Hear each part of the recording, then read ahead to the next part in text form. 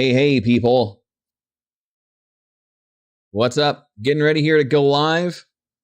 We're going to be racing with Tom. Now I've got to get all set up here. We're going to go over all the basics. What's up, Canadian?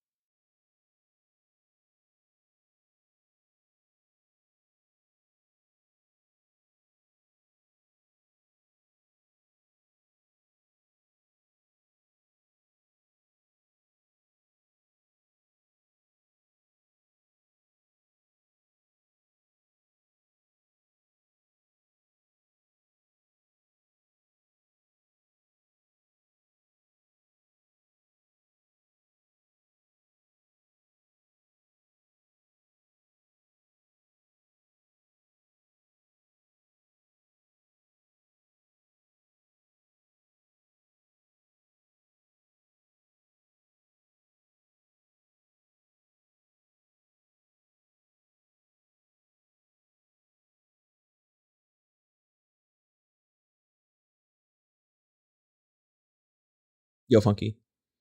Good morning, everyone.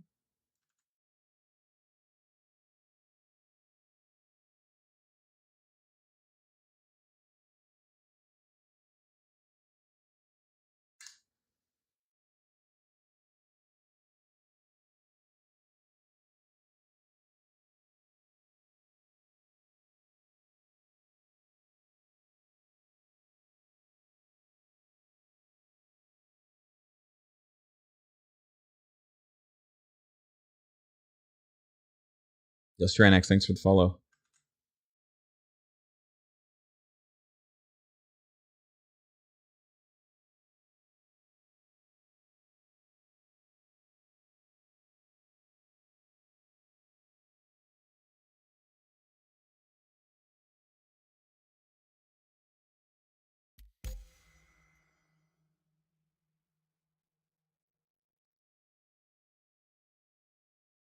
Yo, Connor. Welcome back to the pit crew. Much appreciated. Canary Snick has subscribed. Thank you. It's been a year already. Has it? It's insanity. Insanity. Let me get a little bit of audio going here. Do some jazz, perhaps. Some synthwave.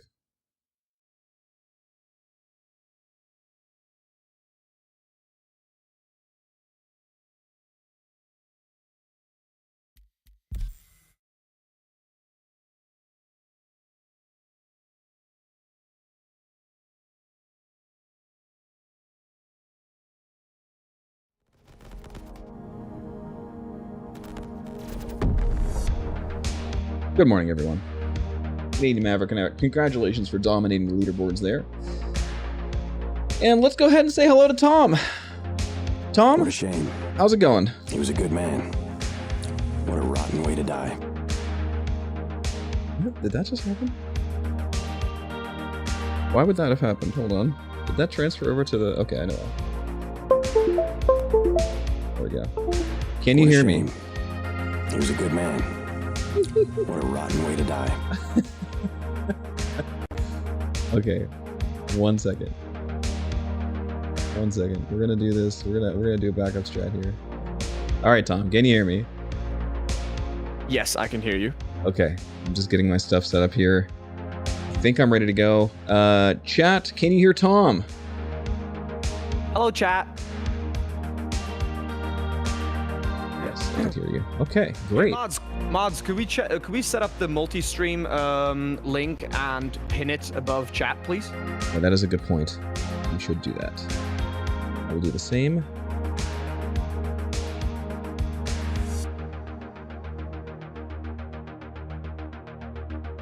All right, so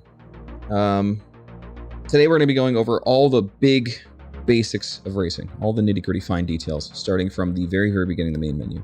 Once we get this multi-stream link up, I will go over a small but useful questionnaire I have prepared. We'll learn a little bit about Tom, the future racer in Star Citizen. Tom, the real-life racer, future racer.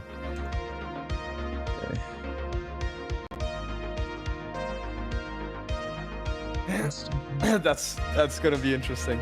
It's always going to be good. Okay. 1 second.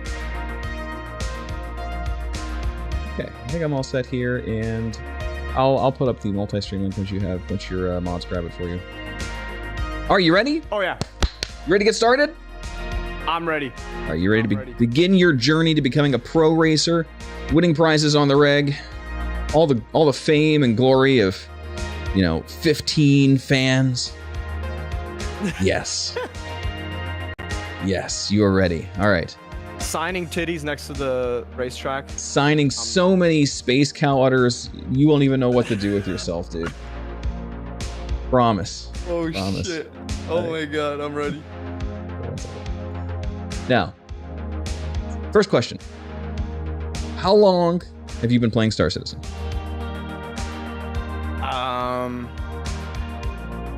2 years. 2 years, okay. So, super long time. It will be 2 years. Will be 2 years. Oh yeah. It will be, no, actually 3 years maybe already? We'll just say 3 years. We'll give you the benefit of the doubt. January 2021. January 2021. Okay, sure. So about 3 years. Okay, cool. And Yeah, you've 3 been years almost. you've been following Star Citizen for a long time, right?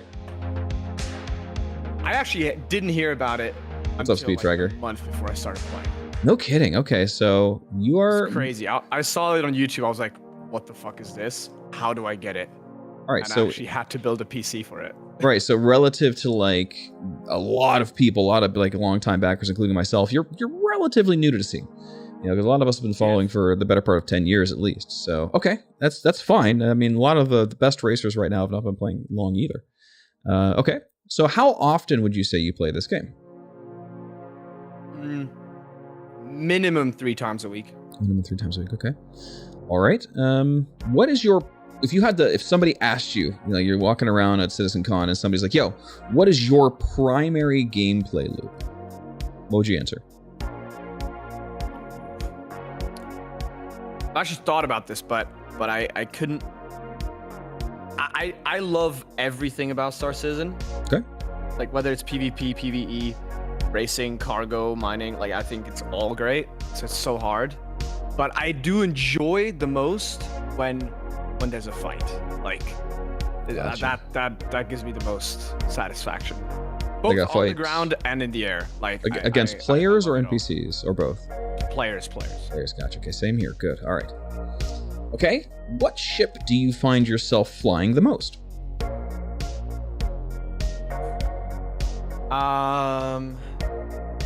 What's up, Jacobin? Welcome. I'd say the Constellation Taurus because that's just the one I have in my hangar. Okay, But gotcha. It's not my favorite ship. What is your favorite ship? The MSR is my favorite ship. That's flyable right now. Unfortunately, it takes very long to get to the cockpit. It's not very. Doesn't have much HP. Doesn't have much damage. So, yeah. It's Gotcha. Okay, bad, unfortunately. Constellation is my favorite non-racing ship in the game. It is Okay. lovely. So there's nothing to be ashamed of with the Taurus. The Taurus is a beautiful ship. Personally, I think the Phoenix is the best of the line, but who doesn't? Connies are great. Okay. What is your control scheme or peripherals?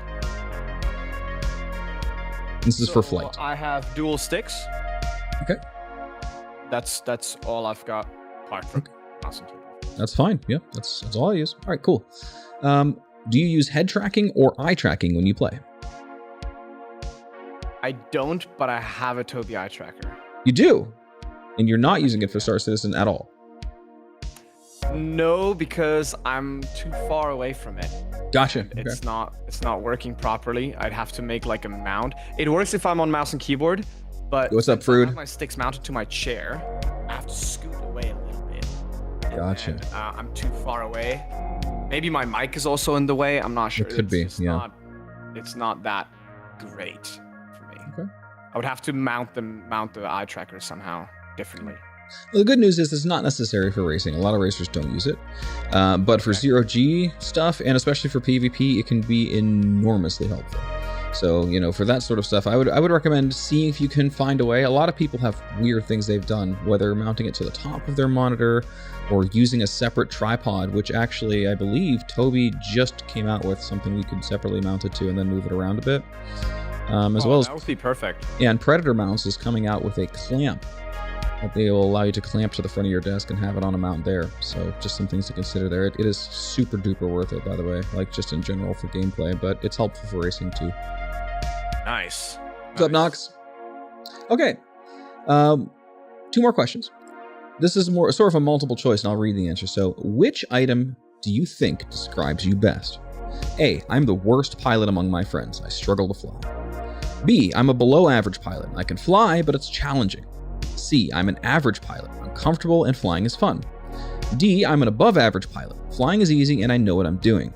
E, I'm an ace. Flying is my passion and my peers look up to me.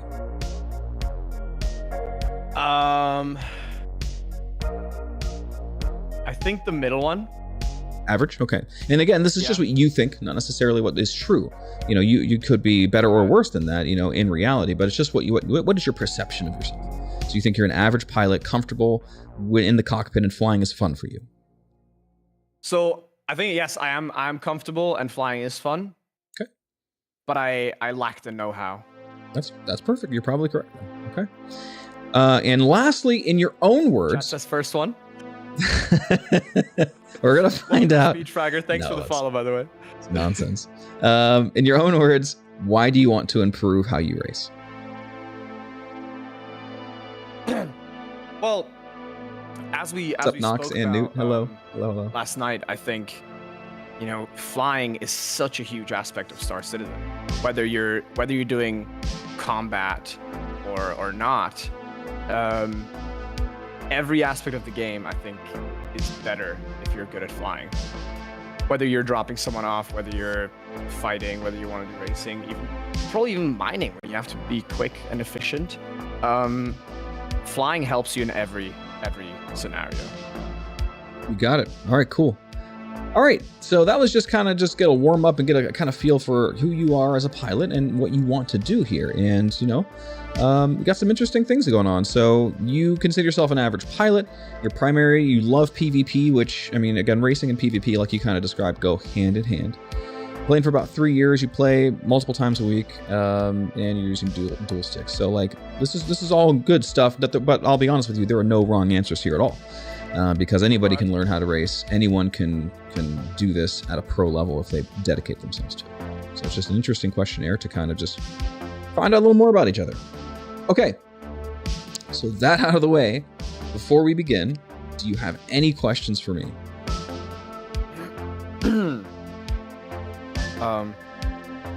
I guess I would like to ask you the same. The first question: How long have you been playing? And how did you find out about Star Citizen?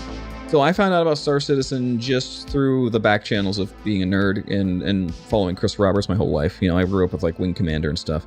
So I signed up in 2013, first played in 2015, been playing nonstop since. So, you know, almost 8-9 years now. So we're getting there. End of 2015, wow. I guess. Yeah. And were you into racing straight away, or? Absolutely, yeah. It was one of the first things I did in the game, and I immediately fell in love with it. I just loved it from the very beginning. I realized its potential for training pilots and for becoming better at the game immediately, you know. Wow. What's that, Bill Boy? Yeah, we're running a one-on-one lesson. How much has the flight model changed since then? It's changed 5 or 6 times in major ways. It's not even the same game from back then. If you go back and look at some old racing videos from like 2.4, look for a guy named Shive on YouTube, and you'll see what the flight model is like. It was basically you're on rails. You press forward and you go forward. No need for decoupled or any of that nonsense, because you were just an astronomical laser beam. So we've come a long way since that flight model, and I'd say for the better. A lot of people will argue that, you know, the combat has suffered, but that is why Master Modes is now a thing, because Master Modes in a lot of ways is a big return to the flight model combat of earlier days. Wow. Yeah, that's all for me. Thank you. Cool. I'm happy to answer. Happy to talk about it. Of course, I can go on for hours, but about Star Citizen and you're one of the OGs then. Yeah, I am one of the OGs. I think What year is that? Like 2014. What's been 2013? Did you back the Kickstarter? No, I did not. But I think my citizen number is 200,000 something, so it's very, very early on for signups. Yeah. Wait, we have a citizen number? You do, yeah. It's in your hangar under your settings, and then you go to your dossier, and it should show you your citizen number there, I believe. In the hangar? Yeah. So on the Robert Space Industry website, I will find this. Curious now. Yeah. Is it under settings? I believe it's under settings, and then it'll be under whichever one is like your profile, which is what? Account My overview. email address in my profile or something? One second. So under identification, it'll say handle URL. It'll say robertspaceindustries.com/citizens/your name. The citizen dossier. I can actually look yours up right now because you are Tom Beckhauser. And you are... Citizen Record NA. Did they stop doing it or something? Oh no! I don't know what that's about. Weird. They do it for the first million, maybe? No. I mean, there's people who are in the multi-millions. But mine is 256,675. UE Citizen Record. Weird. Anyone in chat know why they did that? Very strange. Chat, can we get the multi-stream link set up, or Splend, can one of your guys just set? Yeah, I think it is multistream.tv and then /our name. So Splend Shepherd /Tom Beckhauser. Orphan.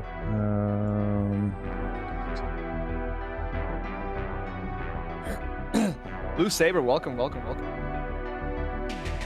They removed it when Squadron 42? What do you mean when Squadron 42? When they announced Squadron 42 or what?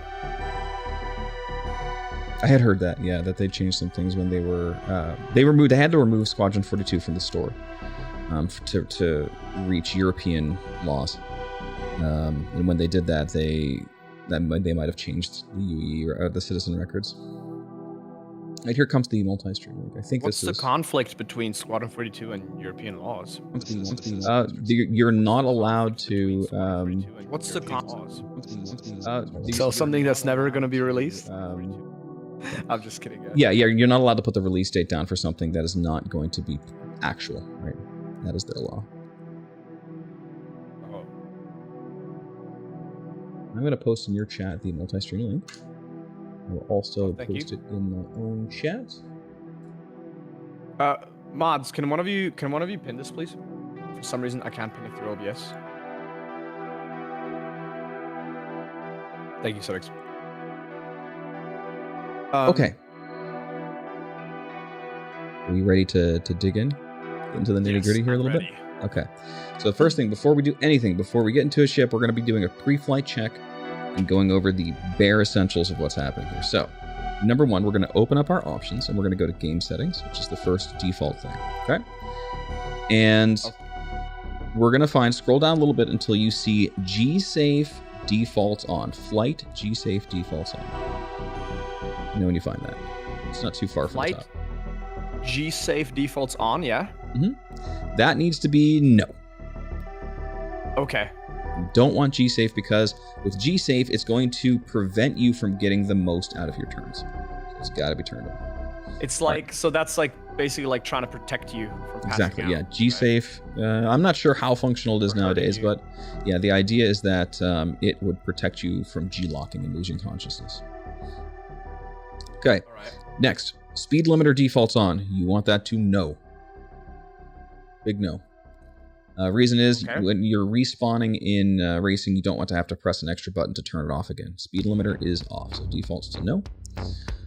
Next, proximity assist defaults on. You want to set that to no as well. And what that does, proximity assist is when you are closer to the ground, the game will recognize this and automatically decrease the curves of your inputs so that when you push hard on the stick, it doesn't input. It ramps up the input really slowly, so you don't get full accelerations. And this is to make it easy to take off and land. Completely going to screw you over in racing. Okay. Makes sense, yeah. Yep. Okay, we'll scroll down a little more, and you're going to look for pilot velocity indicator. It's about 1 page down or so. Pilot velocity indicator.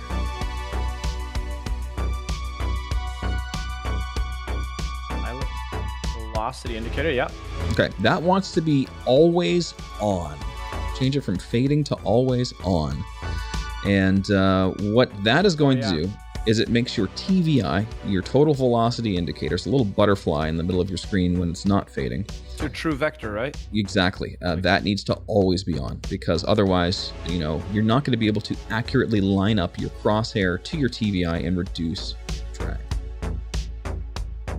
We're going to talk about coupled reel and drift in a second. That's a separate thing, because we don't necessarily want to default to on or off. Okay. Now, that is the essentials of the game settings, but don't leave yet, because we have some recommendations here that I recommend, but you don't necessarily have to do, depending on how immersive you want your experience to be. We're going to scroll pretty close to the bottom here, not all the way to the bottom, but pretty close, like 1 page up, and you're going to be looking for G-force induced head movement. G-force induced head movement. G-force induced head movement. Yeah. Okay, so what I do here, now here, let me explain what these do first. So as the name sort of suggests, when you take G-forces, the game will automatically sort of shift your pilot's head around in the cockpit, which will offset your head from your crosshair, which is, I guess, immersive, because it's like, oh, look, you're getting shaken around by how crazy you're being G'd. But at the same time, in racing, there's a degree of accuracy you want for pro racing where you don't necessarily want to be shifted away from your crosshair and TVI. So personally, I take that value in flatline. It's 0 for me. You are free to do what you want. But for these 3 settings right in a row here, G-force induced head movement, G-force induced afterburner zoom, and global camera shake, these are all things that are going to artificially affect your pilot's head in the cockpit. I have them all flat. I guess I'll just try it at 0 then. Okay. Now, since you are not using head tracking, we have a special thing to talk about, because do you use the pilot look-ahead system in these game settings? Now, by pilot look-ahead, I mean like when you're turning, your pilot's head will automatically try to track certain things in the game. Yeah, so when I'm turning, he does look gotcha. Like the side a little bit. But I'm not sure what exactly is the setting? Yeah, if you scroll up just a little bit, and you'll see pilot look ahead. There's a whole section of it, in fact. There's look ahead, strength, horizon, jump point, tunnel, strength, VJoy. Yeah, and so I have it enabled. You have it enabled, so you can turn it off entirely. I do, but I also use head tracking naturally. I don't necessarily recommend it for this, but with the big caveat here that if you're already comfortable with it, it's okay. It's definitely more useful for combat than racing, because in racing, especially in atmospheric racing, you're pretty much mostly going to be looking forward at all times. Like really, you're going to be zeroed in on your crosshair, zeroed in on getting that lined up to the TVI. So when your head's automatically moving around, it could be frustrating, especially in oversteers. So you might want to turn it off. It is up to you. I have it completely off, and I am on a rail when I'm in atmospheric flight. Like it is at arcadey. And that is, again, just for more accuracy with the TVI. So your choice here. If it bothers you, you know where to go to turn it off. Okay? I guess I'll leave it for now, and then I guess try both. Thanks for the follow, Zarlog. Okay. Now, somebody in chat had brought up, do you want coupled default on? Tom has it on, I think. If you are fine having coupled default on, that's fine, because you're going to be turning it off either way. And as somebody who used to use coupled as like a braking and hovering system, that's fine as long as you're able to turn coupled off in your controls, which we'll go over in a second. Right now, I have it default off. It would be nice if there was a setting, like have it by default off in Arena Commander. Yeah, unfortunately, there's not.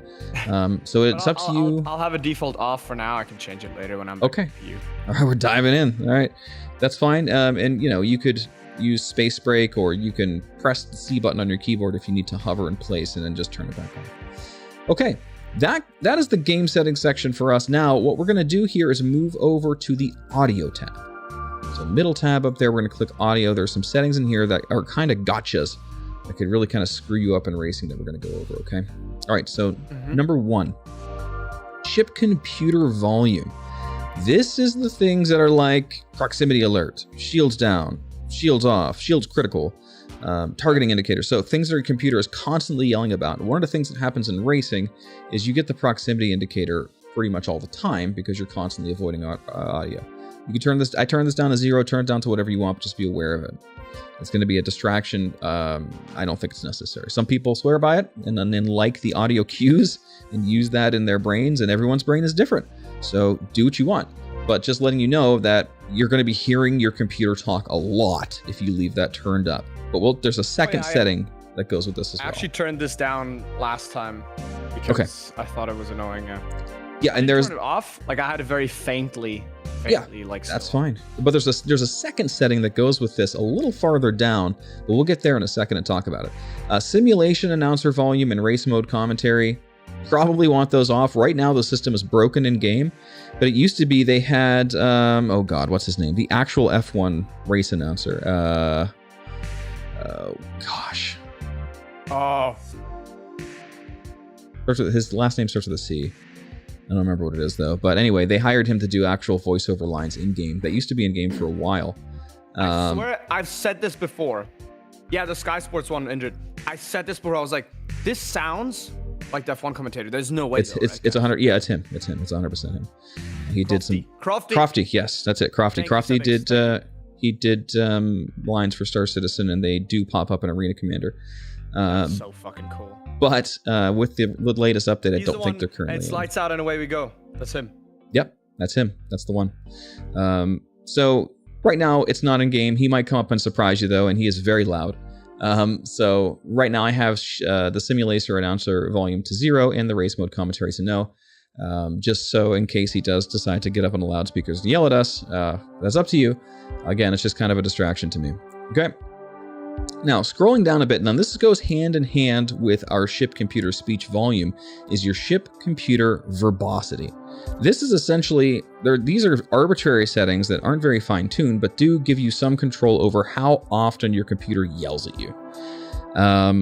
Everywhere from full, high, medium, low to off. I currently have mine to off, so it's just completely silent.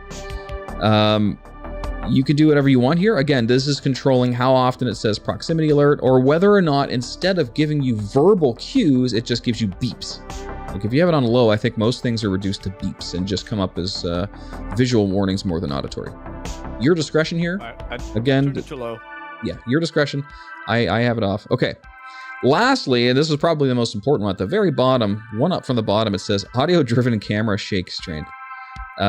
Probably, if you turn the other ones off, you probably want this one off. This is if you're making loud noises or somebody flies overhead or you're using your boost, your camera will shake like crazy. Can be a distraction. If you're trying to keep very focused on your TVI and your camera shaking wildly, this could be problematic. So you might want to turn that to 0. It's up to you. It's an immersive thing, but yeah, for racing, it could be problematic, especially when you're trying to really pinpoint your focus. By the way, yep. If I press reset here, does it reset only audio or does it reset everything?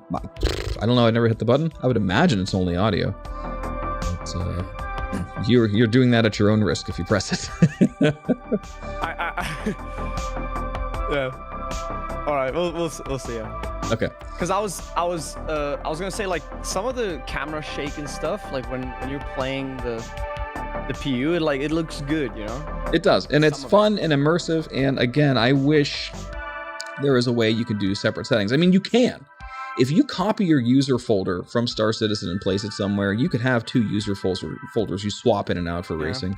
That's about as close as you can get right now, though. But yeah, unfortunately, maybe one day they'll have, Arena Commander settings and live settings, or like PU settings separate. I know. Or at least have a drop-down profile selector or something. There's other things here that I'm not going to talk about, but everyone's preference. Things like motion blur and graphics and stuff, that's up to you. Personally, I have the graphics pretty low just to give me the highest FPS possible for just to stay competitive. But I'm not even going to touch that because that's up to you and how you want your experience to be. If your computer can handle it, there's not really any detrimental effects to having like your clouds all the way on or your scattered objects all the way on. It's all your preference, okay? So we're not even going to touch it. That you can mess with on your own time. But we are going to go to the key binding section, and we're going to talk about some essential controls needed for racing. You probably have a lot of them bound, but we're going to touch base on them anyway. Let me know when we're there. So click key bindings, go to advanced at the bottom left, and let's talk about some of these things. So here's the essentials for key binding for racing. You don't need a lot. Number one is boost, obviously. Personally, here's my theory on boost and why I have it bound the way I do. When we are racing, you know, you want to have a comfortable, well-controlled grip on your sticks. And this is specifically for me and you, not necessarily everyone in chat, because you and I both are dual stick racers, no pedals. So our wrists, our arms, our forearms, everything, all of our strength in racing comes from, you know, gun 1 and gun 2. So what you want to do here is make it so your grip doesn't really change much while you're racing. And why am I saying all this? Because a lot of people put their boost button on a thumb. And for a lot of joysticks, that means, so that means taking your thumb button and putting it on top of putting your thumb on the top of the joystick instead of using your thumb to wrap around the joystick. I actually have a little joystick here I can demonstrate. So for full control of your stick, you want to have a wraparound grip. So for me, I have the boost on my left stick's trigger so that I can just hold it down. Okay, so you have it on your trigger as well? Yes. Okay, perfect. And this is more for your audience than for us. But really, like, if you can try to keep your grip consistent in racing, it is essential. Because the stuff you're going to be pulling off, you know, your hands sweating, there's a lot I can go into in controls. I even have tennis over grip on my sticks for a little more grip. And also to build them out for... What's tennis over grip? Like a tennis racket grip, right? That you would wrap around your tennis racket to make it thicker. Oh. Yeah. So you made your sticks thicker. Yeah, I have like orangutan fingers, and I hated like pressing my knuckles into my own palm. So I made my stick thicker for longer fingers so it's more comfortable and I get better grip area. Everyone's different, but you know, customizing your sticks to fit your racing style is pretty smart. Also, I have gloves that I occasionally use. I use dense driving gloves, which I believe is a UK thing. Oh my gosh, should I pull out my actual racing gloves? You could. I mean, it depends, you know. So it does give you a little less fidelity with control, so I actually cut the fingertips off of mine to be able to feel the buttons better. But everyone's different. All I'm trying to get around to here is that, you know, you're going to be holding these things. You're going to be gripping them for dear frickin' life. And have your boost on a trigger. Do yourself a favor. Don't be moving your thumbs around because your thumbs are 50% of your control on your stick. 50%. Your thumbs are very important to have wrapped around the stick. So if you can, wrap them around. Keep your boost on a thumb button, okay? But that said, there are buttons you could use that you don't really use in the racing itself that can go anywhere. Let's talk about those. So number one is decoupled. We talked about this, and some people, like myself included, use coupled mode for like braking and hovering, and then I used to hold down my first stage trigger on my left stick to stay in decoupled while I race. Nowadays, I'm just decoupled all the time, but it's whatever. If you are a coupled racer, have a button bound for decoupled so you can get there while you're racing.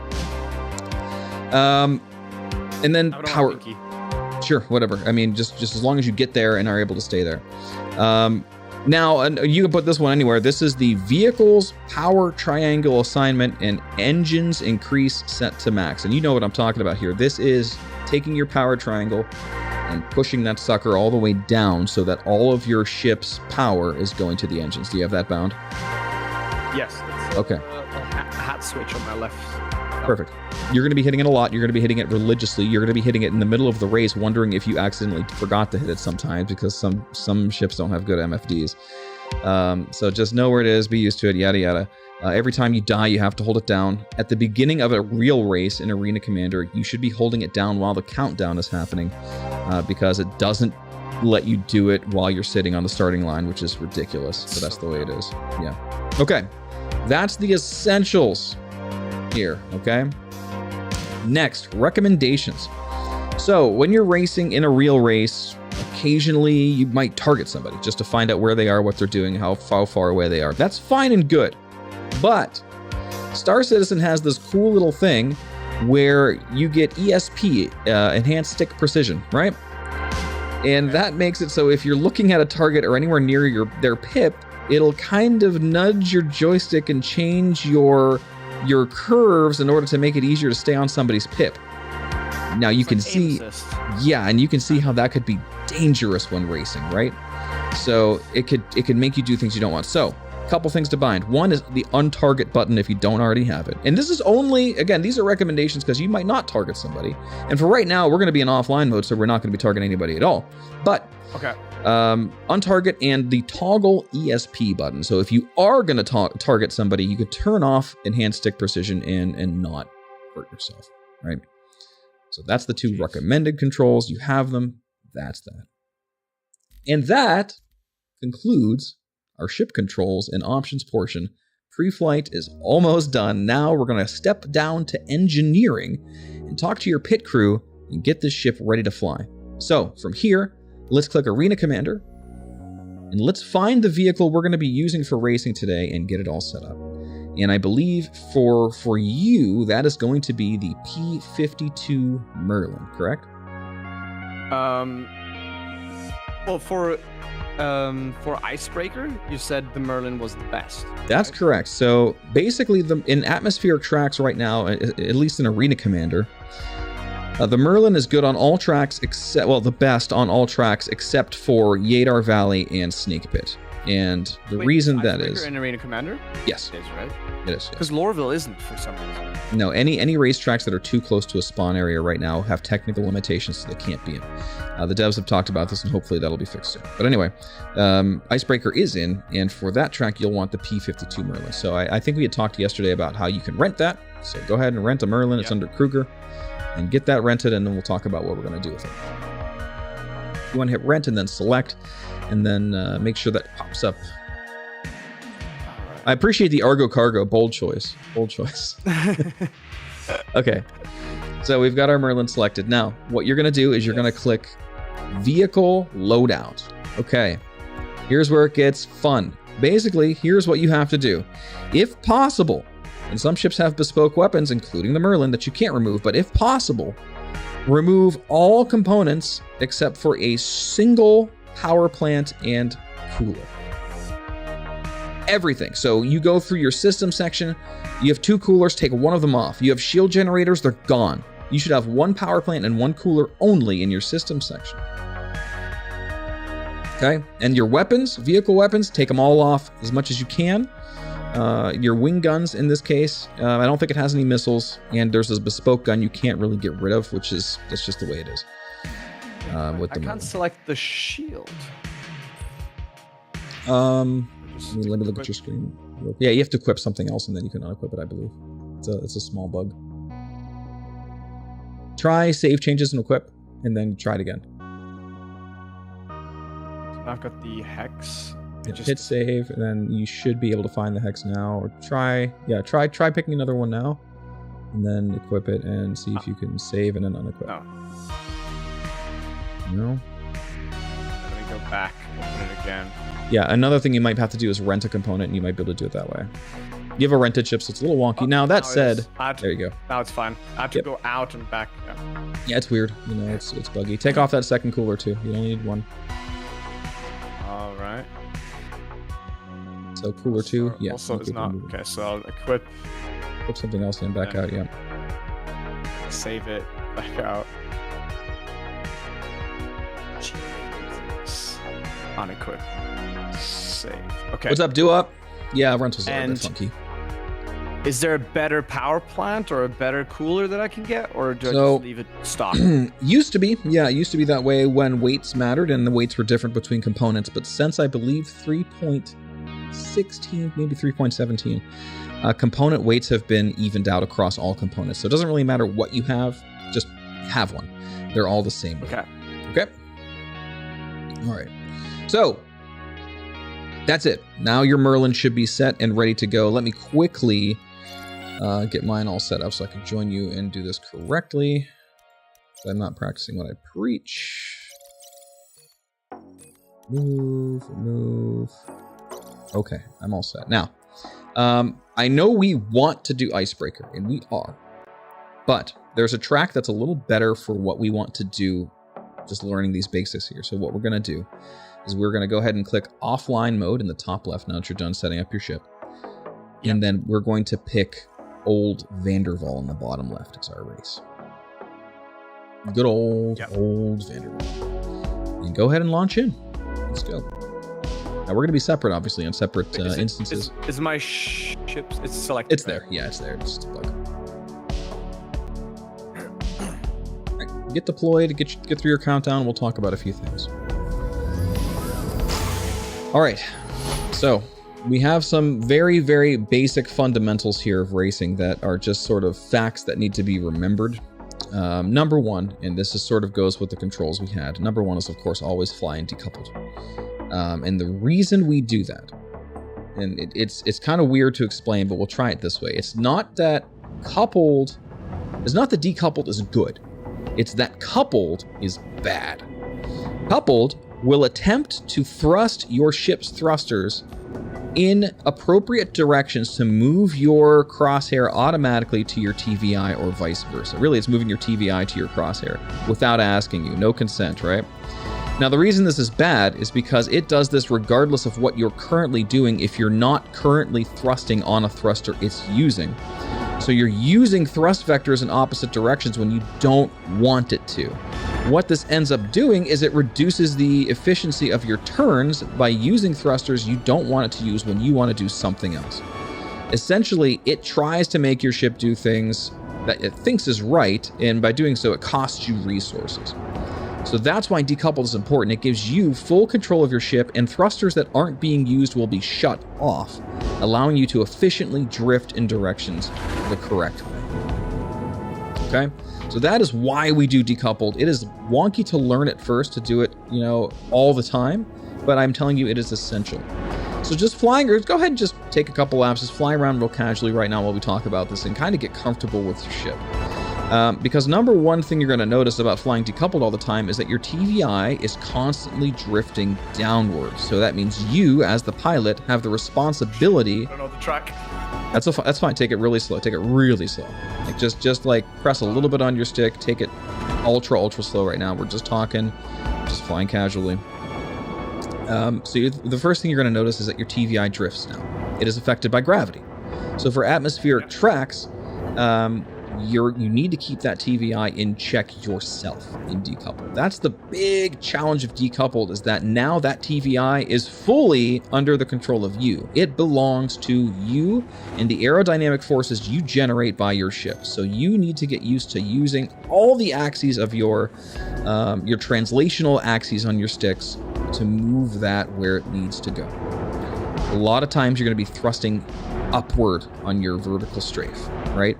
Especially when you're flying flat, but because a lot of the time you're going to be turning at 90-degree angles relative to the ground, you also have to be used to doing some slight thrusting on your strafing thrusters, depending on what side you're currently sitting on.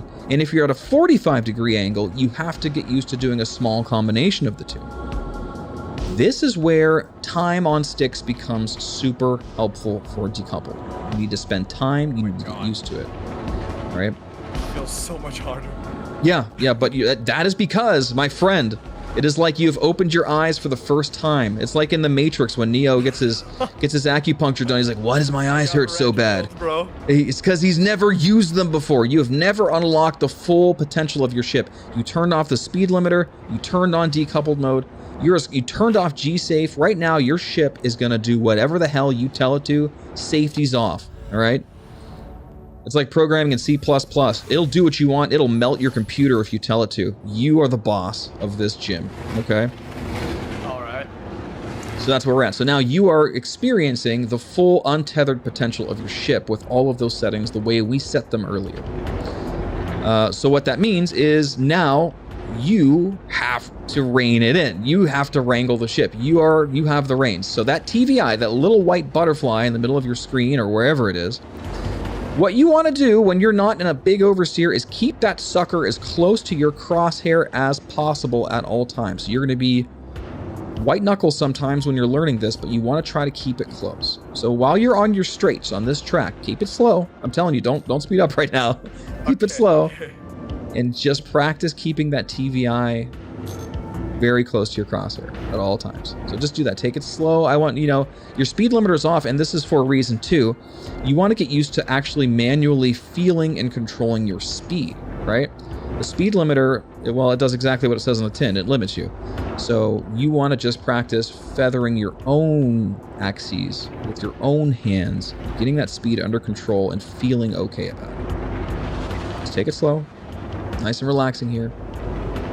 Moving it around, practicing keeping that TVI. I'm just going to watch you for a little bit here, and let's just see what it looks like. Don't be nervous. On the straight. Yep. On the strafe to make sure that I have the butterfly. Yes, exactly like that. Yep. Okay. Now the oversteers like that, like you just did in Crash, that's just going to come with time. Don't let that bring you down, because the oversteering, especially in these powerful racing ships like the Merlin, it's difficult. You have to get the timings right, and that's only going to come with massive amounts of practice. But yeah, on your straights, you got to keep that TVI in check. Yep, just like that. Yep. Beautiful. This is what we're talking about right here, okay? That's it. You're getting it. Now, perfect. So this is where the first level of practice comes in. It's just getting that TVI wrangled and keeping it under control. A couple things you're probably going to notice right now. Number one, yawing sucks, right? Yes. Like as you're yawing, you'll notice your nose is bouncing around left and right because there's too much drag in those directions on the ship. It just doesn't work that way. So what you've been doing, and what you're doing just fine right now actually, is you're rolling and pitching up and pitching down into your turns, right? And that is the most efficient, drag reducing, and stable way to turn this ship, the Merlin. So you have to learn to roll correctly into your turns, which means, you're thinking to yourself, okay, well, I don't know this track. Well, that's right. So that comes with a bit of track knowledge, anticipating which directions you have to roll in order to know how to pitch up into those turns, right? So that's going to, again, it comes with time. It's just time commitment. But I see you're getting your TVI control down right now. You're getting the hang of it immediately. A couple technical things to talk about here. Number one is, the TVI is very small. It wasn't always that way. So some racers will actually decrease their FOV to zoom in a little bit. That's to your discretion. I know it can be tricky to get used to, but it's whatever you like to do. But it looks like you're actually doing just fine right now, so I wouldn't even worry about it. It looks like you're used to this FOV, you're comfortable with this, and you're getting the hang of it. I can tell already that you're going fast, like compared to how you probably used to doing this. Like this looks good. You're using your boost already. You're getting comfortable. Looks great. All right. So what we're gonna do here? Go ahead and just keep running a few casual laps here. What's up, Zero State? Just run a few casual laps here, and just give me hold tab and give me one of your lap times, and we'll just start tracking things. I'm not sure if I've actually completed a lap yet without dying. I think you have, but go ahead and keep doing it. It doesn't matter if you die or not. He's flying a Merlin because we're doing a master class today. Oh, King Achilles. Doing a master class. So we're going to use the advanced racing ships here. Man. Thanks for popping by. For those of you just joining, what's up, Aaron? I'm getting coached by I'll let him take it away. Master himself, Glenn, and he's gonna hopefully. I think he's already made me a better racer within just the first couple minutes. So hopefully, the student will become the master eventually. Yep. And what we're gonna do here. Well, let's recap. So for those just joining, like he said, we have gone over the basics, like the very, very basics. We have just gotten into Arena Commander. We spent about 20 minutes just talking about the principles of flight and why you should set your controls in certain ways. Essentially, game settings, things like speed limiter defaulting off, G-safe off, why you should fly decoupled, why there's a lot of science behind having your boost on a trigger instead of a thumb button, why you want to keep your grip on your sticks as consistent as possible while racing. We've covered all those. If you guys missed that, make sure you catch it on the VOD later, and we'll have these posted, of course. But right now, we've got Tom in the track, and he's learning some of the nuances of decoupled flight, TVI control, and keeping this thing in his domain. Because now we have taken control back from coupled mode, G-safe, speed limiter. We have taken the control of the ship back into the hands of the pilot. And he is, for the first time now, experiencing untethered power from his ship. He is the boss of this ship. He's in control. He's getting used to that flight right now. So go ahead and go through here and give me a time. Go ahead and hold down the tab button and see what you got. 101. 101. Okay, that's not bad. Like, that's actually, you're almost at a sub-minute. Let's get you to a sub-minute here before we get through before we move on to a different track. So what's happening here is you are learning the basics. Now we can talk a little bit about the more advanced functionality of what you're doing. So you understand now TVI control, why you are doing what you're doing, or you know what to do. But now let's talk about why we're doing it. So keeping that TVI on your crosshair, especially during your straights, is to keep your speed as high as possible by minimizing your drag. When your TVI is on your crosshair, your aerodynamic forces that you are flying through are left at a minimum. The drag is minimized. So that keeps your speed as high as possible. And it also minimizes when you're going through oversteering, like you're currently doing there in those big turns. You notice your TVI is dropping below you, and that's normal. Your TVI is going to lag behind where you're steering in ships that have a very high turning rate like these guys do. That's called an oversteer, and that, of course, is something, a term you're familiar with real life racing. Yes. And so what we're doing here, while that is happening, your ship, your wings, are becoming essentially a giant aerofoil. It's becoming a brake. What that does is generates lift to a point. It does it, but it also generates drag in the same breath, and what you'll eventually do is stall.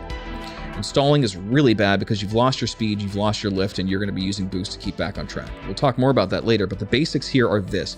You want your oversteering and your turns to be as snappy as possible. So what does that mean for you? You're already starting to do it, and you're starting to believe, and I see it. When you're turning, you're not watching your crosshair.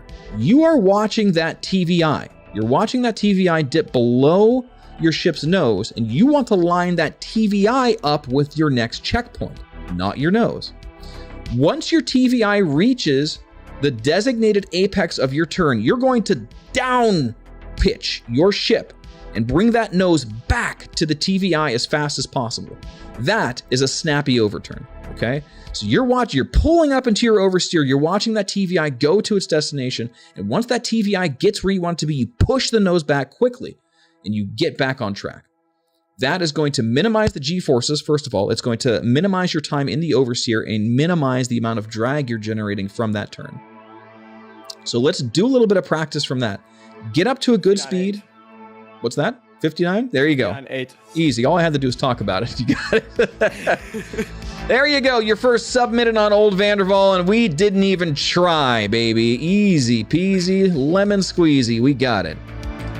All right. Before we leave, let's do a little bit of practice of what we just talked about here. So some snappy oversteers, I should say. Now, one of the things I said I was going to do and I'm not doing is I'm going to share my perspective with you on Discord so you can kind of watch it. So let me do that real quick. We'll do a windowed projector preview. Kind of big. Share that application with you. Okay, so you should be able to see it. You can mute it if there's any weird sound coming through. Let me know when you're all set up. Okay. We good?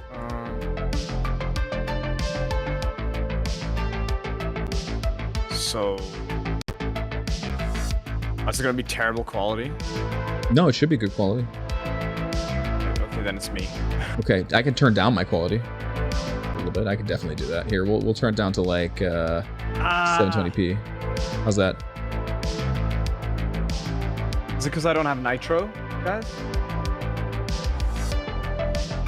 It might just be processing power, literally, because you're running Star Citizen on the same PC, right? So it just might be a little...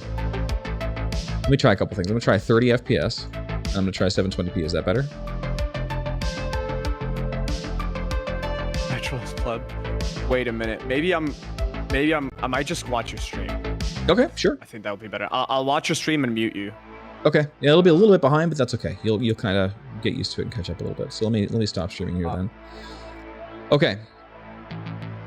Yeah, I've just been watching your stream as well, so it's working out. A little bit behind, but it's working for this. Okay, so I'll wait for you to get it all hooked up. Okay, that's much better. All right, so we're going to demonstrate here a couple of snappy oversteers. So what this means for a Merlin, with a Merlin, you're going to have more G's into your turn, and your TVI is going to move faster if you have a faster top speed going into a turn.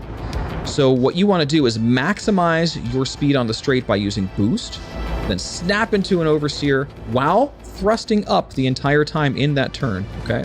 Because if you're using the vertical strafe while you're turning, it moves your TVI faster. You will generate more G-forces this way, but the idea is that you do it fast enough that you don't black it out. So let me just do a quick run here and demonstrate what I'm talking about. And the second part of that is when I'm watching my TVI the whole time, and when your TVI gets to where you want it to in your oversteer, you need to push your nose back to that TVI as fast as possible. So here we go. Big turn number 2 here is a big one for this. Go in, snap back. We go in, snap back, in, snap back. Okay. Okay, I was holding down boost the whole time. That's just a specific strat for this track. You're not always going to do that. Sometimes you're going to let go of your boost in the turn and focus on boosting while you're on your straights instead. Okay, you don't have to boost into your turn. For a lot of ships, it actually makes it worse because it'll make your turn wider. You want your turns typically to be very tight. There's some rare exceptions, and that was one. But for pretty much every other turn on this track, you want to not really hold down the boost in the turn itself. You could boost out of it. You could definitely want to boost into it. Like you want a really high velocity on your straights. And that will increase the amount of lift you get from a rapid oversteer turn. So you turn, you snap back the nose. Get back on that TVI as fast as possible. Turn, snap back. No long turns. You just quickly want to point it as quickly as possible in the direction you want to go. Giant asterisk here, because no, you don't on most tracks, but Icebreaker is one where we're going to be using what's called a zero drag turn. What that means, if you want to just quickly kind of switch back to my stream, I'll demonstrate very quick because it's easier to show than explain. A zero drag turn means you're able to turn while keeping your crosshair on the TVI. It's really simple, actually. I'm thrusting up on my vertical strafe, and I'm pulling up on the stick at the same time in such a way that I can stay on the TVI perfectly while I'm turning, okay? So that's a zero drag turn. So I'm able to maintain max speed while turning. So you can turn at this rate with a zero drag turn, and you will be doing this as a strat on some tracks. Old Vandervalt's not really one of those tracks where you use that very often. Advanced racers will use it on this track, but for right now, for what you're doing, I wouldn't worry about it. Yeah. So basically, why you would use that? Well, you can close off your oversteers quicker, and then if you have sort of a long straight ahead, you could use a zero drag turn at the end of your oversteer, sort of to then line yourself up to the next checkpoint. So you spend less time in a stall, in a big draggy thing, and you get back on TVI faster. I will demonstrate this actually real quick. I will do one lap where I use a combination of snappy oversteering turns and zero drag turns. So watch carefully. We're gonna get some distance here and do a nice running start, especially after the big series of hairpin turns, turns 3, 4, and 5, when we're on that long straight where there's no checkpoint, there's only like 2 checkpoints, I will use what I'm talking about. So here we go. We're gonna start here, going through the gate, get some speed with the boost. Now, I am doing some zero drag turns. You'll notice while I'm rolling and while I'm pulling up, I'm keeping the TVI on the crosshair as much as I can. So here's a snappy oversteer, snap back, snappy oversteer, snap back. Now, during the straight, watch, I'm going to be doing a zero drag turn. I'm turning the ship while keeping the TVI on my crosshair. This is keeping my speed at max while I'm maneuvering. Big snappy oversteer down to this checkpoint, back on TVI, rolling around, and then we're doing a zero drag turn, snappy oversteer, pitch back down to meet it. This is a zero drag turn here, snappy oversteer, pitch down to meet it. Straight, straight, straight, snappy oversteer, boost, pitch down to meet it. Here we go. We're going to be doing a big zero drag turn through this entire stretch here. Snappy turn here to correct. And there we go with a 51.5 second lap. There you go. That's the combination of those turning methods at use. And this is why I picked Old Vanderval. Exactly this reason is because it's not overly complex, and you could literally stretch every racing muscle here. This is a great warm-up track. It's the simplest track in the game, and you could utilize everything we talked about in order to do that. Wow. Any questions? But you use strafing to match the TVA with your crosshair, right? Yes. Let me do this one more time. Can somebody in chat turn on my controls real quick? Give me the 1 minute redemption. So at the bottom of my screen now, I'm going to display my controls while I'm doing this. Watch the left side. The left side is my translation stick, and that shows my strafing. That shows my strafing, right? So you can see that the x-axis at the top, that's my left and right strafe. Forward and backward is my y-axis, and then my z-twist is my up and down. So watch those strafing values while I'm managing the TVI. The first thing you're going to notice... Go ahead. Are you... do you have yaw on twist? I do not. That's fine if you do. I have roll on twist. Okay. If you yaw on twist and roll on x-axis, that's perfectly fine. There's nothing wrong with that. Okay. A lot of racers do it, so that's why I didn't... Like, it depends on whether the ship likes to yaw or not. You don't want to yaw. So even if you have it on twist, you want to avoid using it as much as you can. I still do. Especially during a roll when I'm trying to correct for center of mass problems. You will yaw a little bit. You want to minimize it as much as possible. So your control scheme... This is why I didn't ask about your control scheme at all, because you have so many different ways to do it. You don't really have to worry about it. Everyone's different. I mean, there's people who do this kind of speed on mouse keyboard. So that's all there is to it. Okay.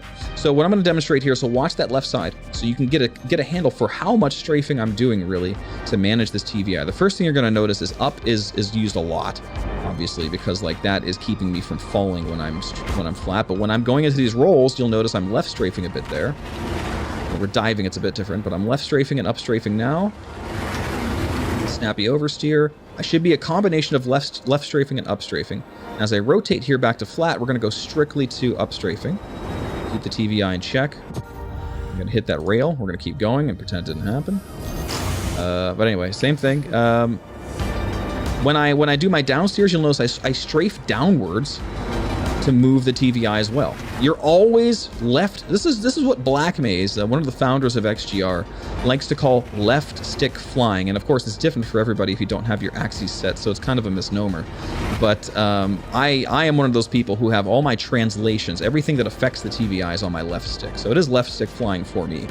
But every little action I do is determined by the left stick, but with a combination of aerodynamic lift forces generated by my right stick in the pitching up and pitching down. So you can see I'm constantly thrusting, right? Constantly thrusting that twist. I'm getting used to that hand position. In fact, what I've done for that, I'm not going to move my webcam right now, but basically my left stick is itself, the whole stick is twisted slightly to the left. So that when I am constantly up strafing with my roll, it actually puts the stick more straight. So it's more comfortable for me to be constantly thrusting upward. You use it so much. Do I recommend doing that? Everyone's different. Don't necessarily do what I do. That's similar to what oval racers do. Exactly, so, yes. Yes, so you know what I'm talking about. They offset the steering slightly just so it's a little more comfortable if you're constantly turning left for an hour straight. Precisely, you got it. Yep, that's the exact same thing I'm doing here with my left stick. It's more comfortable because I'm constantly thrusting in that direction in decoupled mode. Okay, so go ahead now with all of this in mind. Go ahead and check your lap time for me one more time. It was 58 what? 59.8. 59.8. Okay, let's beat it.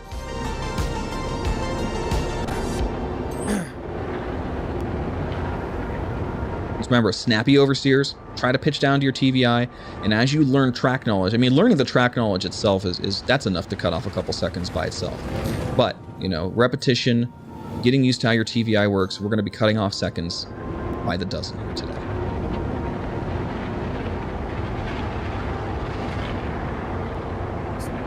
So catching up while he's racing there, I'm gonna catch up with chat. Hello, everybody. Sika, hello, welcome. Yeah, dual omni throttles. That's a good point. You know, everyone's controls are different. Your flying makes me feel like I'm only worthy enough to drive ground vehicles. Not true, McKillers. Watch the VOD from the beginning and we'll go over everything. Fall Matrix, thanks for the follow. 350R, there's no such thing as a snap turn. That is not true. Oh no, I forgot the layout.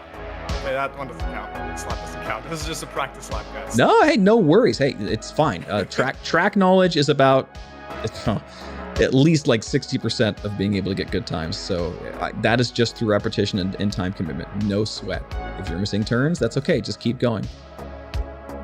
The record on Old Vanderval, I believe, is currently held by me. You guys can check out for yourself if you go to StarCitizenRacing.gg, and you can see all the world records there. We'll go ahead and track Old Vanderval. Oh no. And that is currently mine with a 50.638. Religiously set power triangle. Yeah, that's really important. And, you know, sometimes it's a bummer when you're doing a really good run and realize your boost isn't recharging. But hey, it's okay. Again, this is not an overnight process. This is a process that takes weeks, months, you know, to learn all the tracks, to learn all the ships that you need to use. You know, it's okay to be kind of feeling like you're not making any progress. Believe me, you are. Believe me, you are, because like then you'll go to sleep and wake up the next day and all those things that you thought were problems will be muscle memory to you and be instantaneously learned. It is so worth it just to keep putting repetitions down. You definitely want to continue like going back and reviewing the science of it, all the stuff we just talked about, as much as you want, especially if you're like in your off time and not racing, you know, laying in bed, you're in the shower thinking whatever, you want to just go over sort of the stuff in your head or watch the VOD again, do it. Because once you learn the science sort of by heart, then all you have to worry about is track knowledge. Then all you have to worry about is boost management, G-force management. You know, they're all a bunch of different pieces of this puzzle that all kind of have to fall into place. And it's not going to happen all at once.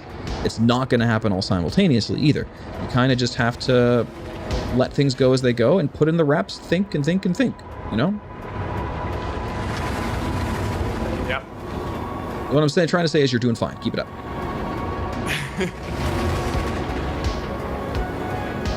Fuck, now I started my lap with 0 boost. Yep, and that's okay. You could reset. Another thing, this is something we didn't talk about from a more technical perspective, but you can get a big run up on this track. Like you can go like through the start and the finish line backwards, go back a really long time and then turn around, max out your speed by just staying on TVI for a while and boost into the start finish line. That'll cut off a second by itself, maybe 2. Right? Because you're just getting a lot of top speed going through the start finish. You're going to want to do this with pretty much every track for hot laps. Big run up. There is a bug right now. I guess it should be mentioned that you know, you need to go through at least one checkpoint in order to reset a lap by doing a run up like that. Just something to be aware of. Wait, what did I do by the way? Did you get 59-1. There you go. Look at that. 0.8 of a second just dissolved through repetition, practice, and focus. And here's the real thing. You're doing this while managing a stream. You're doing this while managing a chat. You're doing this while I never shut up. So like right away, that tells you that you're starting to get this down to your subconscious. You're getting this down to your muscle memory. And this is where all the real big skills come from. Is the more you're able to minimize and put in your subconscious, the more you're able to focus on the true nuances of racing. Boost management. Where's my opponent? You know, how's my time? What are my splits? You start to get to those upper levels of thought by getting these lower level processes down to your subconscious.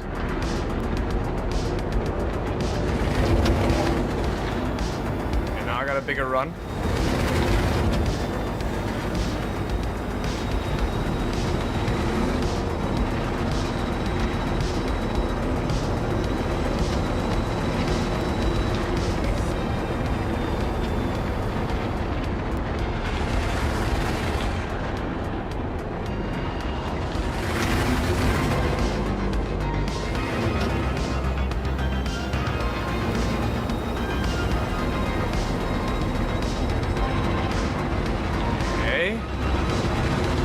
Sorry if I'm a little quiet, guys. No, concentrate.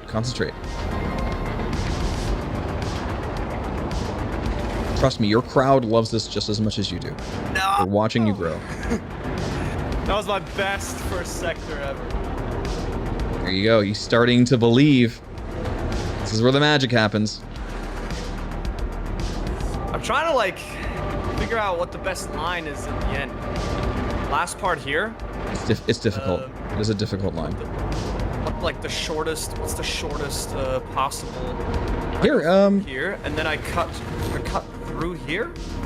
Tune in for a second. I'll sort of show you what I've learned, and I am currently the world record holder on this track by a couple tenths of a second. Bull Talk's also a really good one to watch, but I will show you the line that I use for that. So let's just take it from the very top here. We'll actually do a bona fide world record attempt here. So let me I'll show you also the best place to do a run up. You want to kind of line up your run up to be lined up with the start finish as much as possible with a few pointers. Now for this track it doesn't matter as much, but in general you want to be high, because as you might guess, the higher you are, the less thick the air is, so the less air resistance you have. And you could take that momentum from being a little higher up and generate that into your turn. It'll carry a bit. So you could start high here. It's a bit blocked, so I typically don't. Back. Oh yeah, I go way back. Now watch my speed. As I'm speeding up here, you want to stay on that TVI. Again, I'm doing a zero drag turn, going into the start finish here, getting up to about 450, and when we just finish the tunnel, I'm going to start my boost here. Getting up to max speed. You have a lot to gain from boosting on straights in this thing. Snappy oversteer here, back on TVI. We're going to do a two-part square turn here, snappy oversteer, boosting. I'm going to be doing my zero drag turn coming up here to this gate. I like to sneak underneath and snap downward. You can do what you want, just like that. I'm going to pull into a snappy oversteer here. Ready. This is not world record pace, but I'll show you this line. So you want to pull up and get underneath this geometry right here where those arrows are. Zero drag turn up into that. I go to the right of that circle, try to get to that open spot. Another pull up here, and then pretty much from here, you're just managing the TVI into a zero drag turn. You might do a little snap here like I do to get on track, and just trying to stay on TVI as much as possible. This is actually a really good run. It was a 51 low. But anyway, so that line, it took me a long time to suss out what to do there, and my boost timings weren't even what I would use in world record. But the general idea is you want to kind of get as close as possible to your next checkpoint without aiming at geometry. And learning how to navigate around this weird geometry that's at the end of this track, it just takes practice. There's no other getting around it. You really just have to get the track itself down to muscle memory. This is where the serious repetitions come in. But for now, just kind of manage it a little bit the best you can. Get that nice run up. Start learning just more about where the checkpoints are and less about how you're going to get there. Get lined up, make nice snappy oversteers. Try to do some zero drag turning as you can and minimize your yaws. That's going to go a long way for you right now because, the reality of the situation is you still have about 8 seconds to go before you're even close to world record pace, so you have a lot of just the basics to cover right now. But you're doing admirably. You've already knocked 3 seconds off your time when we started today. That is huge, by the way. That's a massive amount of time for this track. So go ahead and jump back in. I think I can replicate that line. Okay. All right. Guys, I'm calling it 57. You can do it.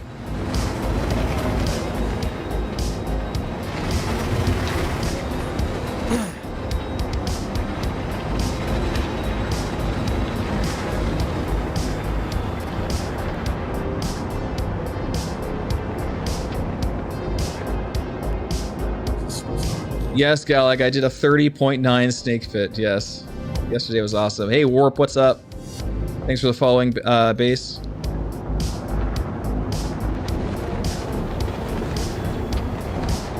Yeah, it's over on my Twitter right now, guys.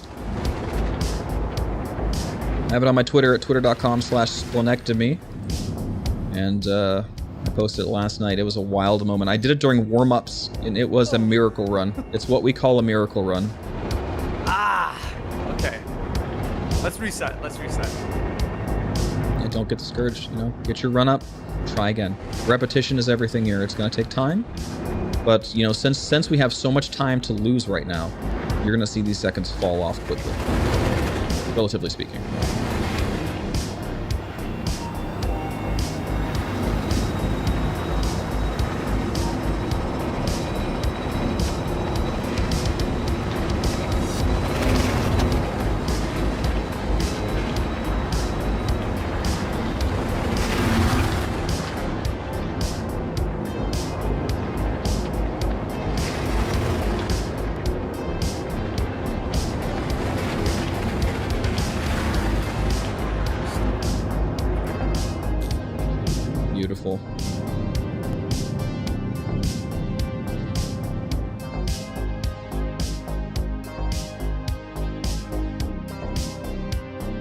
Yeah, that's exactly it. Warp goes live. It's a little white butterfly in the middle of the screen. So if you look here, let me get it on track. That little thing I have in the shadow right there that I'm bouncing around on the screen, that's the TVI. This is what you want to try to keep as close to your crosshair as possible to minimize drag. Basically, the TVI is where your ship's going. The crosshair is where your ship's pointing. When those two things line up, then your ship is going where it's pointing and you're minimizing your drag.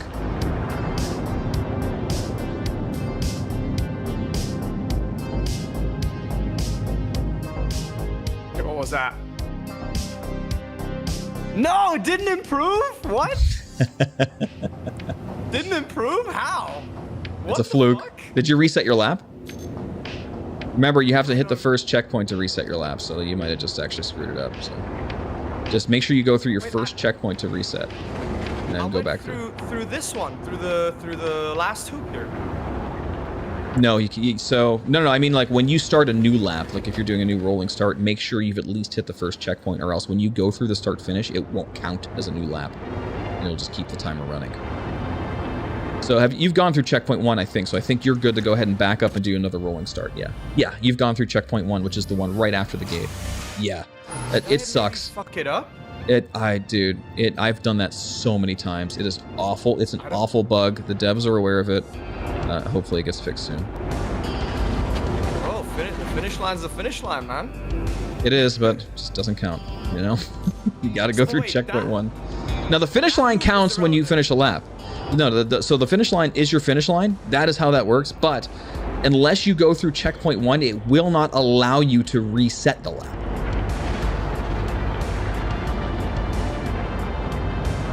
So you will, if you go through the start finish line and miss checkpoint 1, like off to the side, and then you're like, all right, let's start a new one, and you wrap around all the way back, you do your running start and go through the start finish line again, your lap will not reset because you didn't go through checkpoint 1 the first time you went through the start finish. Okay, yeah, I think that's what happened. Yeah. Mm-hmm. It's very likely what happened. So do it again. You did it once, you could do it again. Multi-stream again? I think it when you pin something, it's you can choose whether you want it to expire or not. Make sure if you pin it that it doesn't expire, because I think it expired. Yeah, Duop, it's a problem. What were you saying? No, nothing. So get your run up and go for it. Let's see it. All right.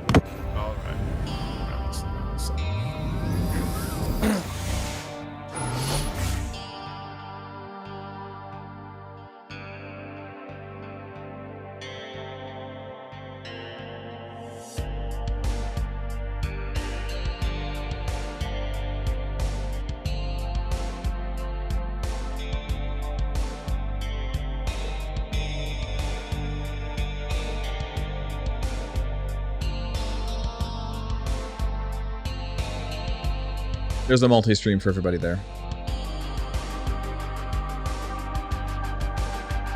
It's kind of watching Tom do his lap here. It's looking really good. You can tell he's starting to figure it out.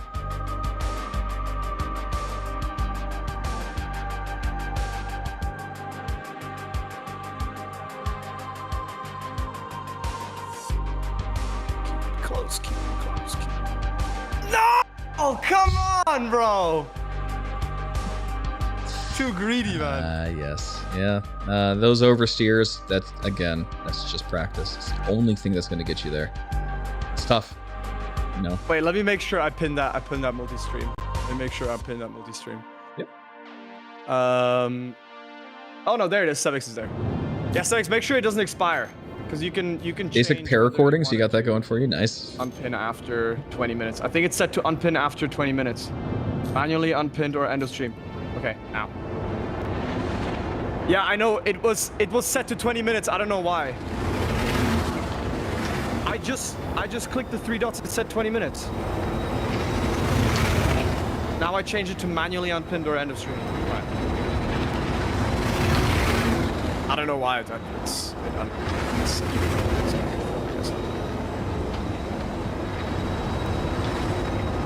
okay.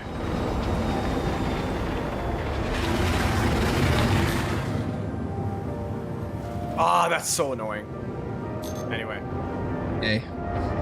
This is it, man. Your world record pace anyway, man. These are the emotions of your typical racer, you know? Always, always, always. Gotta keep on that grind, though. Remember, if you did it once, you could do it 100 times. Should I kill myself? You already did. Your gun fell off, and it looks like you respawned already. If you'll know things are problematic if it says major torque imbalance on your screen. If it says major torque imbalance, you gotta reset. Because you got thruster damage. Oh, I probably fell to the ground. Yeah. Yeah, but sometimes you'll hit the nose gun, which is what you did on that turn, and it rips the nose gun off, but you're mostly undamaged.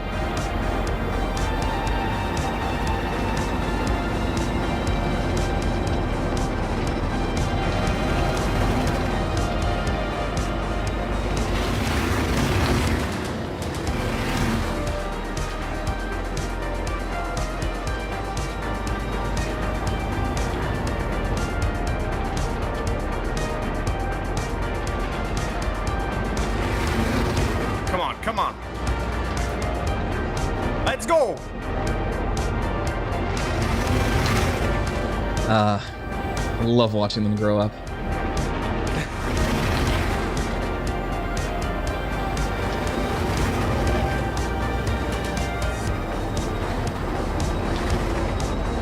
Extra careful this time. No. Fuck.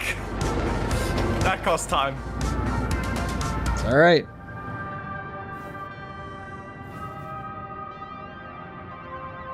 That boost all the way through. Fucking emptied it into the finish line. What was it? 58.6, baby. Let's go. There you go. See? No problem. It's that easy. You're taking that time off. Fuck up. That was way the fuck up. Hell yeah. All right. So there you go. We're about an hour in. That's good for now for old Vanderval. All right. There you go. Should we do icebreaker now? Yeah, let's move on to the icebreaker. I think before we go, so I'm feeling hot right now. I'm gonna do one world record attempt here, because I did just get a really good lap. Yeah, we're gonna do a serious one here and try to do it. I'm gonna just try to remember as much of the boost management as I can. Here we go. Get a good run up. Get started here. Thanks, Nox. I'm gonna mute myself.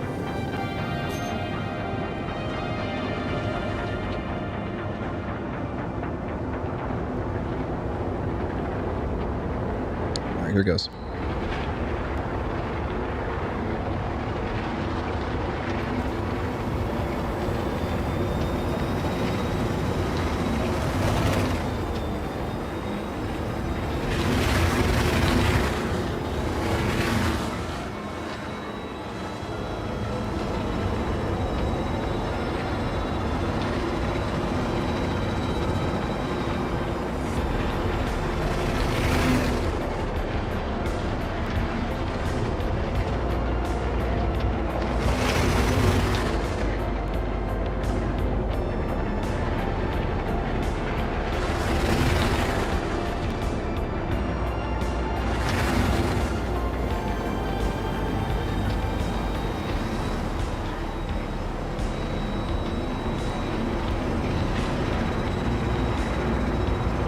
Not quite. We got a 50.93, so we're there. I think the world record's a 50.6, so about 0.3 of a second off. Not too shabby. I would need to grind that a little more to get the boost timings correct there. That was awesome. Thank you. That was awesome. Did you think you had too much boost left at the end? Possibly, yeah. I know I have different boost timings because I save my boost for that big turn into the real big dive where you go really low to the ground. I usually have a little bit of boost left there, and that's the difference between my run and Boltok's run. And I didn't do it there because I just lost the memory, but yeah, it's a good run. All right, so we covered a lot of the serious basics, how to oversteer, how to do zero drag turns, the importance of keeping your TV eye on track, the importance of not yawing as much as you can. Now, there's a couple more advanced things we can talk about, and this is where we're going to learn about these things at Icebreaker. So go ahead and go back to the menu, go to offline, hit Icebreaker, and I'll meet you there. All right. There are definitely some advanced things to talk about, especially when it comes to G-force management and Icebreaker. Same loadout. Yeah, right? You're good. Mm-hmm. I don't have to touch that again? It's saved, right? It's saved. Yeah. All right. Yeah, Stacy, thanks for the follow. Icebreaker. like this track a lot. Oh yeah. Yeah. See, let me get the world record real quick while you're looking at that. Go ahead. I wish there was a more restricted racetrack. So, kind of like Snake Pit, but a little bigger. So like, where there's actually like track limits. You know, where it's a hole in the ground and you can't go. Oh, like a tunnel track. Wide. Yeah, like kind of like a tunnel track. I feel like that would be so cool. Like it could be open in the top, right? Yeah. But you'd have to checkpoints. You'd have to pass. So I think that would be so cool. It would kind of be like, you know, like Star Wars, where they're like in between the, you know, it's like a huge canyon, like. Yeah. That would be so cool. Like a trench run, yeah, that would be actually pretty sick. We have a lot of races in the PU that use some elements like that, especially the zero-G races, because we race in and out of the geometry of those big R&R stations, right? So races like Kovalek Circuit or Ambitious Dream Course will find yourself going in and out of like tunnels that are so tight and so small. I think you might enjoy them. I know it's zero-G racing, and I mean, I know you're apprehensive about it right now, but trust me, it is really fun once you really, you know, and it's super useful, especially for combat, because anytime you're fighting in space, knowing how to reach your projected trichord vector and stuff like that is like super important. But anyway, so here we are at Icebreaker. Now, some things you've already noticed about this, and you brought this up to me actually. Icebreaker is the track and arena commander right now with the thickest atmosphere. So I think it's like 1.1 or 1.2, somewhere around there, atmospheric pressures compared to Earth. Slow. You're going to be slow. So in order to mitigate that, as you sort of found out yourself, you want to try to stay as high as you can on this track. And that is especially true for your run-up. So for this start-finish line, you're going back and you're going up. I come in with a pretty decent diving start for my runs. So you just kind of, you know, go through your first checkpoint, go to start-finish, turn around, and then just like get some distance. You got, so the way this track is set up, you have a lot of the track you're flying over back here, so you have tons of distance. You go back as far as you want for your run up. You don't need a lot though, because you hit your top speed pretty quickly here because it's so low. So what you want to do is angle yourself sort of downward looking at it. Yeah, just kind of like you are there.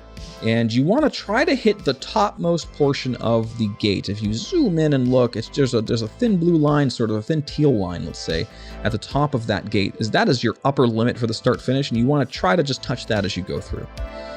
And furthermore, you want to try to maintain that height as much as you can. I know the first turn you're going to be diving into, and that's fine.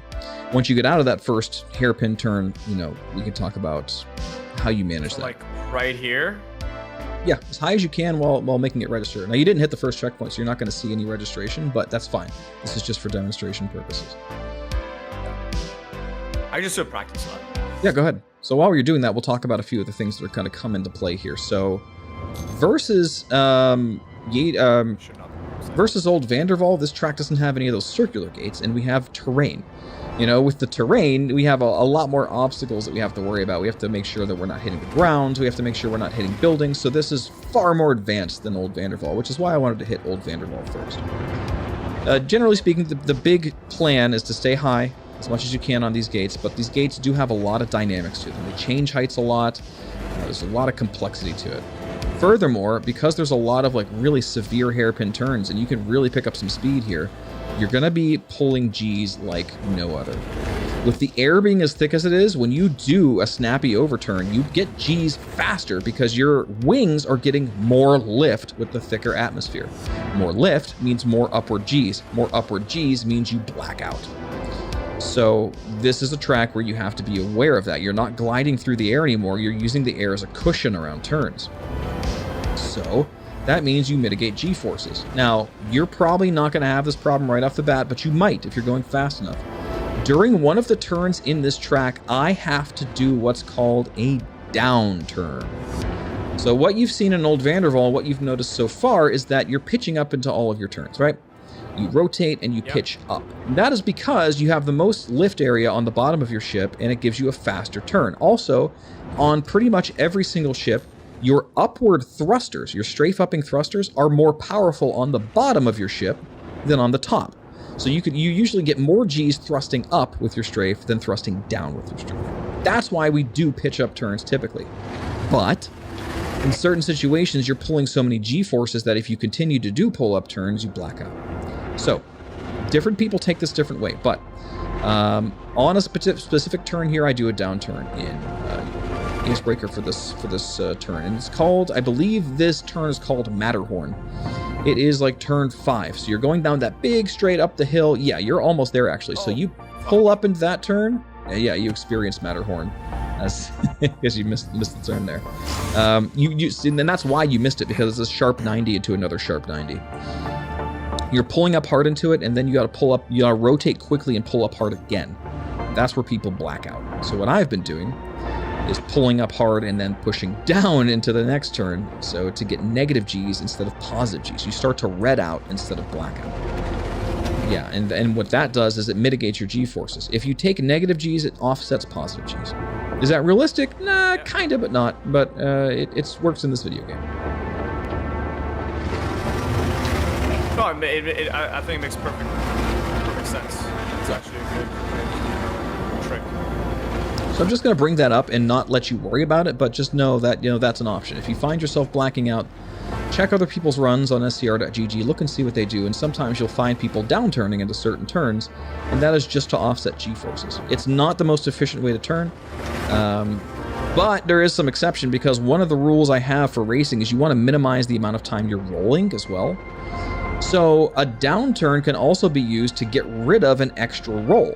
Because obviously, if you're pitching up into a turn and then pitching down into a turn immediately after, you don't have to roll. You're still on your same side. Rolling causes drag. Rolling rolls the ship slightly off center from the center of its mass, and it will cause drag almost all the time.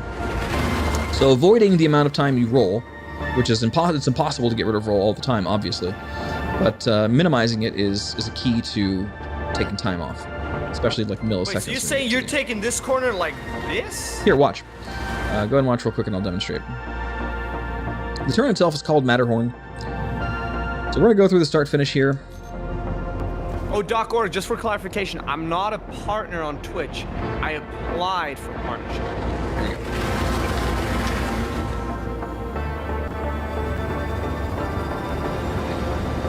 So this turn here is a big sharp 90. And if I were to roll into this, we get too many G-forces, so I pitch down like that. Then I roll, and then we're back on track. That's a pitch down turn there for Matterhorn. Jesus. Yeah. Not everybody does it that way. I don't think Boltok does in his run. He's currently the world record holder here. It depends on your strats and what you're doing. But just to let you know, it's more informative than anything else. I don't expect you to immediately put that into practice. Obviously, it's a pretty advanced trick. But it's an option if you find yourself struggling with G-forces on tracks that have a lot of consecutive turns like Icebreaker does. The thing about Icebreaker is it's got big straights and then suddenly like 3 or 4 enormous turns in a row. Big, long, slow straight, and then like 3 or 4 hairpins. That's what Icebreaker is. It's just long straights and then humongous hairpin turns everywhere. So, that makes it easy. You're getting so much speed on your straights, and then you go into an enormous hairpin turn, you're going to just build up huge amounts of G-stress, right? So then you have to figure out what to do with all that G-stress. Anyway, just letting you know. So go ahead and take a few more laps, just get warmed up, kind of, get the layout of the track in your head. And now that you're using a Merlin, obviously you have to kind of learn how this ship takes this track. You're going to find that you're going to get a lot of grip in your turns.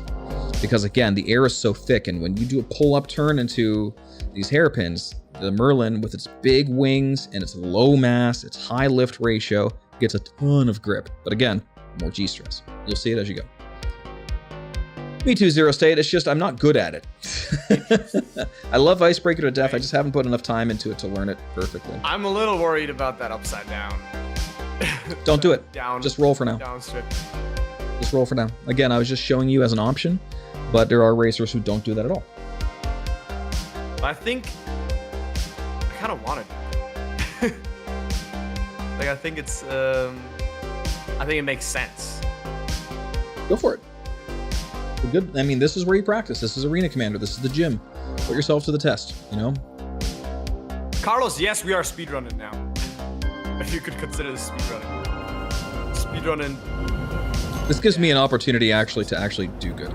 Use a negative G's to push that blood back into your head. I know it's so weird when you think about it that way, but that's actually Splen here how it's working. Is multiple world record holder teaching me about racing in Star Citizen. Almost. Hey, you lived. That's the important part. You saw what it was like, but yeah, it's advanced. So if you don't feel comfortable taking it, I don't blame you for not doing it. It's fine. I have no idea how I survived.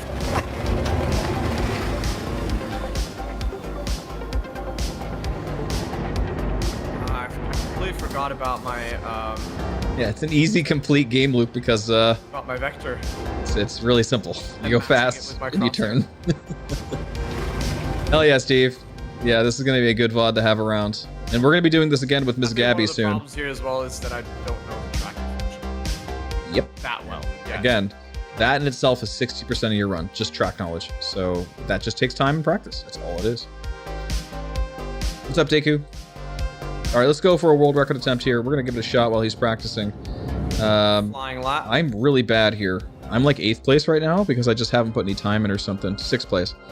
We want to beat a 58 130 to move up. That sucked.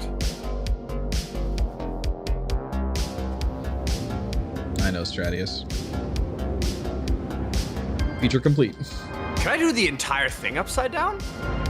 You could, but it's just not going to be very aerodynamic, right? Again, you get your most power. Immediately I turn righty. Yeah, you can. Oh, so I see what you're saying. What will happen is you might run into the opposite problem where you take too many negative G's. Right now, your body in Star Citizen is more sensitive to negative G's than positive G's, so it's easier to black out if you take too many negatives. But you could definitely do this. You can if you're going slow enough. You could take that entire section downturned and then pull up into once you're in that dive, and then get back on track there. I'm gonna experiment. Do it. Now is the time. Now is the time. Try this. Okay. What's the lap record, by the way, here? The lap record is a 56.320 by Boltok.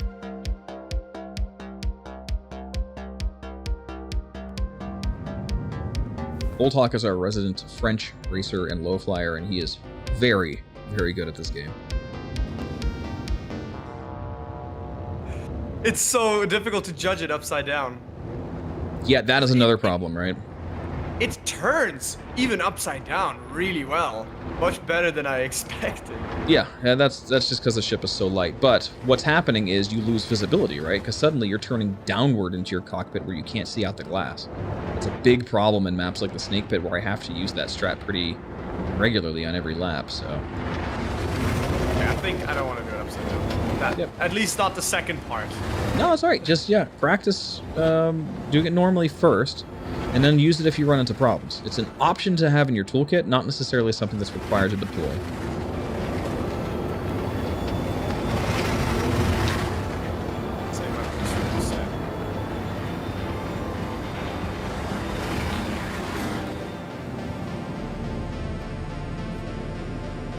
What's up, Naughty Knitter?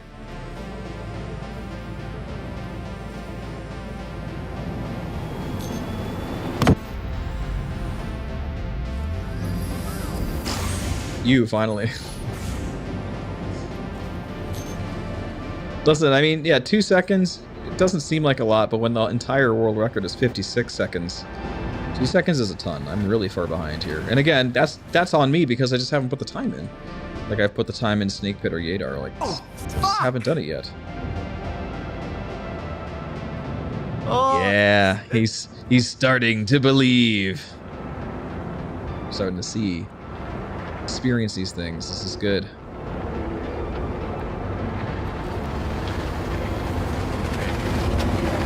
Where do I reset?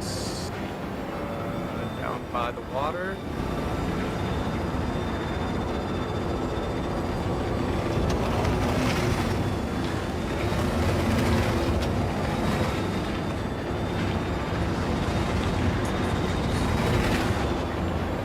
Oh, there it is. Yeah.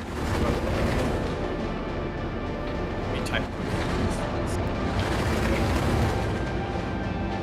It's not an excuse to being slow, guys.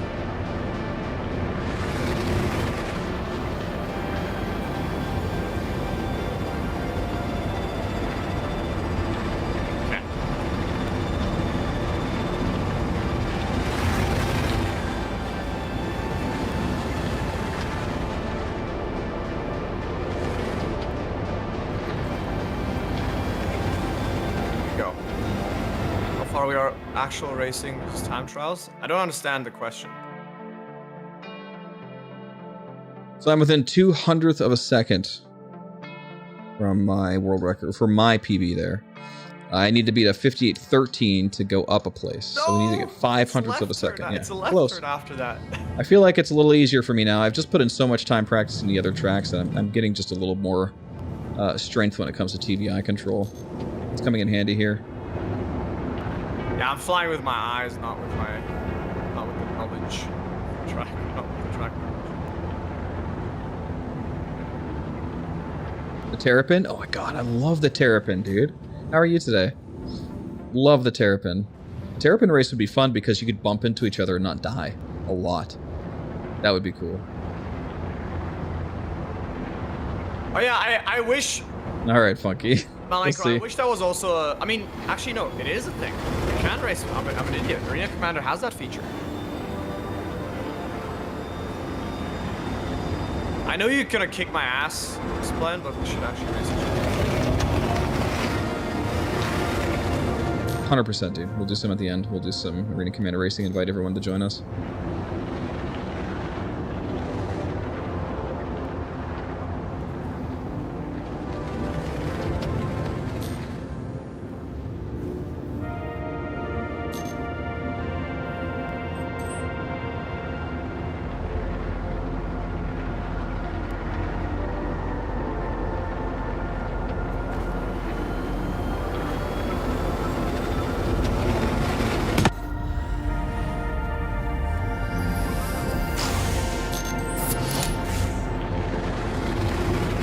Thank you for the hydrate. Good call. Good call. Always stay hydrated, folks.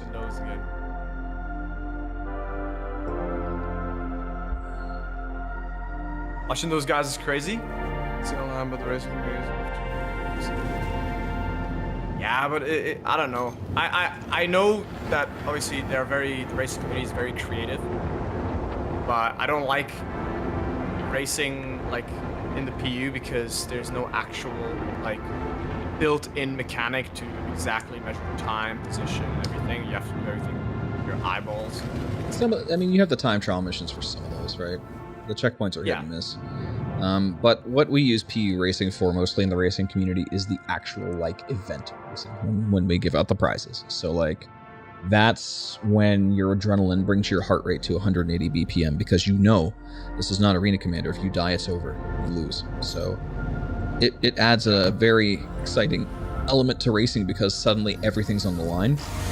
It's an experience I cannot compare to much else. I mean, it's like snowboarding down a black diamond hill. It's like, you know, motocross racing. Of course, you would know this as a racer yourself.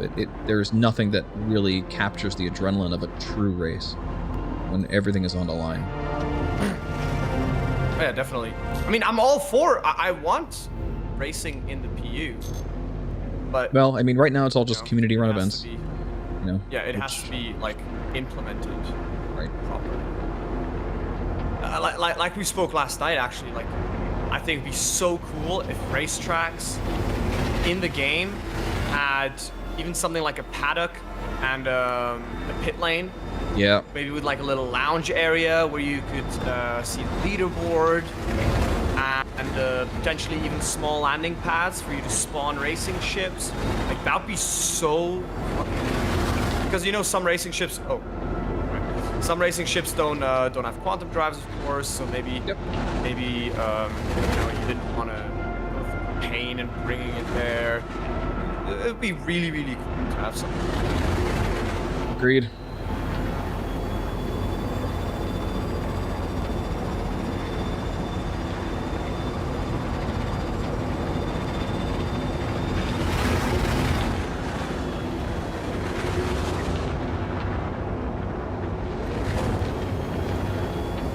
And just like a place for players to also hang out.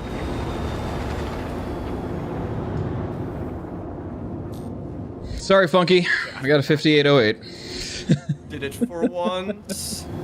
So that moves us up to 5th place, I think. Yeah, so our next thing to beat here is Billboy with a 5795. Keep it going. Gator, if you're there, would you mind jotting that down for me? If not, I can get it. Never give up. Trust your instincts. This track is very... Thanks, Monkey Cat. Thank you, Gator. Sorry, Funky. Like, the atmosphere is very... Yeah, yeah. Now that you've spent some time on Old Vanderval, where you're really high up in the air, you're noticing the difference, right? And then the moon tracks, the tracks that are actually on moons, like Snake Pit and Yadar Valley. Those, you fly. You got a top speed of like 700 on Yadar and like 500 on Snake Pit, so you're going super duper fast on those.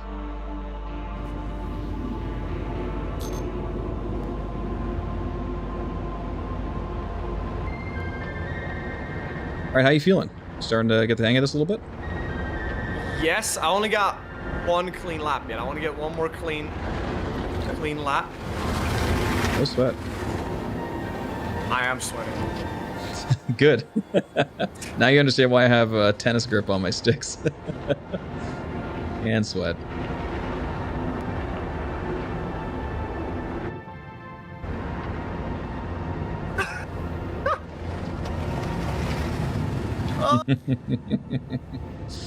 Hell yeah. That was so stupid, man. It's hard. It happens. It happens to me all the time. Stuff is not easy. It takes non-stop concentration. Completely, like, go wrong. Yep, that happens.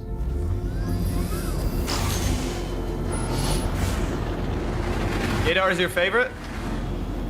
Can you get your lurk on there, Azmat? Thank you so much, man. It's thanks to those lurks, by the way, that we were able to apply for partner, guys. Definitely.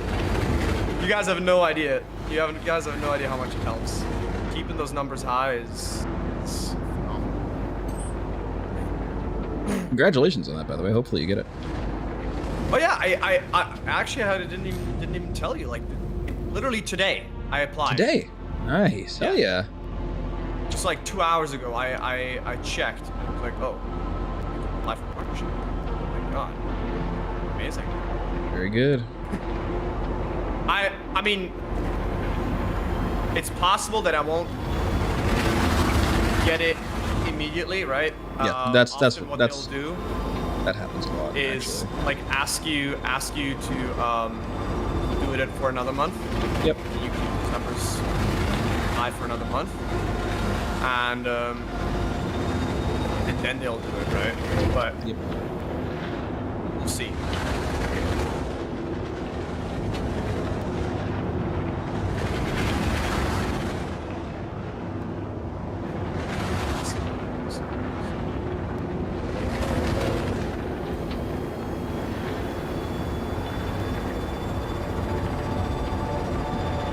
This is a good one. This is a good one, boys.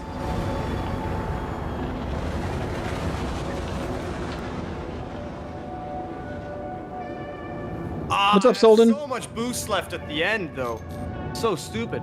Yeah. Sika, Kongs, thank you so much for the follow. So, where that 110. boost... That's not bad.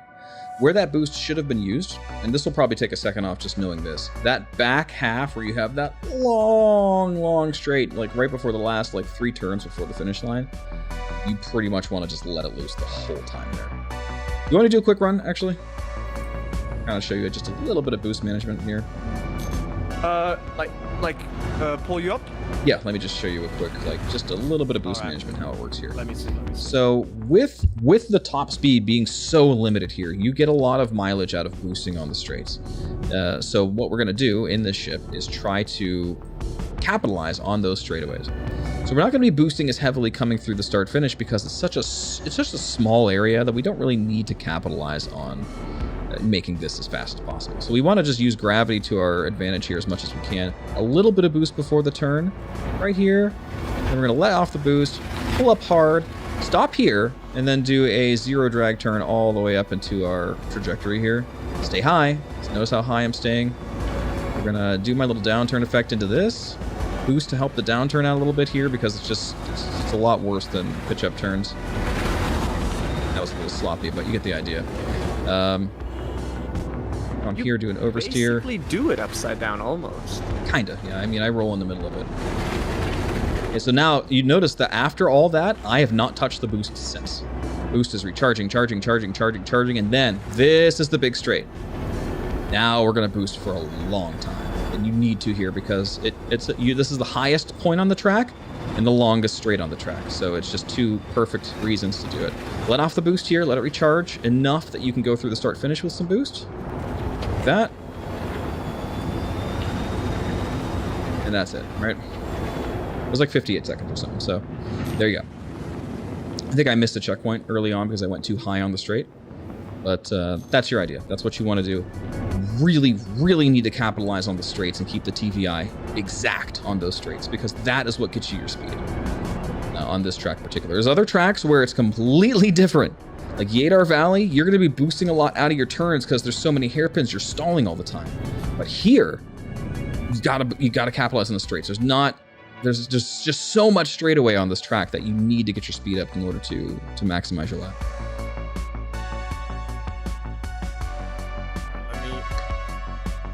Hey, Warpost Live, coming over from YouTube. What's doing up? The 0G thing, and I still struggle with that tight corner. The zero drag turn, yeah. It's okay. That's more advanced than just snappy oversteers are more important right now for you than zero drag turns. Because you'll get that with time. As you learn, you want to really learn TVI control down to memory before bothering too much with zero drag turns.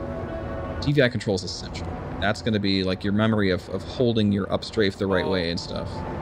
I didn't get the first check. Yeah, that happens too.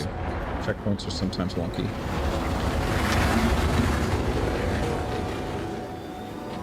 Expo, you feel like your 6 gifted the other day pushed it over the edge?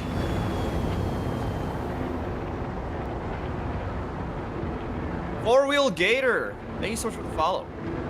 Gator's okay. Gator's the GOAT. He's one of my mods and probably the most useful mod I have. He's always here. Great guy. Oh. That's nice. Appreciate it, Four-wheel Gator.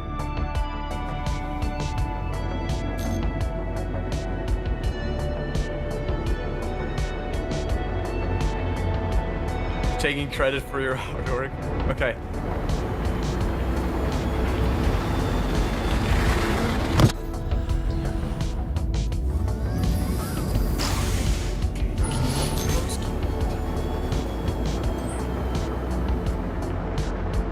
What's up, Crom Tag?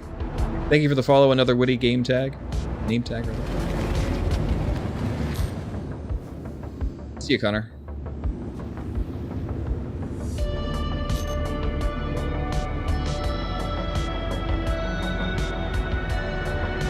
I'm too high here. This is a bit extreme.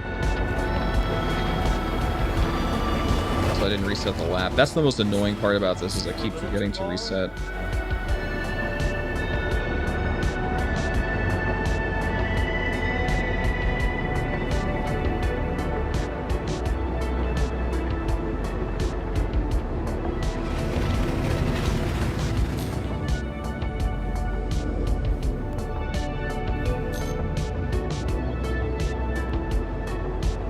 There we go.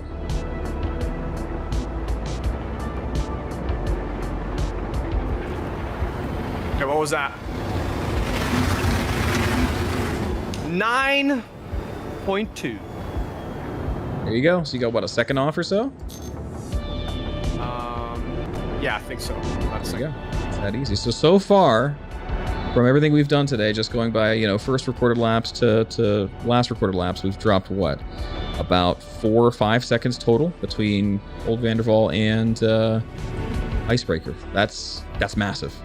These are massive. I mean, considering these are 1 minute laps, that's massive percentages there. It's very, very good. Oh yeah, they're very small laps. So, like a second is huge. Yeah, and again, a lot of this is just going to come with track knowledge. Like muscle memory of the track itself is enormous, and that's just repetition. But just practicing these principles, learning better TVI control, getting your wrist and forearm muscles sort of accustomed to the abuse that's about to happen, that's all really important. So, should we now try a track where Fury LX Sure, yeah. excel? We could try Yadar Valley if you want. We could also try Miner's Lament if you're interested in a little bit of zero-G. We could at least talk about some of the principles of it. Don't you in zero-G have to, like, fly backwards? Kind of. Not when you start, but I mean, what's more important about zero-G is tracking your TVI. And that, head tracking is pretty important for that. So if you want to, in the future, like, try to get that Toby set up or something, that might be helpful for zero-G. But it's not necessary by any means. There are people who do it without. Actually, is it?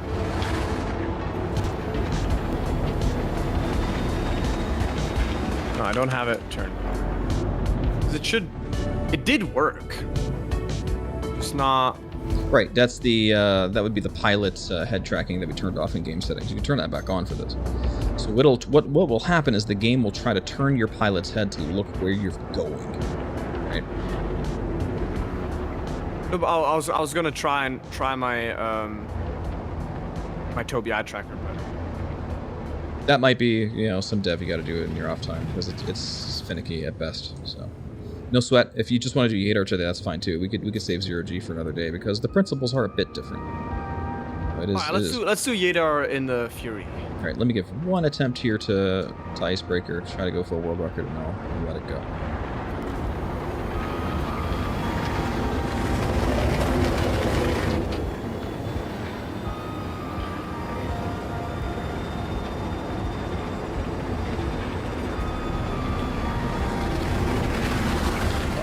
All right, I did get my placement down to, I was in 6th place here, now I'm at 5th, so that makes me happy. At least we got that. All right, off to Yadar we go. Now, full disclosure, the Fury is good here. It is not the meta ship here. The meta ship is the P-72 Archimedes. So, or should we do the Archimedes then? If you want to. That is the world record holder ship. Fury's still good. The Fury's a little easier to control, but I can teach you a few tricks with both. Mostly with the Fury, it's just going to be mostly about tricording. With the Archimedes, it's going to be tricording out of stalls. It's a little more advanced. Up to you. You tell me. I'll go for maximum pace, man. All right, grab the Archimedes then. You're in for a treat. I will disclose with this also, this is the hardest track in the game. So get ready. Oh, shit. I like the Snake Pit. Even Miner's Lament, in my opinion, is easier than this. The Yadar Valley is a punishing but very rewarding track to be good at.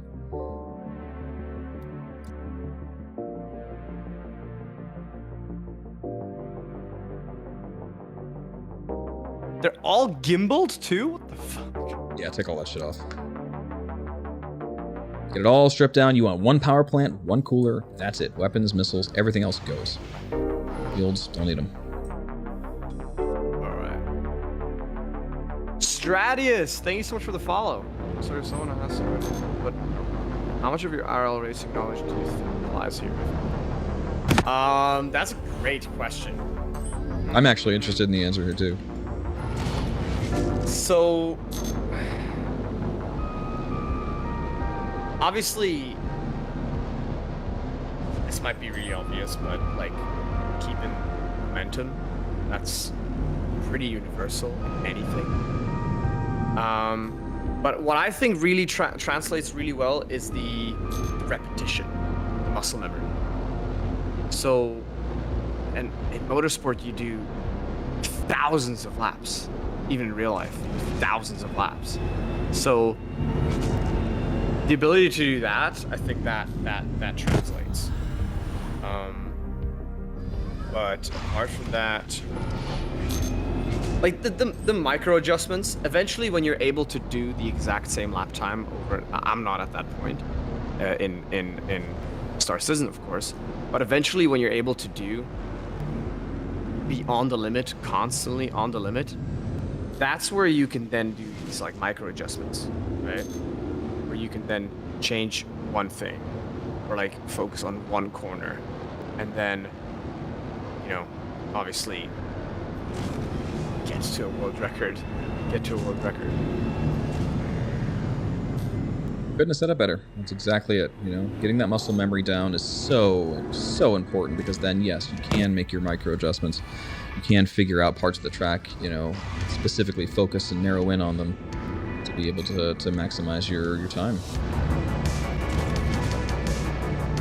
Yeah, it's I'm thinking what other ways real life racing, I could say like vague things like Well, like one of the things I find interesting is like Star Citizen Racing is very physiological. Like I'm talking about like your arms, like your ergonomics. Talk to me about like the ergonomics of real life racing. Oh, actually, yes. So, obviously, real life racing is a lot more physically demanding. And you're literally being thrown around in the car.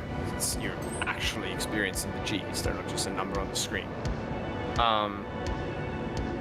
We pull up to three lateral G's in Formula 3. Sometimes it's also for like a couple seconds. So you have to be comfortable in the car.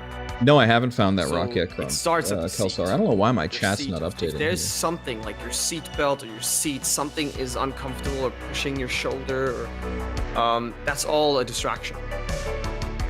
That's all distracting. That's terrible. Your steering wheel. That's obviously personal preference, just like the flight sticks you mentioned, Spline. That's thing. Hopefully I that fixed used it. to put tape on the newer cars because I feel like their steering wheels are quite thin. Yeah. So put a lot of tape around because, especially the newer cars, for some reason their steering ratios are much simpler. So the way the older cars had it, if you turned, there was a curve actually built in the steering ratio. Does that make sense, guys? Yeah, I mean, sure. I mean, that applies. Same thing for the curves and sticks, right? And joysticks. The further you push, the more or less you'll get out of it, as far as like how much it moves your actual ship. Yeah, which is great because when you're going really fast in a race car, if you look at the steering input, there's not that much steering input. Like it's literally this. Like that's enough to you know. So the way they do it, the curve is very low, and then obviously it accelerates when you have a tight corner. So when you actually do this, you turn it a lot. The wheels actually turn like for a tight corner, which will obviously be a slow speed corner. But the new cars don't have that. Therefore, the whole steering has to be a lot heavier. And they actually made some mistake there in the new cars. So drivers were actually like physically struggling. Like every driver on the grid that I met, we all had like our hands were like torn open, the steering wheels. Interesting. Blisters, like hands, because it was too heavy. The steering wheel was too heavy. And if you hit a curb or something and that steering wheel like kicked a little bit, you could actually lose control of the car because it was so. You had to hold on for dear life. Right. That's how bad it was, you know. So they fucked up the steering ratio somewhere. I don't know because full lock was like this. You know, and obviously the shorter the path, the heavier it is. It's multiplied. It's like it's leverage essentially. Does that make sense, guys? Right? It's like the what do you call it? Like the ratio is off.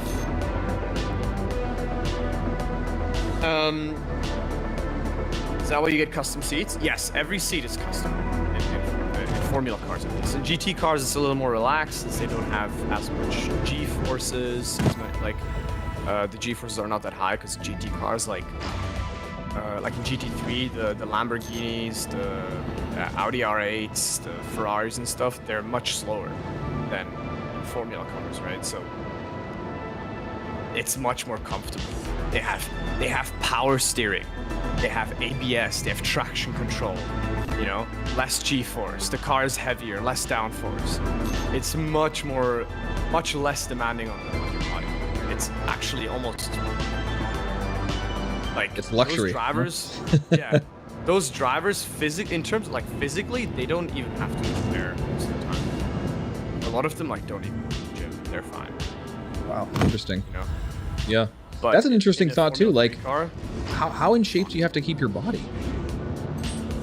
if you want to drive a Formula 3 car on the limit, Yeah. like, I didn't race for 3 years, and I got in a Formula 3 car. I was fucked after like 10 laps. Wow. That's insane to think about. Completely out of shape. My neck was killing me. My hands were killing me. I couldn't hold the steering wheel. I was fucked after 10 laps. And probably someone who's never done it, and if the problem is if you've never done it, you're not going to be on the limit, so it's not going to be as challenging for you physically, you know?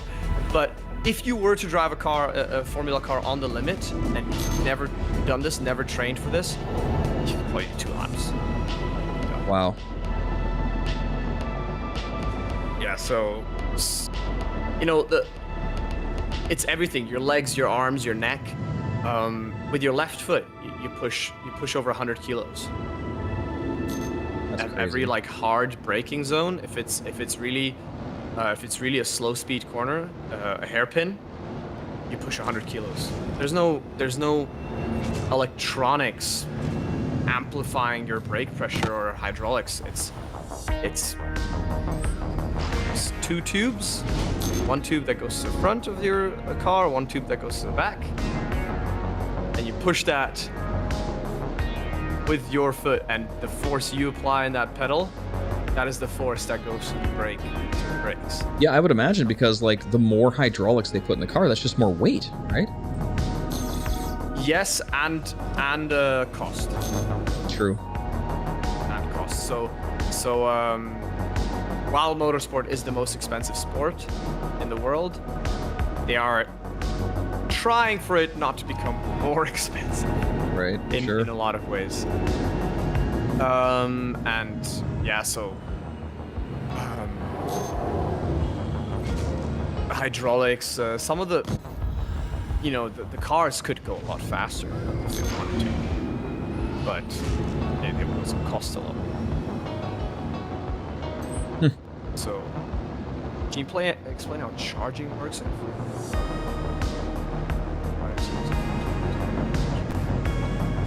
That's just Formula One. So Formula One is like comparable to NASA. Like, these teams spend hundreds of millions of dollars to build 2 cars. That's rocket science what they do. Like, their cars have over 1,000 horsepower from a 1.6 liter turbo hybrid engine. That thing, if you've ever seen the engine cover off, there is more tubes and wires than you can, and hoses than you can imagine. And I mean, it is rocket science to get 1,000 horsepower from a 1.6 liter. What's up, Garden Crane? 6 engine. We're doing some racing training and going over a lot of the nuances today, so good time. How to take metro buses. Tom's talking about real life racing in comparison to. But Star so Citizen Formula racing One right has something called ERS, and that's used to be called Curse, Kinetic Energy Recovery System. Now it's just called Energy Recovery System. Or Recuperation System? Reincorporation System? I don't know. I think it's just Energy Recovery System. And so that obviously covers by braking. So since it's a turbo hybrid engine, there's also electric. It has an electric motor as well. Formula 1 cars are hybrid engines. So I don't know how much power exactly. I think it's like 300 horsepower is electric and 700 is combustion. And you recover that by mostly braking. We'll see, Garden Crane. I mean, I'm teaching today, not so much going for world record attempts, so I'm not you rarely super warmed use all up or this serious, but we did increase our placement on Icebreaker just on a whim. That was nice It's to like see. a qualifying lap.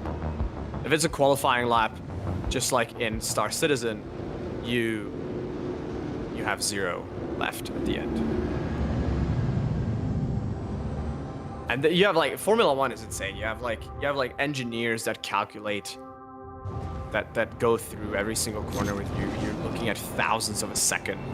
Dude, you have no idea how much I want that in Star Citizen. We've talked about this so much with the pit crew and stuff. Engineers? Oh yeah, like Data? redlining and stuff, and reducing weight, and talking about like different subcomponents to go into your components. And dude, like that's the dream here. That is the dream. But in Formula 3 and Formula 2, for example, it's a one-make series, so you can't tune. Everything is standardized. Even IndyCar is a one-make series, with the teams being able to opt for one of 2 engine manufacturers, being Chevy or Honda. Fascinating. So even wait, let me.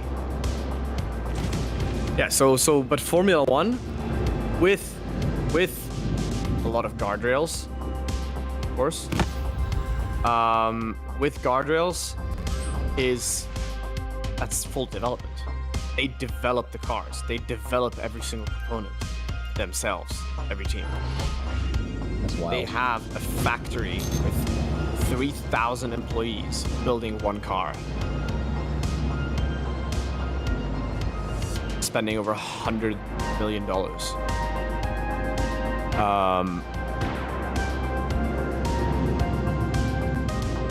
And in Formula 1, again, there's also like four engine manufacturers. Some teams build their own engines, obviously, like Mercedes, Ferrari, but then they sell the engine to other teams. Are you ready to jump in, Yadar? Yes, I am. Let's do this. Wait, did I pick? Yo, Job. That's the dream. Offline. That's the dream. Offline. That's the dream. We want that so bad. Launch. Sorry, I got a little carried away. No, it's fascinating. Thanks for talking about it. No worries, Malenko. You can ask me about anything, anytime. Wait. Guten Tag. Ankelheim? Ankelheim. I hope I said that right. Probably not.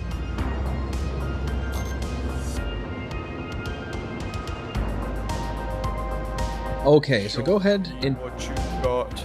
take a couple warm-up laps here.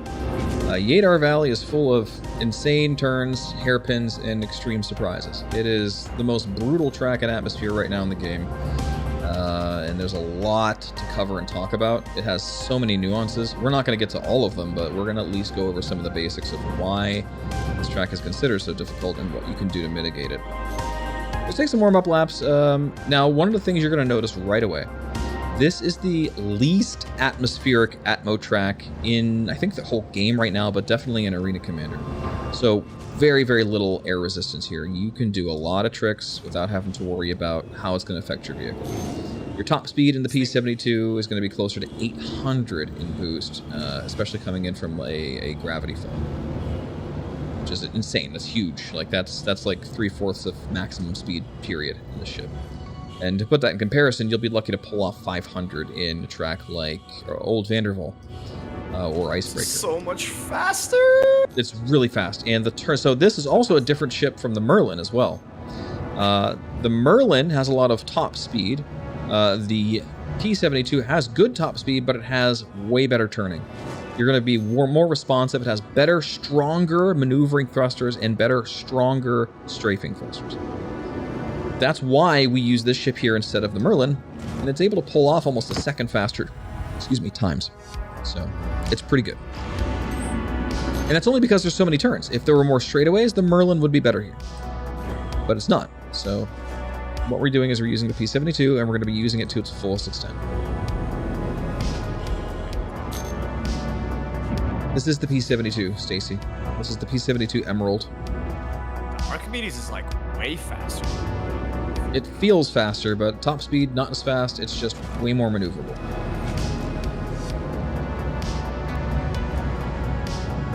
Yeah, this is a monster for sure. Like, nothing can take turns quite like this thing. Maybe the Fury, but the Fury has such lower speed that it's just like apples to oranges.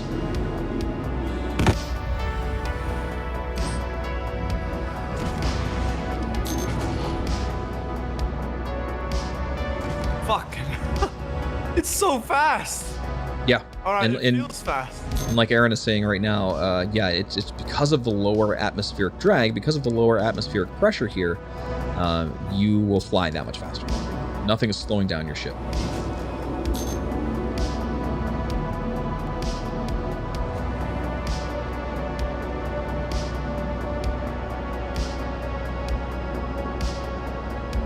I passed out. Am I saying it's the ship, not the pilot? No, it's always the pilot. Team pilot.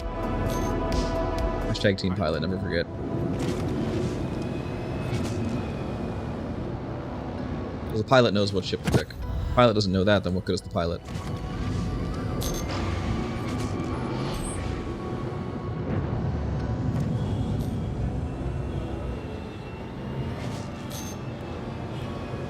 Alright, so now that you're kind of getting warmed up a little bit, I know there's a lot going on here. It's a very complicated track, obviously. That first turn you're going into right now, that big hairpin, that is called Drifter's Hideout, and it is a legendary turn. So you're talking about a gigantic 180 hairpin. You're coming in at very fast speeds, and you want to get out of it as fast as possible. And there's about a bazillion things you could hit in every direction. You've got pipes above you, you've got an inside turn with a crane on top of it, you got rocks on your outside turn, and some rocks above you. It's a nightmare.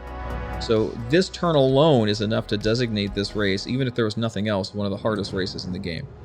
So, but you have the benefit here of having this race, this turn being the first thing you do, so you can practice it pretty easily. Makes sense. Now, I'm going to talk about a very advanced strategy here. And I'm not expecting you to emulate it, but because we're covering all the bases and this is technically a masterclass, we have to talk. So, Yeah.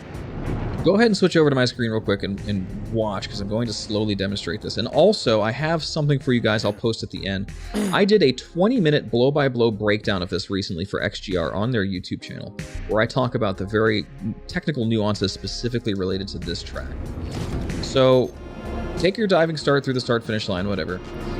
In this first turn, we're going to be doing two things. One, we're going to be doing a big oversteer like you'd expect, but we're also going to be stalling because the turn is so extreme. So we're going to take this in slow motion. We're going, and here, right about here, you're basically at a stall. Your speed is so low. So what do you do to mitigate that? Well, let's take it again, and I'll try to break it down step by step here. So you're going to do an oversteer so dangerous you don't really know what you're doing, and that's just going to be coming with time. You're going to start your oversteer here. So basically, at this point, you're already turning your ship into a giant aerofoil, right? You're just braking, you're dragging, you're getting so many Gs. About this point in your turn, you're going to start to stall. And this is where we do something called tricording. Do you know what a tricord is? Just word as word. Where you strive forward, sideways, and upward. That's exactly right? So what I'm going to be doing is I'm going to be strafing forward strafing to the left and strafing up to maximum deflection on my sticks in order to, because now I'm in a stall, I don't have any lift helping me move. So now I'm going to be pushing up into this turn at the end. So let me take this at speed and try not to crash, and I will demonstrate what this looks like. So take a look at my bottom left there where the controls are for my left stick, and this is all my translations. And watch what happens when I get to the end of that turn. Like basically once I pass the apex and the drag is too much, and my ship starts to slow down. Let's see what happens. I'm going to try again. I might crash a couple times here because this turn is insanely hard even for me. We're going to try to do it once here. We're going to do our big oversteer, pulling back, and now tricord, and we're in, right? That's the turn. So we're stalling into a gigantic tricord. Now, I take this gap here. You don't have to. This is an advanced gap. It saves off some time here. Most people go here instead, so you don't have to tricord quite as much, and you could drift more into this turn and then go into the gap and pull. Let's do it one more time here. The gap. You want the gap. It's harder than you think. Even at my level, I would say I have about a 50% chance of even making the gap, and even a less chance of making it good. So be warned, that is a path of peril and doom, okay? It is going to take a lot of practice. It took me tons of practice to get that down to muscle memory and be consistent. Here we go, one more time. We're going to be doing our oversteer.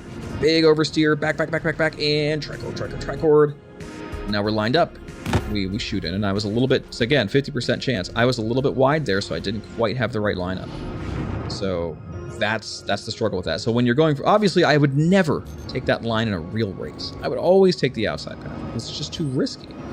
But since we're doing time trials and going for world record times, and that's what this class is sort of about, you want to take that. You know, you want to try to push as hard as you can. So you always want the gap, if you know what I mean. Dude, Fresh held the world record on this track for a long time, and I just took it back from him. Fresh is good. So, what does that mean for the rest of the track when I talk about this tricording? You could use this in other places. So let's go a little farther this time. I'll take it slower just for safety's sake. I also tricord here. This braking turn here, we're stalling still. Tricord into that turn to get moving. Watch that left bars again. Pulling up here, no tricording needed, but fresh air. We're going to start with a pull-up turn, and then I can tricord out of it. Just like that. Again, when you start to stall, tricord can be your friend. Is it always necessary? No. Does it help? And can you do it on this ship specifically? Yes. Yes, you can. And this track specifically. Again, tricording isn't worth much when you're going fast and you have a lot of air resistance and a lot of drag holding you back. Tricording here. Watch. Here we go. Big tricord all the way through. Pull up at the end. There we go. And we're going to do a dolphin turn here. Up, down. You can do it in either direction depending on how you land. So the key here, the key about this track and also the snake pit when it comes to the P72 is that you have the option of tricording to make up for lost grip when you go into a stall. That's the real takeaway here, is that these tracks, this one in the snake pit where you're using the P72, you have extra options at your disposal because the strafing thrusters of the ship and the turning thrusters are more responsive than the Merlin. Even though the Merlin has higher top speed, this ship can outturn it every time. With that said, give it a shot. Try not to take it at maximum speed at first, because obviously there's a lot to learn. This thing's going to be very jittery, especially if you boost into your tricord. You could try it without boost at first. So again, this is power. This is pure untethered power here. It will do exactly what you tell you, and it will kill you if you don't tell it to do the right thing. This is a very, very powerful ship. This is a very, very dangerous track. Get ready to die frequently. I still die very frequently on this track. I'm ready to die. Let's go. Give me some lap times and we'll track it. Yeah, Ace, it's the hardest track in the game. There's no getting around it. It's a difficult track. This is the master track. So yeah, you're gonna crash a lot. You might want to back up and try like some of the other tracks first and really get them down like master mode style, and then come back after practicing things like TVI management and some of the stuff we talked about earlier in the stream.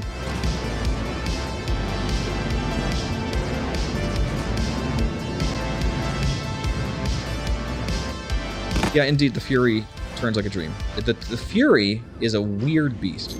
The Fury LX versus this ship, like this ship has 8 tons of mass. The Fury has 15 tons of mass. So lift, forget it. Its tiny little winglets and that enormous amount of mass means you don't get a lot of lift in the Fury. None to be really considered. So instead, the Fury has not a lot of drag and a lot of thrusting power. An enormous amount of thrusting power. So with the Fury, you're tricording at the turns. You don't really have to roll as much, like you said. And you could take this kind of just like almost on a rail. Whereas this, you got to fly like an airplane. It turns it turns too good. Yep. Yep, it's broken. Both the Kruger ships are way overtuned, and I believe, in my opinion, that they should not be. They should be leveled off closer to where the Razor is. The Razor or the M50 should be the meta. These tiny, cheap Kruger ships right now are just unbalanced in the game, and that's the way that it's been for a while. It's unfortunate because the big, high-spec racing ships that you can compare to like an F3 or an F2 or F1 Racer or whatever, those are not as good as these tiny little snub ships that cost nothing. It makes no sense. They have too much power. They're too light. It's just wacky because I mean, what CIG has to do is balance these for combat. And the only way to make these viable in combat is to make them impossible to hit. And to do that, you give them ridiculous accelerations and keep their mass low and their body low, which I think is the wrong thing to do. Snubs should be okay, but not that good.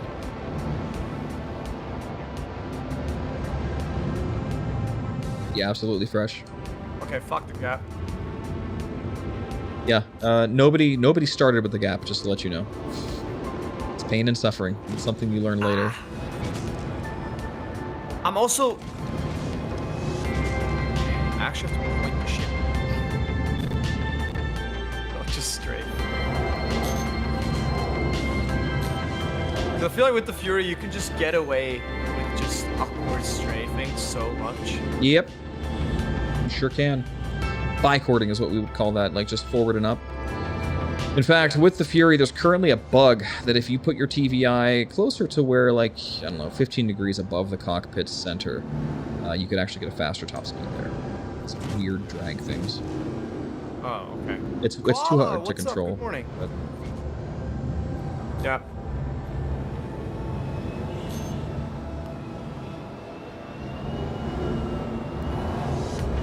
Roll more.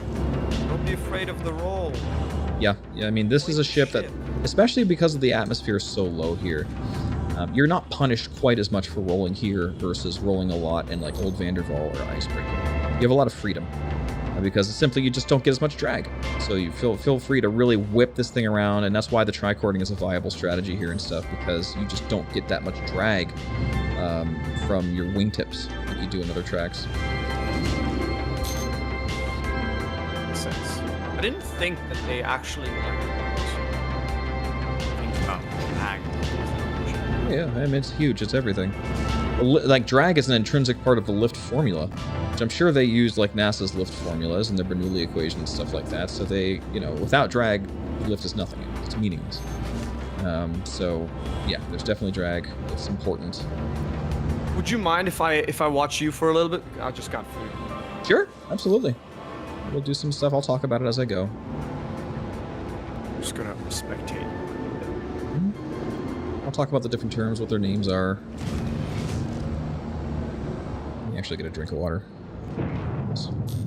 Talking a lot. Alright, so, Yadar Valley. Just like the other tracks, this track has a run-up, and it's a massive one. We are starting far back. We are diving through the start-finish. Not quite as much as you would for, like, Icebreaker, because, again, atmosphere is pretty thin here. But with a good rolling start, with a good diving start, you can get about 800 meters per second. And that's kind of where you want to be. It's between 700 and 800 when you go through the start-finish line. Now, we're talking pro speeds. Don't use this as an indicator for yourself until you get to that level. But for my world record runs, I do that. So here we go. So we're watching that speedometer on the left there. We're going up, up, up, up, up. We're diving in, diving in. And right when we start to cap out and that acceleration starts to slow down, we're going to boost, get the rest of our speed. Here's our big oversteer. I'm backing, I'm tricording. We're going to go through the gap. Enormous oversteer here with some tricord. Watching that wall. On track. Oversteer snap. This is fresh air. This is one of the more technical turns in the track. You got to be good at it. So it's an enormous 180 hairpin. Save the rest of my boost and drain it here. This is the biggest straightaway on the track, and this is where you want to have a lot of boost. Downturn here, just for saving a little bit of speed and not having to roll. Tricord here at the end of the slalom. That is called rock bottom. This is split decision here. Then we're going to do what's called a dolphin turn here, where we flap down, flap up without rolling into a slalom. We did that twice, if you notice. We did that at rock bottom, and we did it there as well. And again, it's to minimize the drag caused by rolling, because I'll show you real quick what that means. When you're rolling in this ship, and with other ships, the roll is not necessarily tied to the center of mass very well. Watch what happens to my TVI. I'm just rolling. See where the TVI goes? It's not in the center anymore. Center of mass is not the same as center of thrust when it comes to your maneuvering thrusters. Therefore, it will toss you off center and center of lift. So center of mass, center of lift, and center of thrust are not in quite the right places for a truly, aerodynamic ship. So when you're rolling, it moves your TVI off center. That loses speed. So to compensate, you have to kind of strafe into the roll like this, and it's just difficult to pull off. It's never going to be perfect. So when you minimize roll by doing downturns and slaloms instead, it's just better, if you can. Now, there's some points where it's more worth it to turn into an upturn, especially on long straights, simply because your upturns are always going to be more effective. I'm upstrafing into these turns. Guess what? There's more powerful upstrafe on the ship than downstrafe. Let's observe. Watch in the bottom right corner with the G safe down there and the G meter underneath. Here's a decoupled upstrafe going about, it's perfectly straight. I'll actually just hit the space bars. It's a good way to test it because it's just digital. So space bar with the decoupled on, we are going about 7-ish on start. Starts to slow down because of drag. And then the downstrafe on this, zoom in here. Wait for it to go to 0. Couple 4.3. So that's an enormous difference, right? You're talking about 7 Gs versus 4.3 Gs. And for more like a better breakdown of these ships, we have this all recorded on the Legacy Fleet SPAT, the ship performance analysis tool at legacyinstructionalseries.org. We'll talk about that later too. Where you want to get your data, and when you're analyzing things and how ships perform, getting your G data down is pretty helpful to be able to make the right decisions. But anyway, yeah, there's the SPAT, exclamation mark spat in my chat there. Gator brought it up. There's a spreadsheet. So, back to the track itself. Let's do it one more time here with our, this is probably not quite back far enough. Use your rear cam here to kind of line up your turn a little bit. Right about there. And big rolling start. Here we go. A little off, but that's okay. Again, we're going to let that speed build up as much as we can, and boost. Here comes the big oversteer. Back, and tricord. Push. Yeah. Stall. You're going to stall here no matter what, so that's why we tricord during the middle of that turn. Push. Snappy oversteering. This is a big, dangerous turn. A little bit of tricord at the end. Try to stay as close as you can to that turn as possible, but it's so difficult and technical, and the timing is the harder than the first turn, so that's going to take a while to learn. So slalom. Try to stay on TVI as much as you can. Again, just takes practice. Lots of practice. Final turns. Down turn. My boost is going to be used right when I need it to be. Route. There's a 46-second lap. This is down to a 46.77. The world record on this track, set by myself a couple days ago, actually, was a 45.46. We're about a second off from that, even after all that work. So there's a lot of nuance here. There's a lot of boost management strategies that allow you to pull this stuff off. Hi, what do you recommend, Arc or Merlin for tracks like Snake Pit and Lorville? Well, one for each. You want to use the Merlin for tracks with thicker atmosphere, like Lorville. And you want to use the Archimedes for tracks with more turns, like the Snake Pit and the Adar Valley.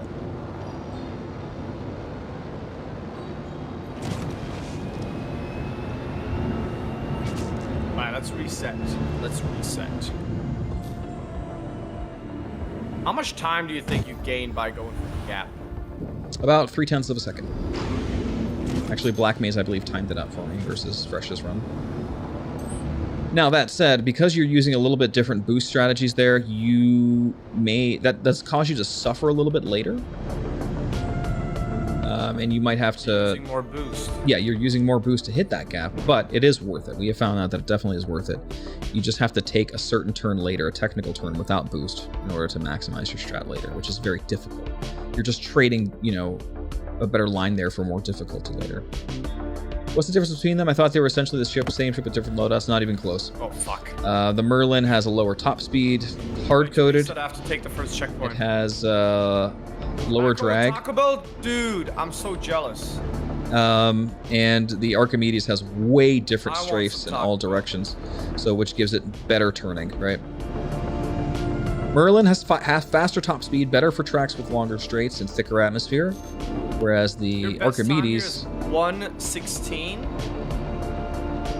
Archimedes is a bit Garbage, different. man. I'm just kidding. Here we go.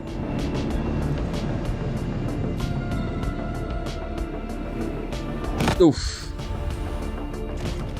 50% chance there at best. It's just that Fuck, technical. what do you of a do turn. about passing out in the first corner?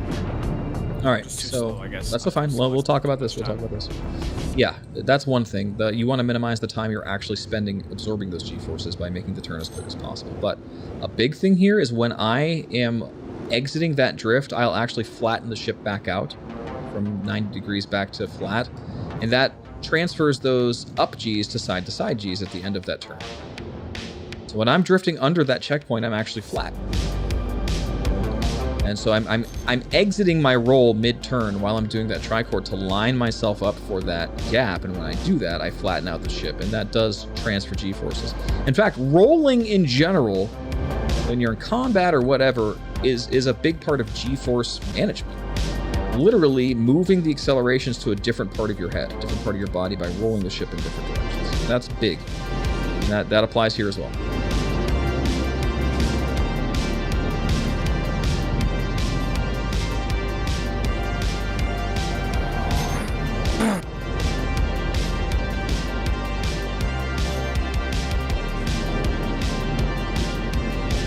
Thing is, I'm so. I think honestly, I think I'm just. I spent too much time on that. Yeah, I mean, this is the hardest track in the game. Don't beat yourself up about it right now. Just try to work on your own personal best and work on each turn one at a time. It took... I'd say this is harder than Space. Yeah, 100%. Miner's Lament is a long track, but it's not as technical as this by any means.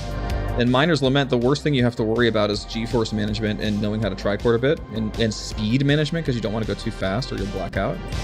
That's all. It's not like you have to avoid obstacles or do like advanced, you know, aerodynamic to tricord moves. Like 0G is all about just like taking your corners tight, thrusting in the right directions using tricording, and managing your speed. That's it, and making sure you don't black out. There's not that much nuance to G-force. It's just people don't like it because that means they have to turn their head and watch where their TVI is going, and they're going to be oversteering the entire time in 0G racing. So that means your TVI is never going to be on center, which means you always got to be watching it. You're going to be turning your head a lot and using head tracking. People don't want to do that. That's why they say is that 0G racing is hard, but really, they're just lacking the right tools for the job to make it competitive, so they don't want to bother. Yeah. Not that you need it, because you could also tune your in-game settings to make your pilot look at your TVI. Automatically track your oversteers. I'm glad I missed the check. Yeah, that happens. That's awful. There's a couple gaps like that I've talked to the devs about. It's just growing pains right now.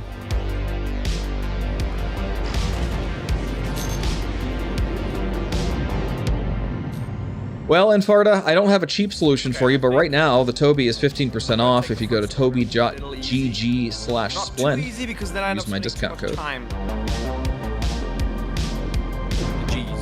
Yeah, which, I mean, to mitigate that for now, you might want to just slow down a little bit, honestly, and just don't go as fast, because the faster you go, the more Gs you pull, and the more you're going to black out. Just keep that turn slow to start with.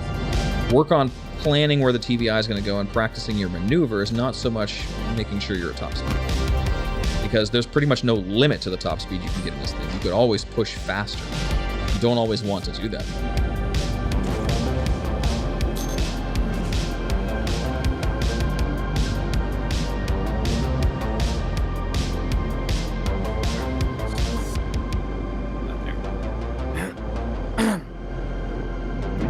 You might be able to get like a webcam or infrared-based tracker that might involve some wires on your head in Farda, and go for it. Some head tracking is better than none at all. You could also use the built-in face-over IP tracking. I think I survived the first corner.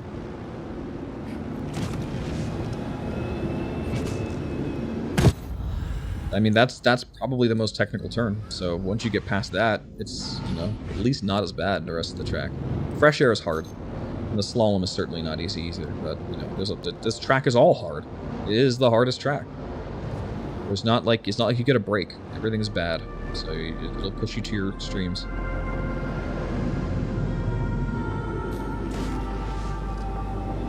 Taking it good. That's a hard turn there, I lost. Yeah. Lost, yep. Ooh, there you go. Yeah, so, that's just gonna come a time, you know? You gotta oversteer so hard in that 180 hairpin that you were just in, you know? You could also, here's another thing you could do, and this is something I do in the first turn as well, is you could actually brake. Just pull down your back thrust and boost, you know? You might be tempted to say, well, why can't I just use space brake? Well, you can, but space brake is going to thrust you back in every direction and stop your drift, whereas a brake will just keep you away from the inside of the turn and allow you to slow down and make a sharper turn and not have so much G-forces. So I do pull full back on the stick in the first turn. Just to keep away from the inside, and then I push the tripod. Feel free to do that elsewhere. You know, experiment, see what works for you, and then build your way up to pro strats.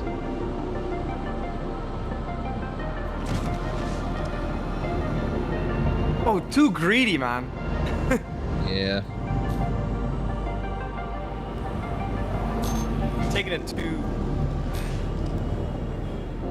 Had a good start. Good start. For me, at the moment, like, it's a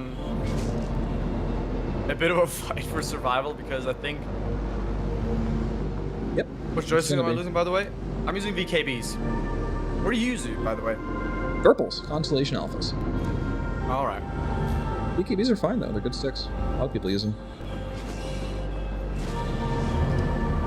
Well, I think the Thrustmasters are pretty good too. The T1600s, incredibly good. What size monitor is good for this? Whatever works for you, Stacy. I'm using a 27-inch 1080p monitor. Nothing It's so special. hard to Your frame rate's more important than that, you know. You can get like 120 hertz or something. Yeah, but again, the track is big here because the lack of atmosphere. Even if you take a Merlin here, it's close. It's about a second or two off, so. Merlin's still very good here. It's just the Archimedes edges it out by just a second or two.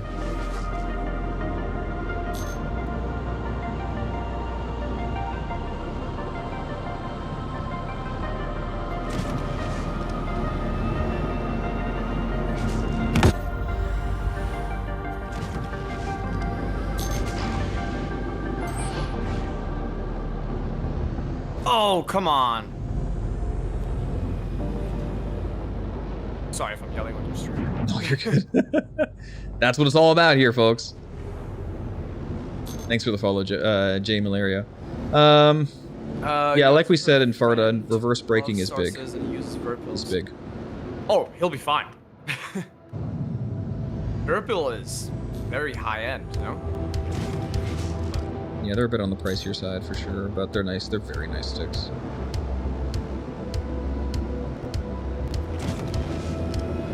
You're impressed? Another witty name tag? Thank you. Not sure if this is that impressive. I'm not finished. You're doing great. What's your best? Oh, so have you gotten a time yet? Not with Archimedes. It's fine. Give it time. Again, hardest track. It'll take a while. Sweat. I've crashed more times than I've finished laps here. I think when I was first learning this track, it was only available in the PU. It wasn't in Arena Commander yet, so I had to get like an M50 or something out and travel here from a Grimhex or something. So every time I died, it was like a minimum 2 to 3 minutes to even get back to the track, let alone if that track was in daylight and if there wasn't a dust storm happening. So I learned this track when it was miserable. It took me months and finally it paid off for the XGR divisional race here. I won first place, got a whole bunch of great prizes. But it was a journey. Like, it took months to be this good at this track, and just to learn the geometry of the track took that long. It's insane. It's such a hard, complex track. Very rewarding once you figure it out, though. It is. I can't imagine learning it in the If you can get Another even top witty 5... name tag. Thank you so much for the sub, man. I'm sorry, Spud. Thank you so much. No, you're fine. If you can get even yeah. top 5 here, you're a pro. You are a pro racer. On the leaderboards. If you can get top 5, you are about as good as you can be at this video game. That's my goal. Let's go. Yep. Follow Sweet, welcome.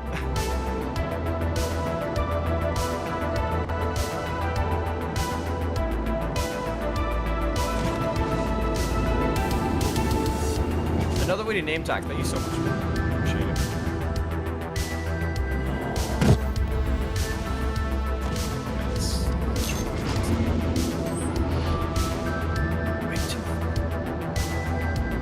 Is it also possible that the ship kind of...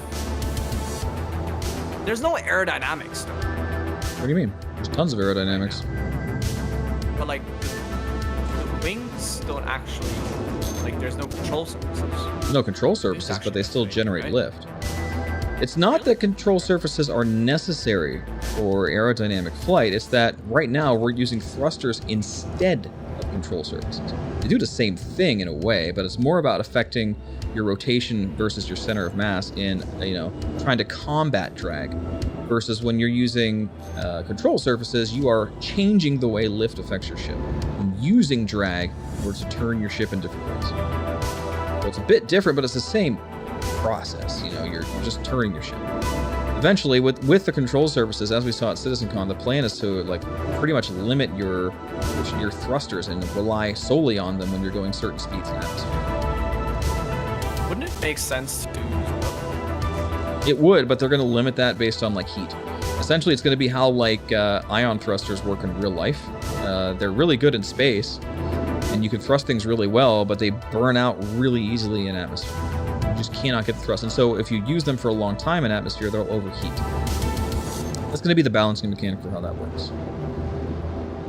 I think I saw this guy that was Thank you, trying to Jep. build an airplane with ion thrusters. You'll get there, Infarda. This video, I think. Was it Kerbal Space Program? What's he doing No, in real life? it was in real life. Oh, wow. Real Yeah. life. It was obviously a model Yeah. plane, small plane. And he was talking about the benefits and stuff and why. I don't remember that much, but he wanted to achieve somehow applying this to a real life airplane, like a big airplane. Well, the reason is fuel efficiency, right? And it's probably the same reason they justify it in Star Citizen. We're burning some sort of hydrogen fuel. I'm assuming liquid hydrogen. Which is, these tanks can't be big, especially on these light fighters and racing ships. So how do you make the most out of it? Well, you use lift instead, and you try not to use your fuel as much. He was doing POC over airfoils. Yeah, true. That's the guy. You saw it too, Vertigree? Yeah, that's the guy. Yeah, they have to. The ships have to be ultra efficient. Yeah. Somehow. Or the fuel has to be incredible. I mean, in the lore, each of these ships have a fusion reactor that causes thrust. A small fusion reactor, and the hydrogen is the compound that goes into it. That just generates, thrust in the form of heat, essentially. Kind of like, well, I mean, they want to be able, I think they want to justify air intakes, just like airplanes do. So jet ramming and stuff like that to be able to compound how well. So you're going ships. Well, yeah, you say that, but like this is 900 years in the future, right? So they'll hand wave whatever they want. But the idea here is, the way it was kind of explained at CitizenCon was that your forward thrusters are going to be really good still because you're going to be able to ram air into it. So the faster you go, the more you'll be able to maintain the thrust on your forward thrusters, just like a real airplane, a real jet. If you're not going fast enough and you're not getting enough air intake, it'll flame out. It won't work.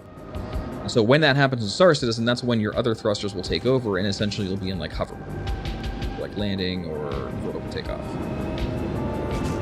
I'm interested to see how that's going to come into play in racing when we're stalling out on huge turns. Will the thrusters turn on and compensate automatically? Will it be a cooldown or warm-up? It remains to be seen how that's going to affect us.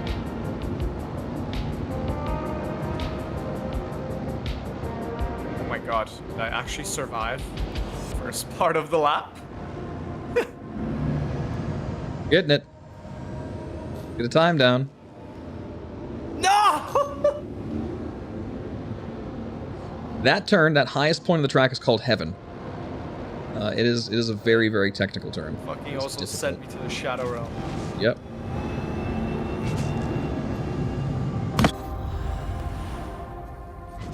Sent me to the Spirit Realm.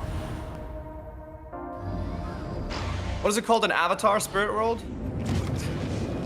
Something like that. Any last Airbender connoisseurs? Spirit World, no?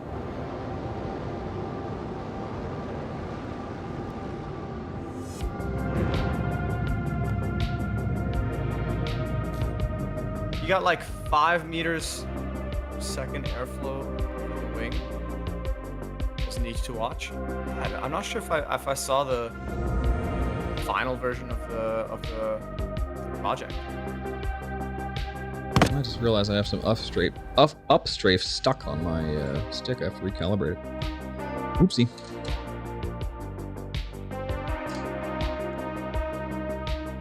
Wait, didn't I saw?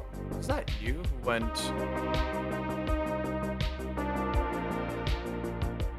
Didn't you also do a lap where you literally went just over? Yes. So you could do that in the Fury pretty easily. Yeah, it's legal to go over there for SCR.GG rules because you're not skipping a gate. So you could definitely go over that pipe if you want to. It's a little less efficient than going through the gap, but it's probably still more efficient than going on the right side. All right. Yeah, and Farda, that's the thing. The first 2 turns are where you get a lot of your speed in this track. Mastering that first is really important. Yeah, you think so? I'm certainly... Fuck, I was afraid of passing out, so I'll let it go.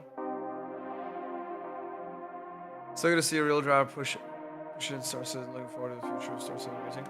Yeah, so am I. I just wanted to be more integrated into... Because I'm all about immersion, So that's why I wanted to just see more integrated into the PU. I can't wait for that to happen. With an actual where racing would actually be. Because right now it kind of just doesn't make sense, right? Like, okay, you get a racing contract, but yeah, the time trials. Who's who's giving you that contract? Where are they? Who's stopping the lap time? There's no facility, there's no building, there's no there's nothing, there's no It's all hand wave right now, but yeah, we'd all like to see more immersion. It's all kind of fake. It's just yeah, just fly to this moon and do a lap time. Okay, and yeah, there used to be, and this is before you were playing the game. This is a long time ago, like 4, 5, 6 years ago maybe. When it was the last time they did an iteration of it. There used to be something called scramble races in Star Citizen. And what would happen is there'd be a global mission you could take where you and a bunch of other pilots would go to a place and race back and forth between 2 checkpoints, weapons free. So you were scrambling, but you're also shooting at each other and just trying to get the best time or whatever. Nobody did it. Would you remove that? Well, because it was bugged. They never fixed it. They never bothered updating it, and eventually they just removed it from the game all entirely. That sounds like the coolest shit ever. It's something, but what it really was it basically like 2 checkpoint sprint, like sprint racing. So it wasn't like short circuit racing like what we're doing now. So it wasn't very nuanced. You were just basically just going like the surface of Daymar and just going back and forth near the ground. So it was like, it was okay, but it was like only one ship was ever really that good at it, and you never really had to bother shooting each other because you couldn't catch them anyway. And nobody ever really did it. It wasn't able to happen without more than one person, which was a big problem too. So with these racing missions, they made it able to be done solo, and you know, actually uses serious short circuit courses instead of just random checkpoints in the middle of the wilderness. Oh. Yeah, but the concept is good, and now we have tracks and we have more players. I agree. They should bring back a way to do a global mission. You line up at the racetrack and go. 100%. I'm down. Hopefully we get something like that soon.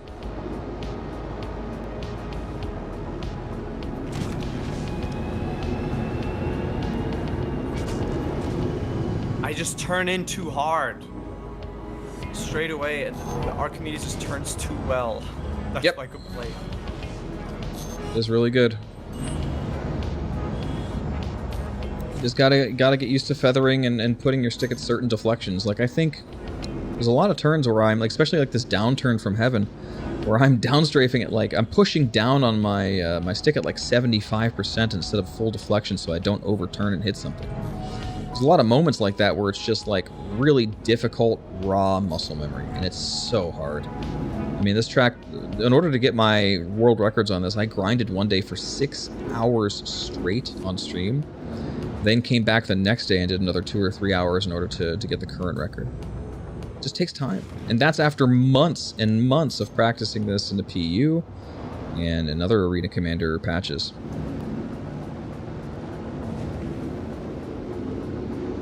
After this one, let's do the Fury LX in space. Oh, you want to try Zero G? Are you sure? Yeah, fuck it. I'm down. I mean, obviously that's my favorite type of racing, so. I gotta turn it. I actually have to turn it 90 degrees.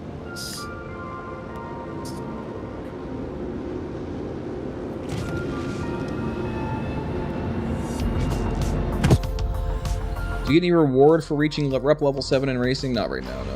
The more rep you get, you just unlock more tracks. We are racing decoupled, Stratius. He's been racing decoupled this whole time. No! I blacked out, and when I woke up, I was facing a mountain. Yep. That's only going to come with practice. Another thing you could do, here's another tip for G-force management. If you notice you're blacking out, like it's actually going black, you could downstrafe in the middle of that turn, make your turn a little wider, and that will help you mitigate that. So try it. Next time you're pulling up, try downstrafing, twisting the other direction on your stick or whatever it is, and it'll make your turn wider, but you won't black out.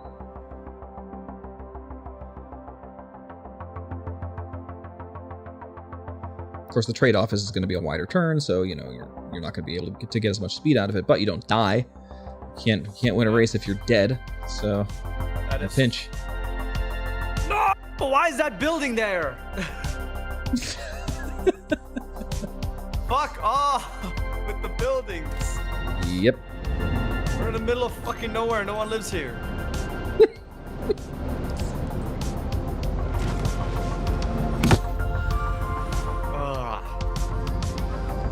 That would have been the world record lap, guys. I'm sorry. It's got fucked by that building. I'm gonna have to talk to the devs about that. Does a lap still count if your burning corpse crosses the finish line? In Arena Commander, I think it does. But in the real life, none of the orgs that I race for would allow that. Yeah, that's what the mindset. I'm willing to die for a lap time.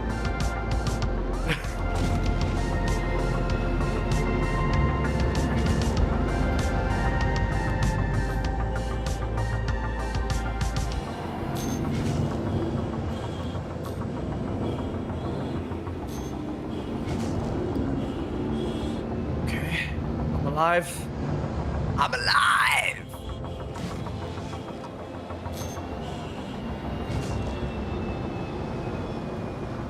Oh my god. Oh my god. Oh my god. Do it! Go!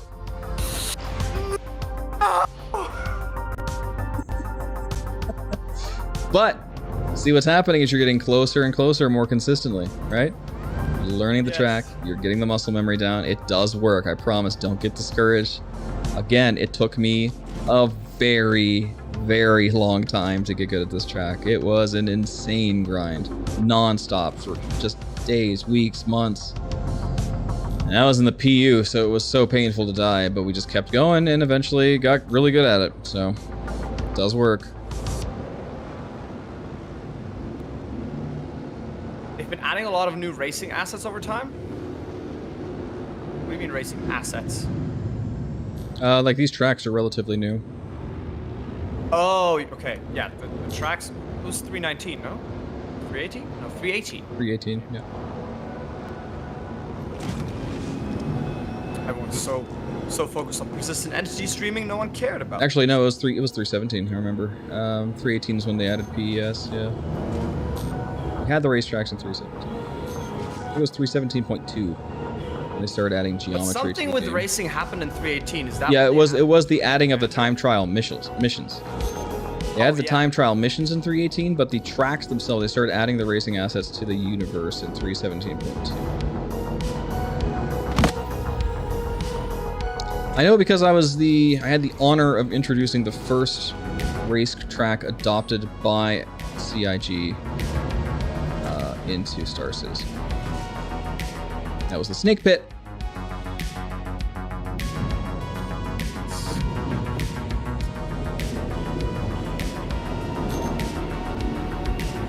Okay, boys. Let's get it. Go, baby.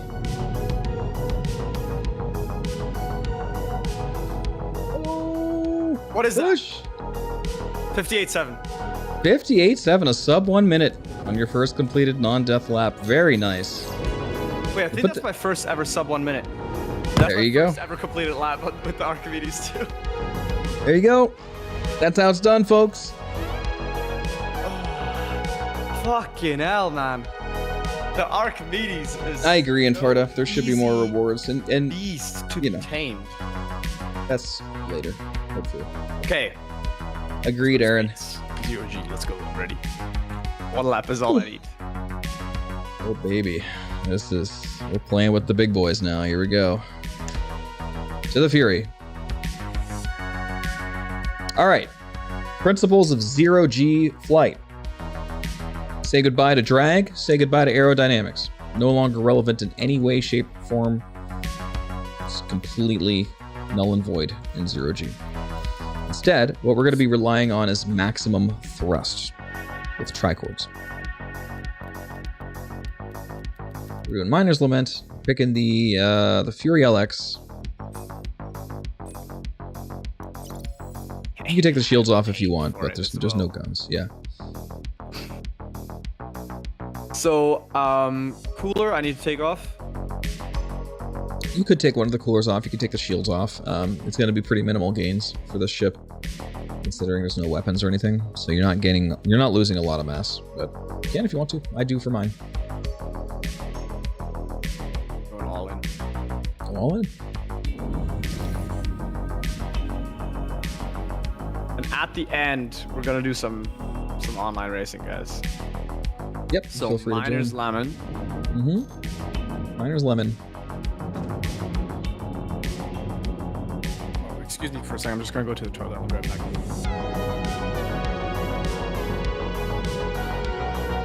This is a good opportunity. Let's take a break. Here we go. Enjoy the fish tank, guys. We'll be back momentarily. Said enjoy the fish tank. There we go. You're back.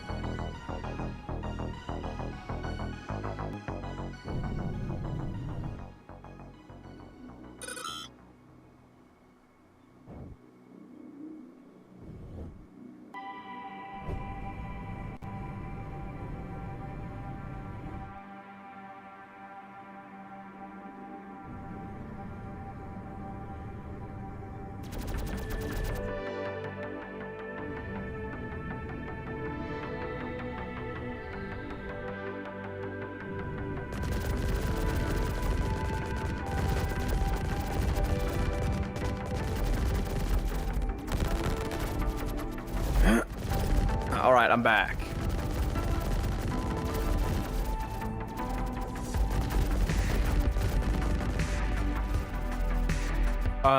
Splen, does it make a difference whether the wings are open or not? It doesn't, right?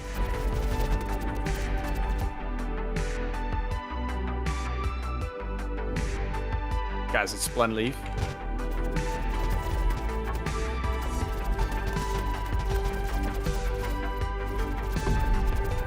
Oh, Splen.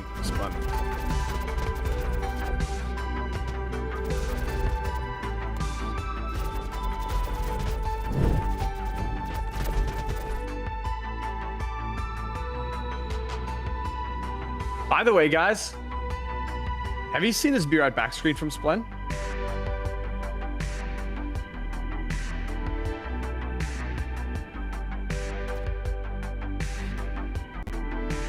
This is insane.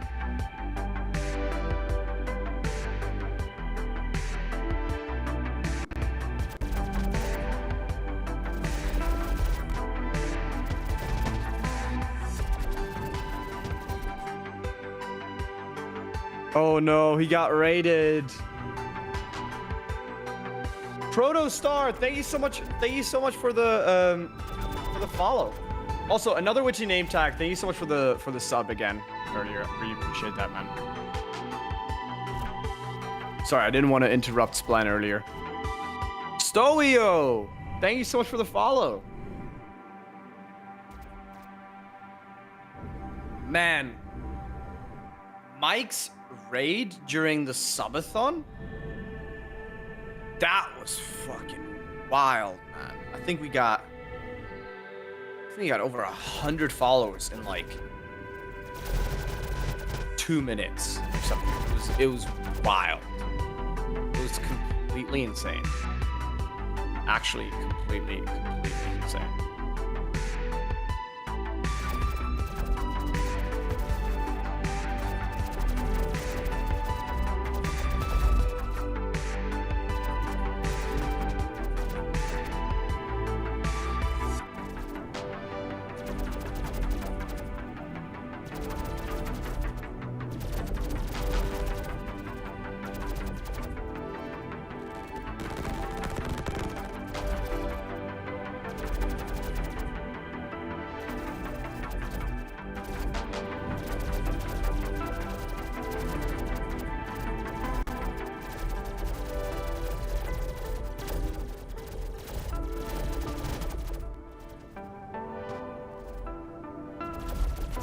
This Be Right Back screen is amazing. All right, anyway, let's try and do a lot without Splen now. No, but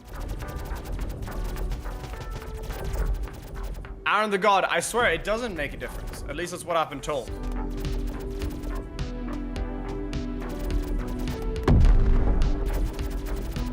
Man, that was a delicious hot dog.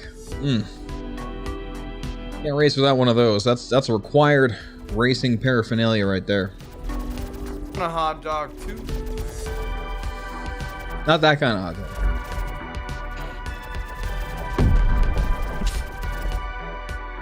dog. So, do the wings being open matter on the Fury? I heard they don't. It does not matter. Actually, I've heard quite the opposite, that it's better if the wings are just, left up instead of closed out to the sides. Okay.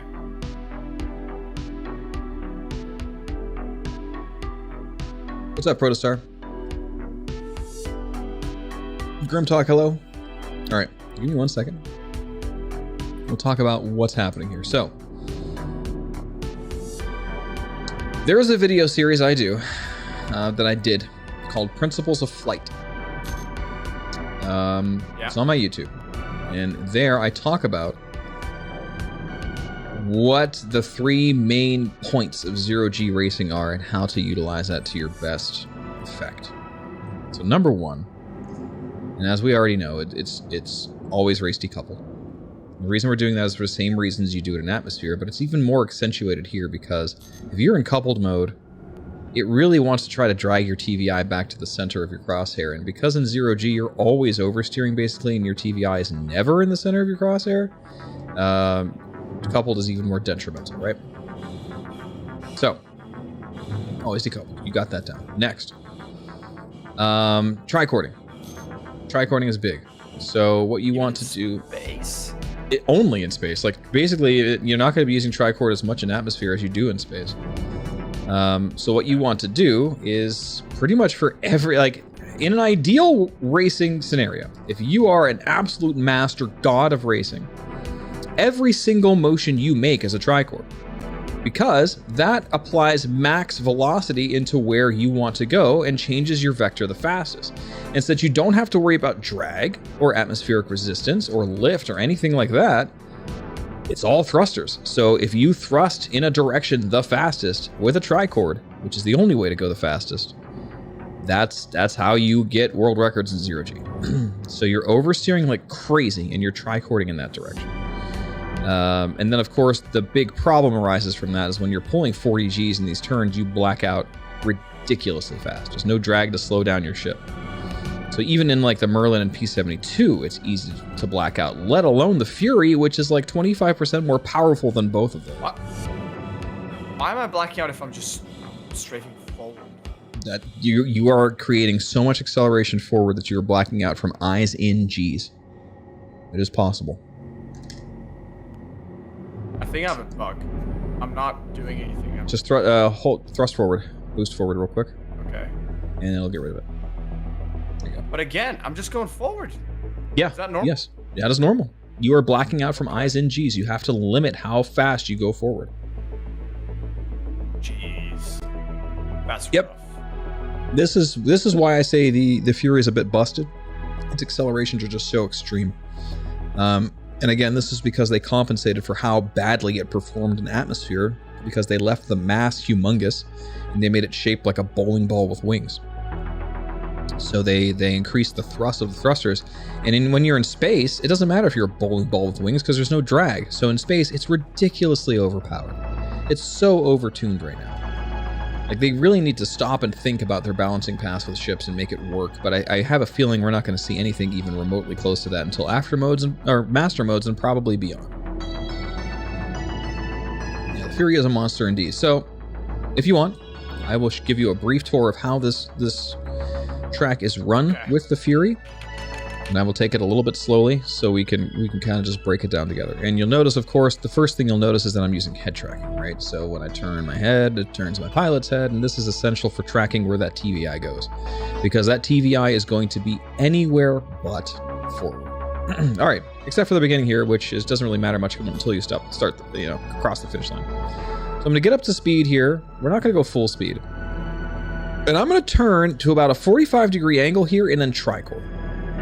Up to those corners. I'm tricording up to those corners. So everything you're going to notice when I tricord is 45-degree angles, because when you're going forward, left thrusting and up thrusting, that is basically sort of like it's going toward the corner of your screen, right? Look at where the TVI moves when I do that. Look at how it moves. But depending on the strengths of those individual thrusters, oh, hey, Sigelian, thanks for the raid, by the way. Didn't even see you guys come in because I was AFK. Depending on the individual strength of those thrusters, will determine where exactly that TVI goes, where that TVI is going to move. That is called your projected tricord vector. And the easiest way to find that is to just aim off in aimless space and just do a tricord and watch where that TVI goes. Watch it. Boom, right there. You see where it's at? Up in the top left of the screen, that is the projected tricord vector for this ship. Okay? So that means that when you are trying to aim your turns and angle your ship, you want that part of your ship to be where you want to go once you're lined up correctly. You're still oversteering, but just know that it's going to go in that direction. That is your projected tricord vector. That's where your tricord is going to take your ship when you do it, no matter where you're steering. You use your steering to adjust that tricord vector and put it where you need to go. And then, of course, you have to manage the blackouts, but that's a different story entirely. But finding that projected tricord vector is huge. Knowing where that tricord is going to go is how you will know how to effectively rotate your ship. And so one thing we notice right away that with this ship, it's going up a lot. So we're going to be wanting to pitch up into our turns because the up thrusters are more efficient, more heavy than the side-to-side thrusters. So here we go. We're going to kind of wrap up this lap here. And also, the best way to mitigate G's in this ship I found is just to feather. So when you see your G's are taking over your screen, just let go of the stick. Not let go, but let it rest back to normal. Stop your accelerations in all directions. Just let your pilot settle. So you'll find me feathering a lot. I do not have the world record on this track. I'm in second place. Dekudez has the world record. He's a mouse keyboard racer. And he has me by about a little less than a second. He has a 125 here. I have a 126.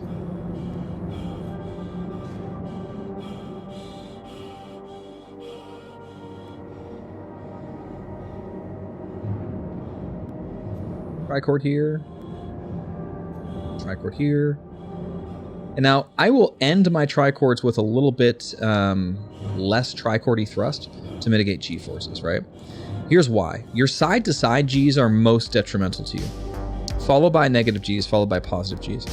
So if I notice that my vision is starting to become blurry, you don't have a lot of time to react and stop thrusting in that direction. So a lot of times what I'll do is if I want to continue thrusting in a direction, I will, in the middle of my turn, here, I'll do it in open space just to show you.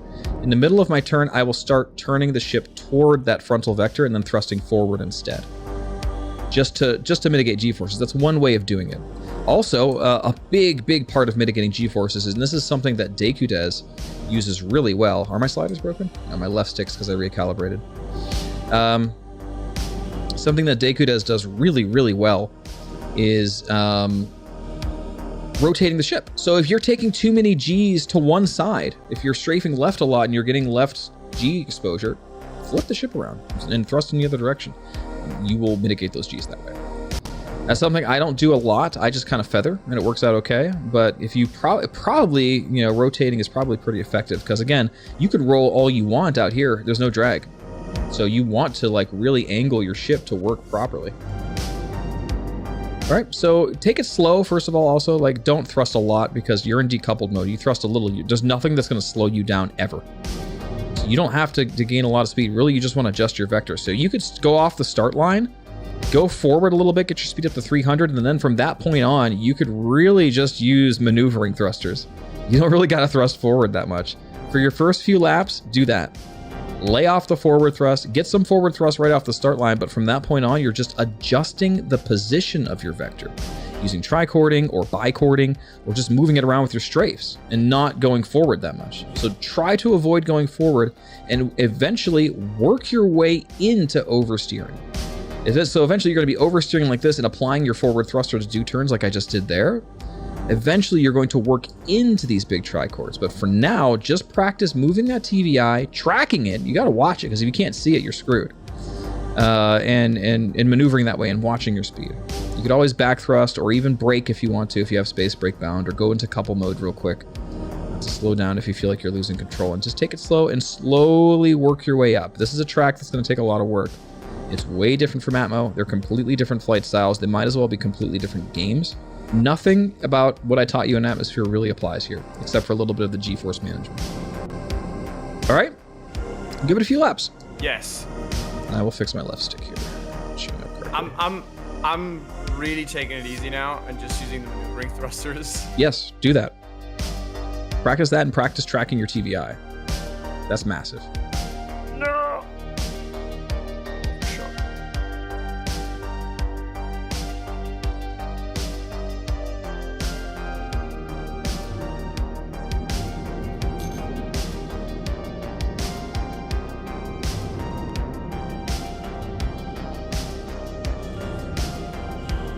Yeah, and so, you know, myself and Tom here are using joysticks. This goes for both crowds.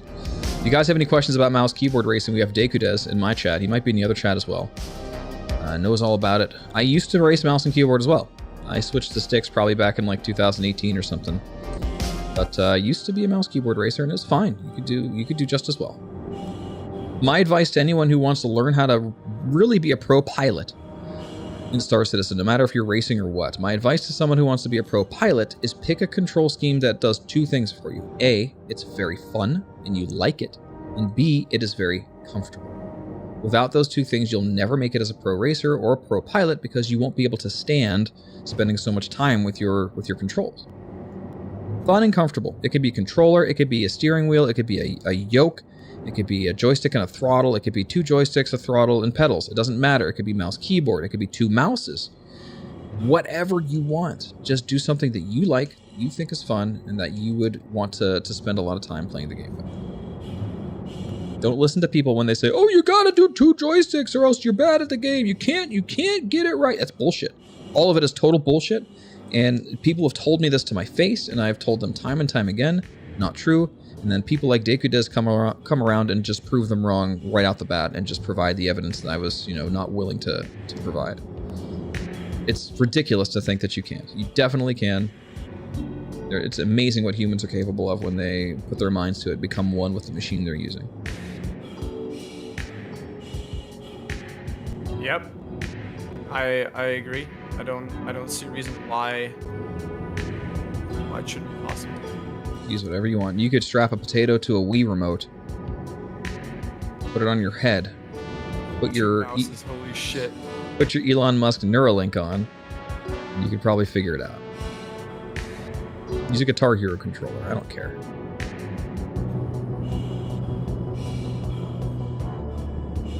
Let me do 1 clean lap before I start pushing.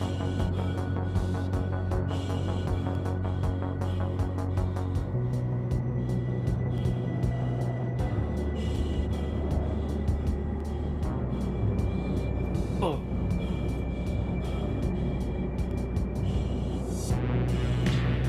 Man, I don't have patience for this stream. It's really worth it. I promise you. And like I said earlier, I know zero-G can be discouraging. It's very different from atmospheric racing. It's dark. It's frustrating. You're in space. Your speeds are uncontrollable. Your G-forces are uncontrollable. But let me tell you something. When you are floating through Pyro with your load of Quantanium in the back of your ship, and 3 mantises jump out of Quantum, and you got to figure out how to blow through them and get enough distance to be able to Quantum away, you're going to be glad you learned how to trichord.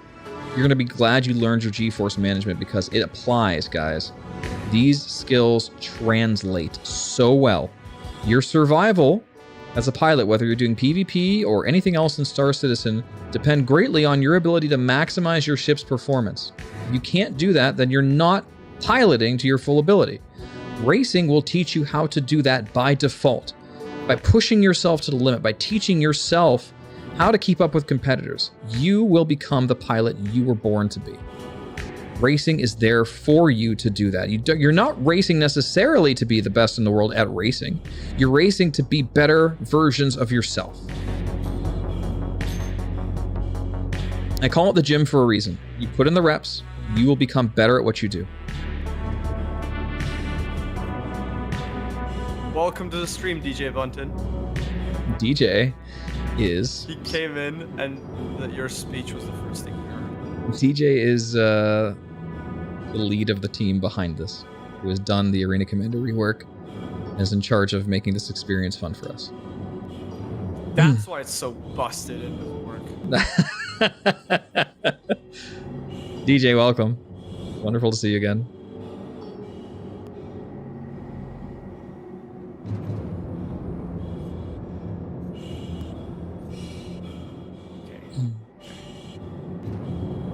Taking it easy. Taking it easy.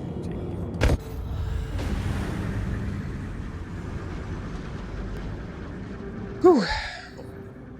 Overshot a little bit.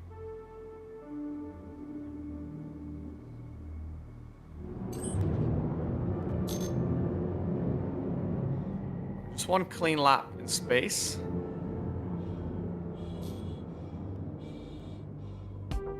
Iron Fuzz, I don't use pedals. I use 2 Constellation Alphas. Purple. Exclamation mark sticks. Information. Pug Rock, thanks for the follow. Yeah, racing is for everybody, guys. Really. Like, I know that when you see zero-G racing, a lot of people turn up their noses and will quit the match if they're in the Arena Commander queue and just say, I don't want to do Miner's Lament, it sucks. You're gonna wish you did. When when all your goods are on the line, when you're carrying your base's materials from place to place and everything you own in your C2, and suddenly everybody drops out of quantum right in your eyeballs, you're going to wish you knew how to maximize your vectors right there. This is where you do it.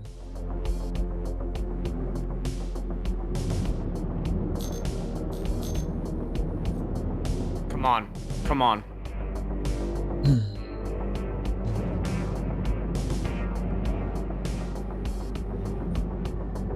I'm taking it so easy. I just want to finish it off. Okay. Genie Blitz is not an arena was that? commander. They can't put any tracks around At 2 stations. minutes and 15. 250 or 215? 215. 215 is good. That's a great What do you start. mean? No, that is a wonderful start. Are you kidding me? The world record on this track is like around the 130 mark. You're doing fine. Okay. This is a big track. This is not a 1 minute lap. Like this is a way bigger track. So like, no, now you have lots of time to cut off. You have a lot of work in front of you, but like that is a manageable path. Like, I've seen people in Arena Commander who've been playing this game for many more years than you doing 5 minute laps. Okay, you're fine. That's good. That's a great start. I thought you said 250. If you said 250, it still would have been good. 215 is extremely good. Okay. Now you're gonna slowly, very slowly, start pumping up the speed. Start adding in a little more thrust, right? Because now you did that. 14th place is 209. There you go. Right. That puts you on the leaderboards on SCR.GG if you were to submit that time. Just to give you an idea, you know, of what that means, how good that is. And furthermore, how many people hate this? Because again, they turn up their noses. They turn up their noses, and it's just silly. It's just silliness. You know, that's just a lot of ignorance on behalf of people who don't want to learn how to head track, don't want to learn how to maximize their ship's potential. Okay, let me get that world record now. Go for it. You put the time in, you will do it. It's not a matter of if, okay? You gotta put the time in, you gotta dedicate yourself, you gotta learn the tracks, learn the nuances of racing, learn your ship, learn how to balance G-forces, and you'll get it.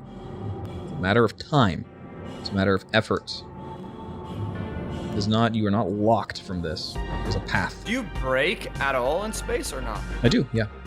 Mostly I brake with tricording, right? So I'll just tricord in the opposite direction and tricord to a different vector. But in rare cases, I do actually like just kind of thrust backwards. Like when you go through the tunnel, you know what I'm talking about. The awful like tiny itty bitty turn you have to squeeze through.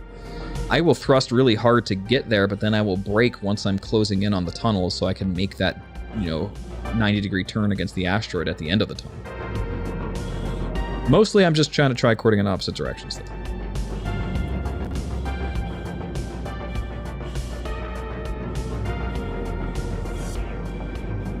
Pass out, bitch.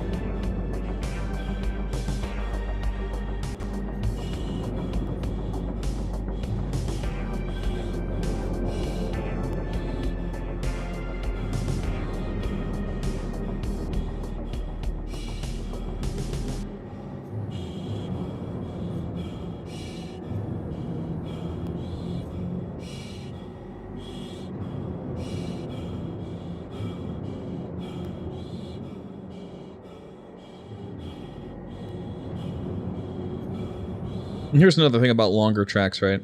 The longer the track, the more track knowledge is important, right? This is a longer track, so there's a lot to learn here about how to take the turns. So, that extra time you're seeing, the fact that you're 45 seconds off from world record, that is because of track knowledge. It takes hours, it takes days. There's so much to learn here because it's just a bigger track. And that's going to go for all bigger tracks. Halloran Circuit, Defford Link, even Rickard Memorial, those longer tracks, there's a lot to learn. You just have to put in the time and get the muscle memory down. That's all.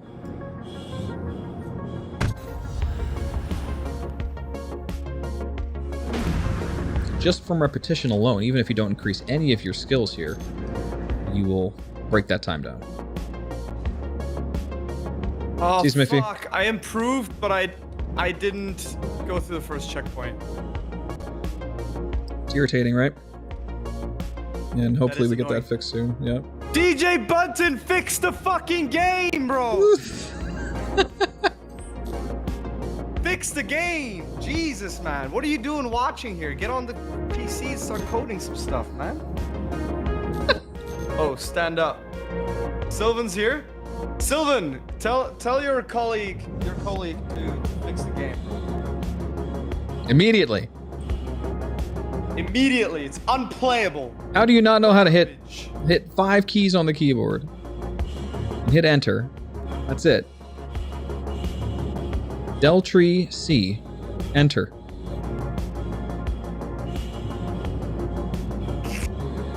Okay, wait.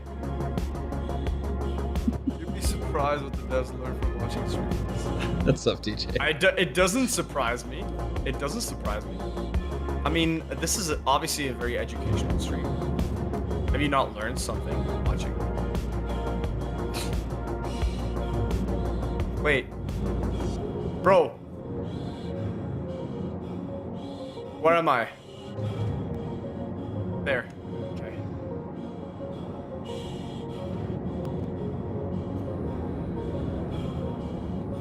Bone, fix the game. Bone, release server meshing. Now. It's done because I said it's done.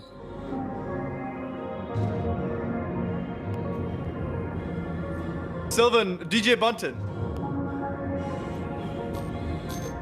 Not a waste of time at all. That is true. I didn't mean it that way.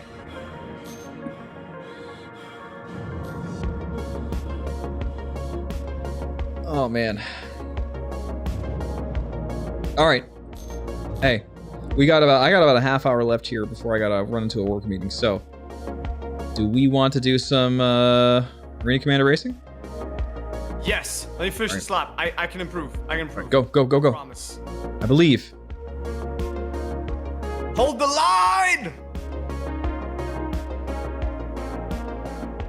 When they ask me in 40 years, I can tell them I forgot to fucking turn my power to thrusters. It's okay. This is a race that's a little more forgiving with that.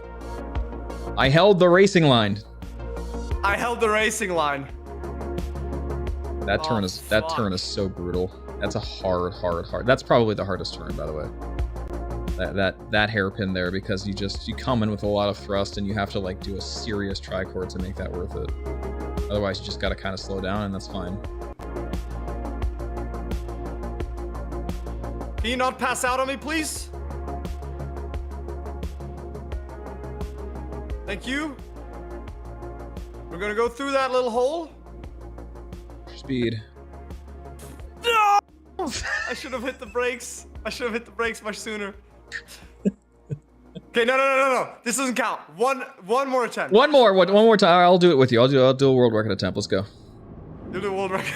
Let's go. We're trying to beat a 125. I'm so lost. I don't know where to restart the... Me too. There it is. Okay, me too. I still do not know this track's geometry by heart, not even remotely close. And it's just because everything kind of looks the same. It's an asteroid field, so difficult. No, I blame DJ Bunton for not fixing it. Don't blame yourself.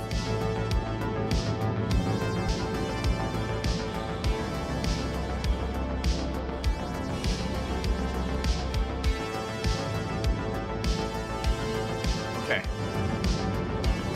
What's the next trick? I don't know.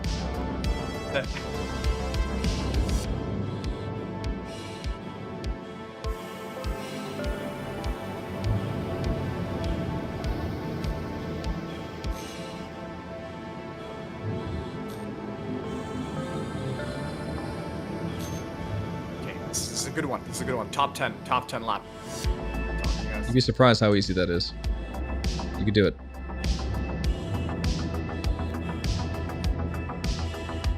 Oh, there's some debris! What the fuck? There's some random debris! Ah, you have found the famous caterpillar. Yes, the track caterpillar that exists both here and the PU, and that for some reason we cannot get rid of. What? Yeah, there's a dead caterpillar that sits on this track that I've been harping about for, however long it's been here. Trash. It's a caterpillar. Game, bro.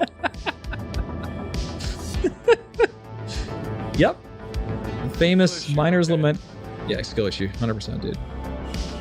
You need to see that unlit debris in the middle of the blackness of space. It's a skill check. It's a skill check. What the fuck is that piece of garbage in the middle of the road. Get it out of the fucking... Like, what the fuck is that shit, bro? It's called an obstacle. All right, one more attempt. Bro, Make it good. This whole track is an obstacle. Okay. Well, I would like to, but if I could find the start finish. You know what?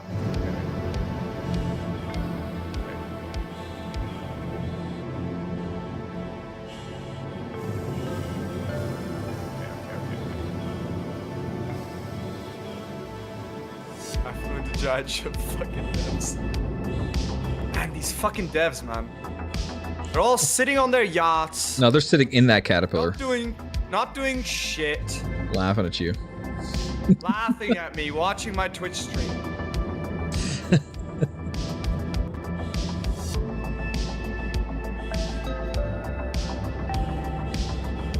Unbelievable.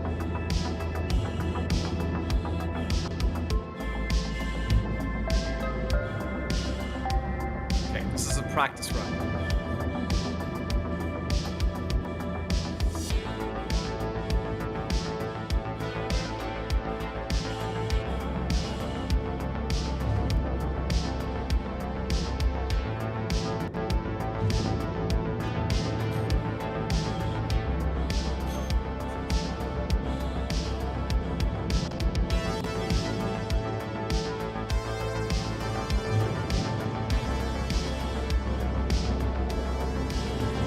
You ever just do a lap in third person just for fun? All the time. In fact, I have that as a redemption on my stream. Channel points.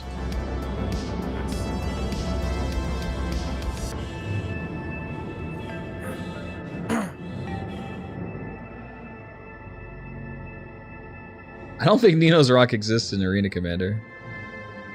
Hey, Ariana, what's up? Yeah, we met at the house party.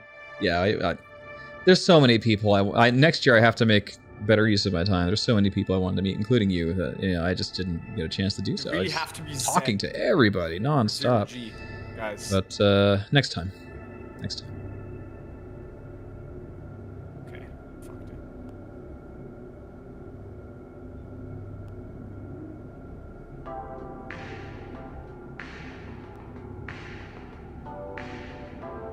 Is it actually? Wait, so they physicalize Nino's? Oh, well, as long as it's not invisible, it's not so bad. I don't care if it's visible and still a rock, you know? Not the end of the world. Not the end of the world at all.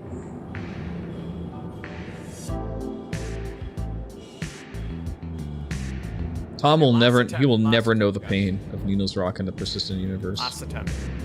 Never. That's a special privilege reserved for us crazy enough to do it when it was still being developed.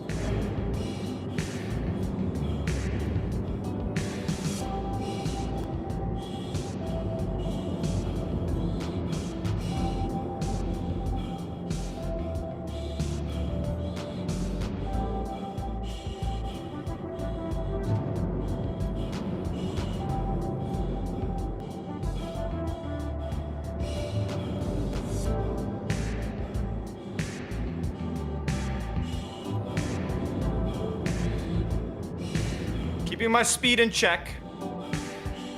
That's a smart thing to do. Not making any mistakes.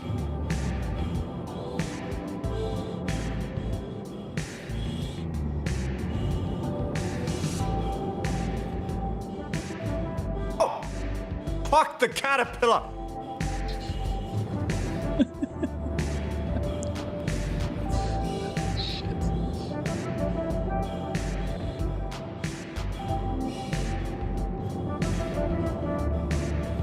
The fucking caterpillar, bro.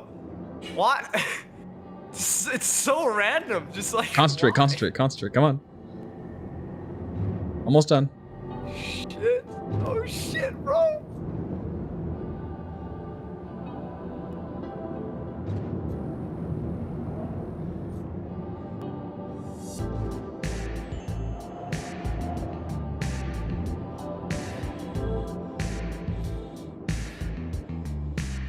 Nice speed through that tunnel. That was beautiful.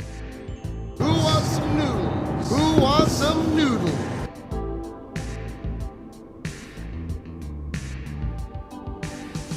Good braking.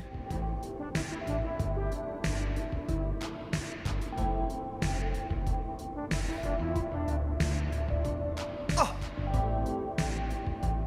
It's okay. Got it. Come on.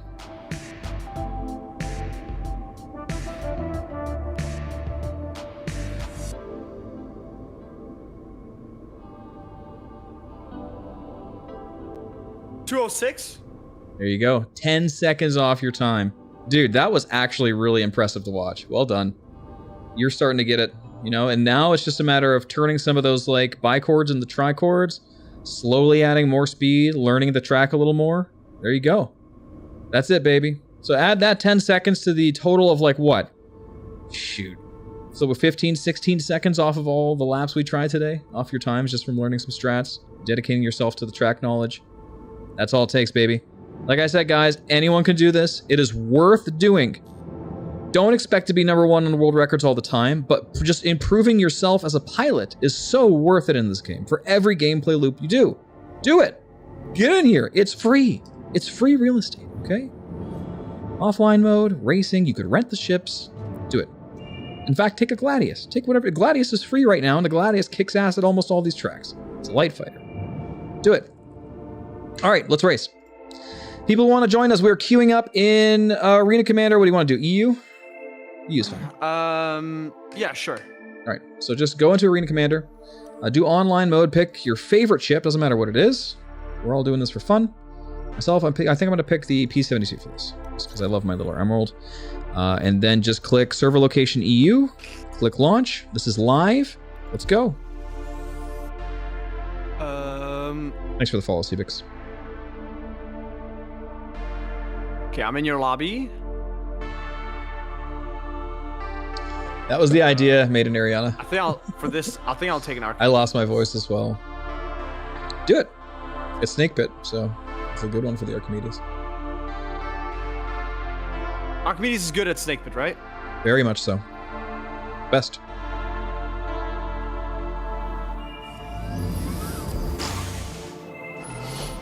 I'm gonna go real sweaty. Okay. It should already be stripped. You already stripped it. You're good. Jump in. Okay, I'm ready. You don't have to ready up. Just join on me. Just queue up. So right click on me and just join in your friends list. Oh. Okay. What's that on scr.gg and I'll be 13th? All right. Yeah. I'm 13th in the world? Yeah. That's dude. All right, we're gonna switch to Eurobeats. Weird though. I don't know what kind of music you listen to, but for me, when I'm racing, it's Eurobeats. Got to be classic. Wait, what do you listen to? Eurobeats. You know, like Initial D. What's Eurobeats? I'm so glad you asked. Here comes the playlist. All right, play it. Oh. What the fuck is this?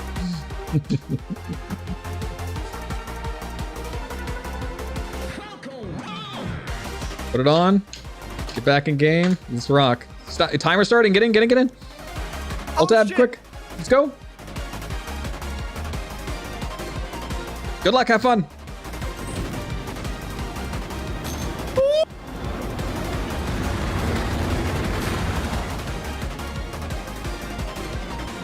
What a fucking banger. Oh shit, bro. This is fucking awesome. I love this game.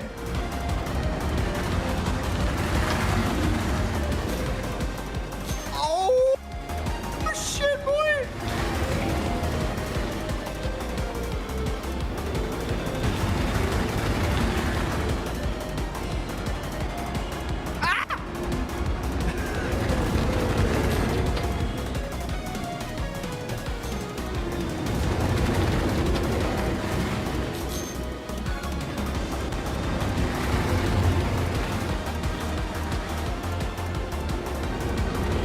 How many laps? 3. Fuck! You say you didn't have any more! Sorry, that was to Piper.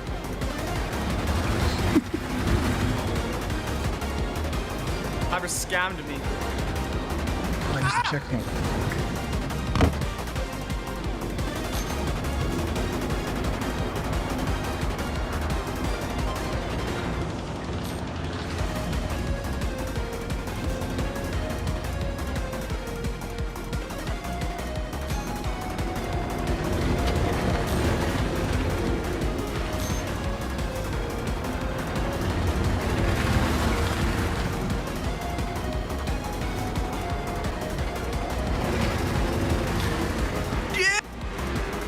Close!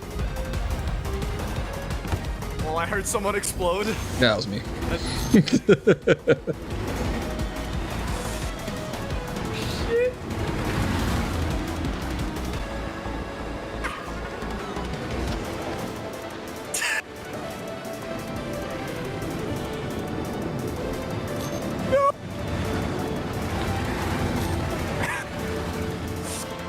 Oh shit, bro, this is so on the limit. No. GG.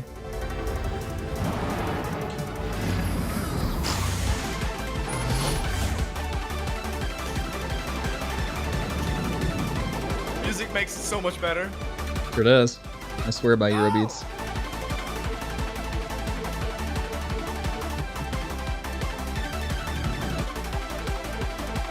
Eurobeats crashed his game. No, I missed the checkpoint. DJ Bunton fixed the game.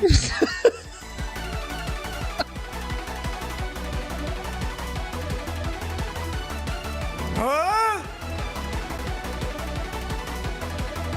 Oh, what? Okay, I'm an idiot. That's my bad.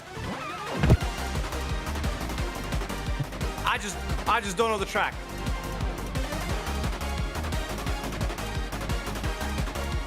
Skill issue. That was skill issue.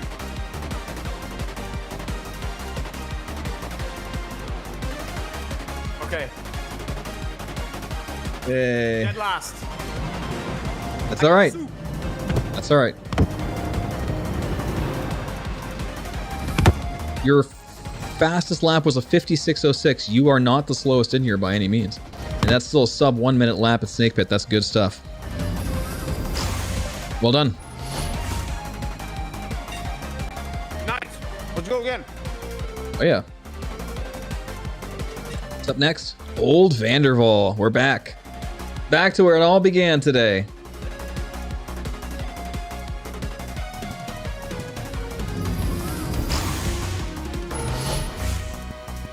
Full arena.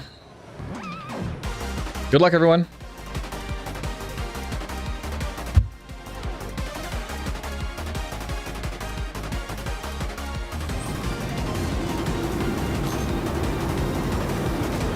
What?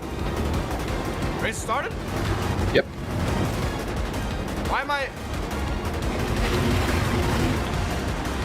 Why did it spawn me in the middle of fucking nowhere? I would like to start the race on start and finish. What?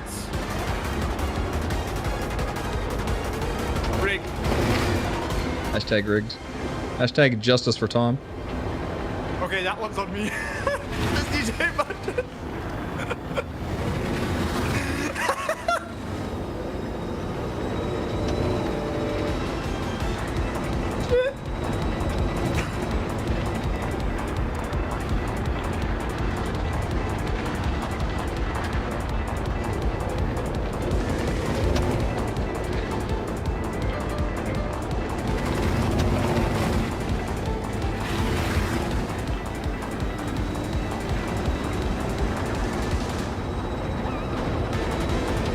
Issue.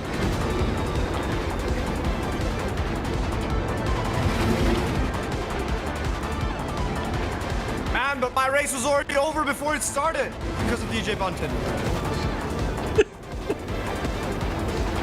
Go for best lap. It's not over. Okay.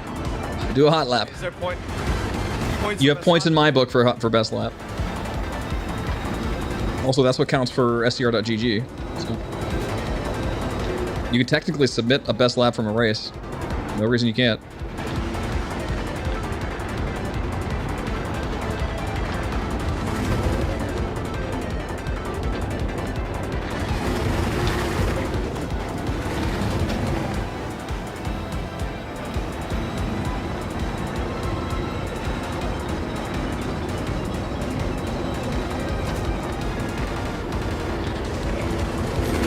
Uh-oh.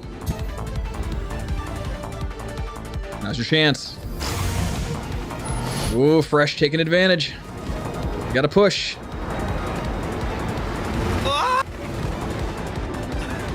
Shortcut. That was dope.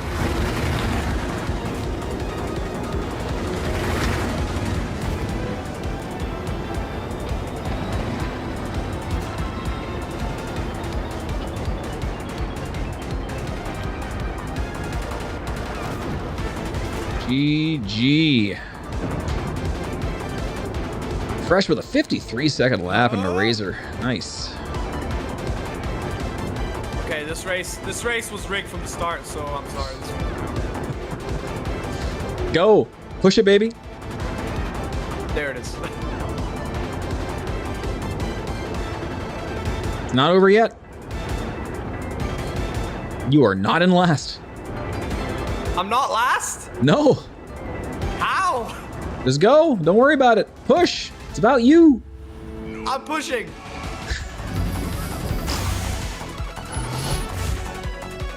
Oh, I fucked up. You're all right. You're all right. Yeah, nice roll. Good. Why am I not dead? So I could watch you from in-game now.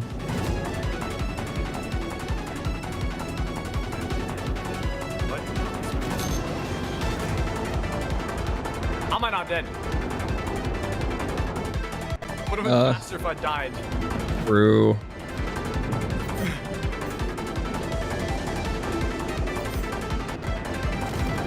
Maiden Ariana, thank you for the follow.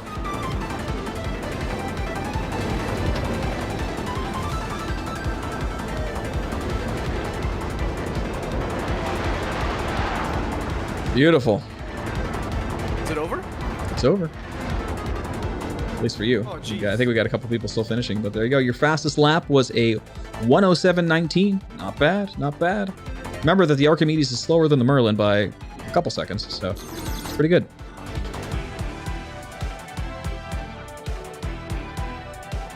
Again. GG, Uton. Thank you, Maiden Ariana, as well. GG. Miss Koala, thanks for the follow. Let's go, baby.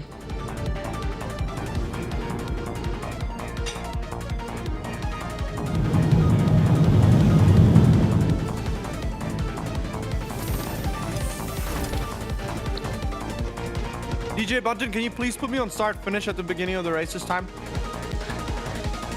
He's hacking into the system, the mainframe right now. Make sure you're in. Oh, back to the snake. Use some server commands, DJ. Just please. Now, here's another fact for you. There are CIG official leaderboards for these races. You could only set times here, in live, in racing, in multiplayer. I'm going to go for it. I'm going to go for a top leaderboard spot in this race, so definitely don't try to intentionally crash into me and screw me up. I would never. Here we go. Good luck. You needed to deploy faster. Oh, shit.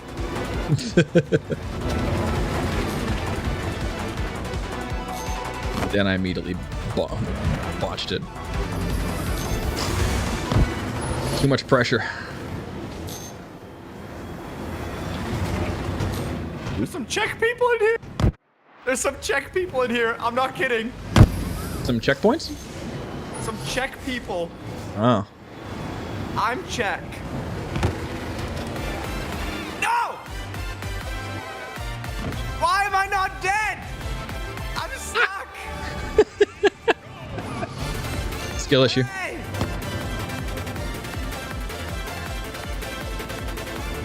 Hold backspace, you can self-destruct.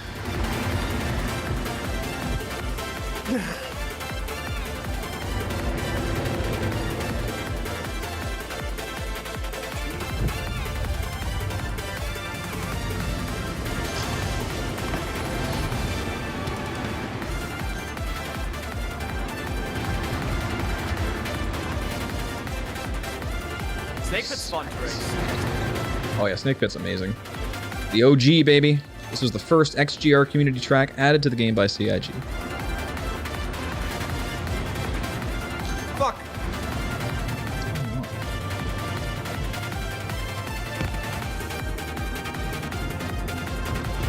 Sell P52 Merlins with me.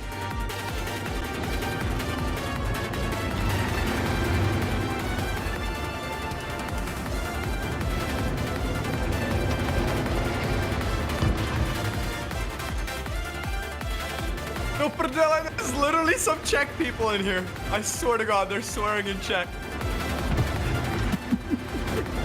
That's so funny.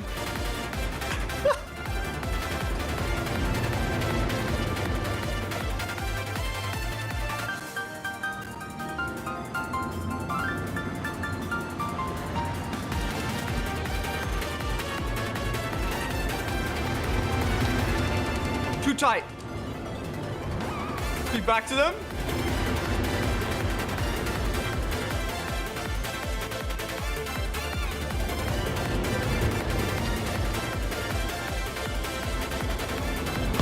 Fuck! GG!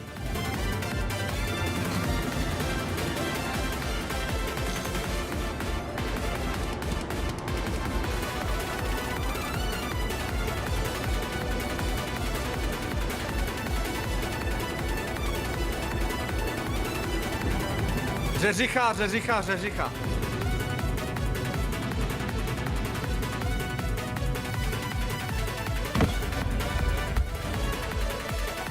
No, I can't let that Czech person beat me. I gotta be the best Czech racer. Oh my God, I'm third. What the fuck? You're fourth. I'm fourth? The leaderboard screwed up, but top left is always correct. So your position 4 out of 8 is correct. Oh. DJ Bunton, man, why you gotta hype me up like that? All right, Papa Juggernaut. No worries, man. All right, I've got time for one more, and then it's time for me to peace out, so let's make it a good one.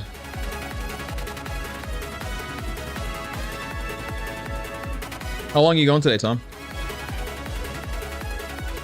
Probably for another 2 hours or 3.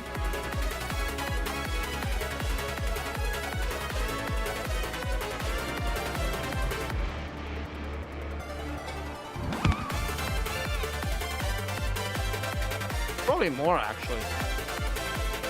What time is it? It's 8.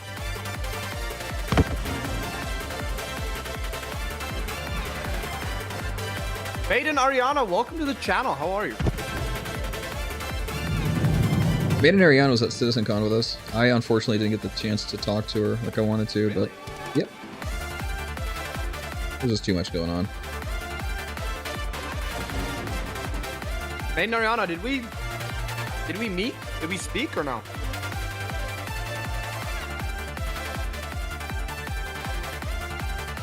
Yeah, we get to after the race, the P52s mate with each other to make more P52s. Defford Link, way to go out with a bang. This track is incredible. Get ready to be pushed. The P72 will actually handle this a little better than the P52, even though the P52 is faster here.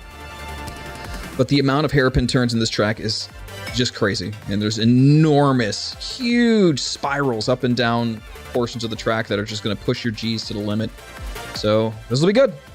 Try to make your turns quick and concise. Don't fall for the temptation of making big gradual turns here. Try to make them very, very snappy. Practice the snappy oversteering and downsteering. It's gonna be tough because I don't know the track. Here we go. Bravaris, thank you for the raid, man. How's the stream? Oh shit! I'm instantly dead. Why does it not? You didn't hit deploy. Look at the deploy button. That's why. Yeah.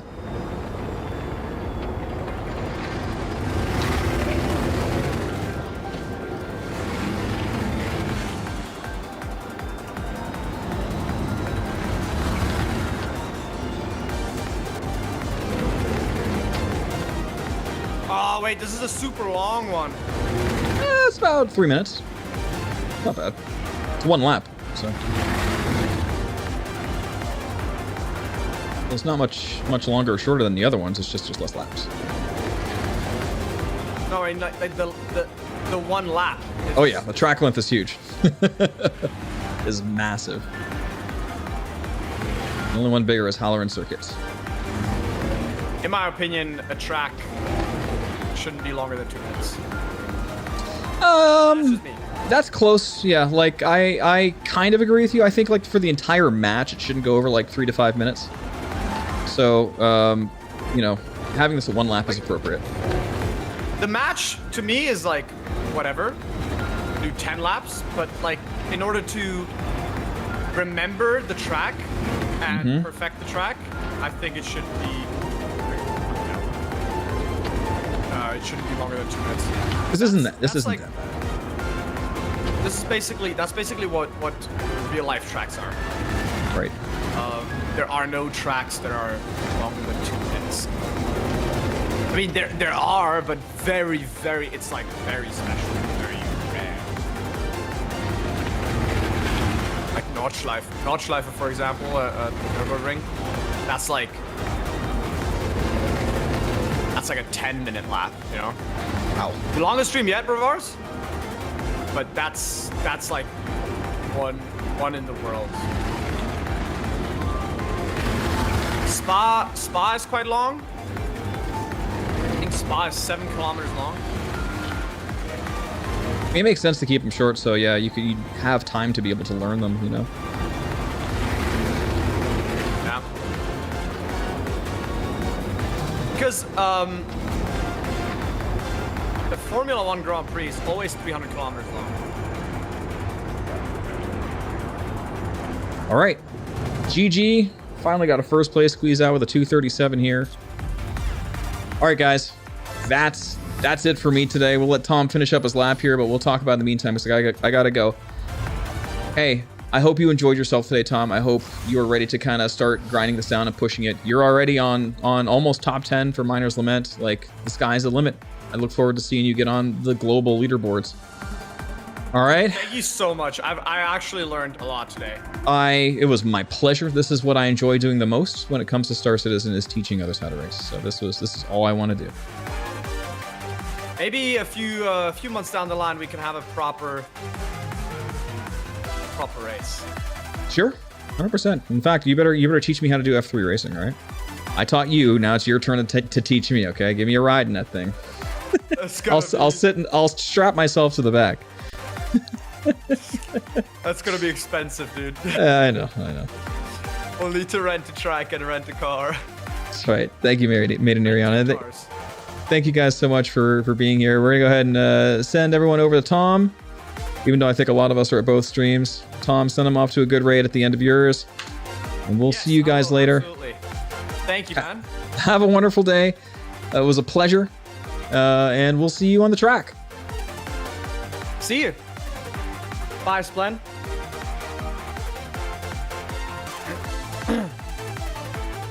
When am I racing again, Kyrexy? Maybe tonight, maybe tomorrow. Kyrexy, Definitely more this week. Kyrexy. Solar Week, That's Solar all. Wind, thank you. Gator, thank you so much for everything as always. Aaron, thank you. Stratius, see you later. Good night, everyone. Enjoy. Hey, get those double dogs ready. No excuses. We're raiding. You get the double dogs. Copy that text if you can. Get those double dogs. This is still an official raid, an official Splend Shepherd raid. It's gonna look like this. All right. I'll give you 5 seconds to copy that text. 5, 4. If you don't have a subscriber, just put who wants some noodles. And here we go.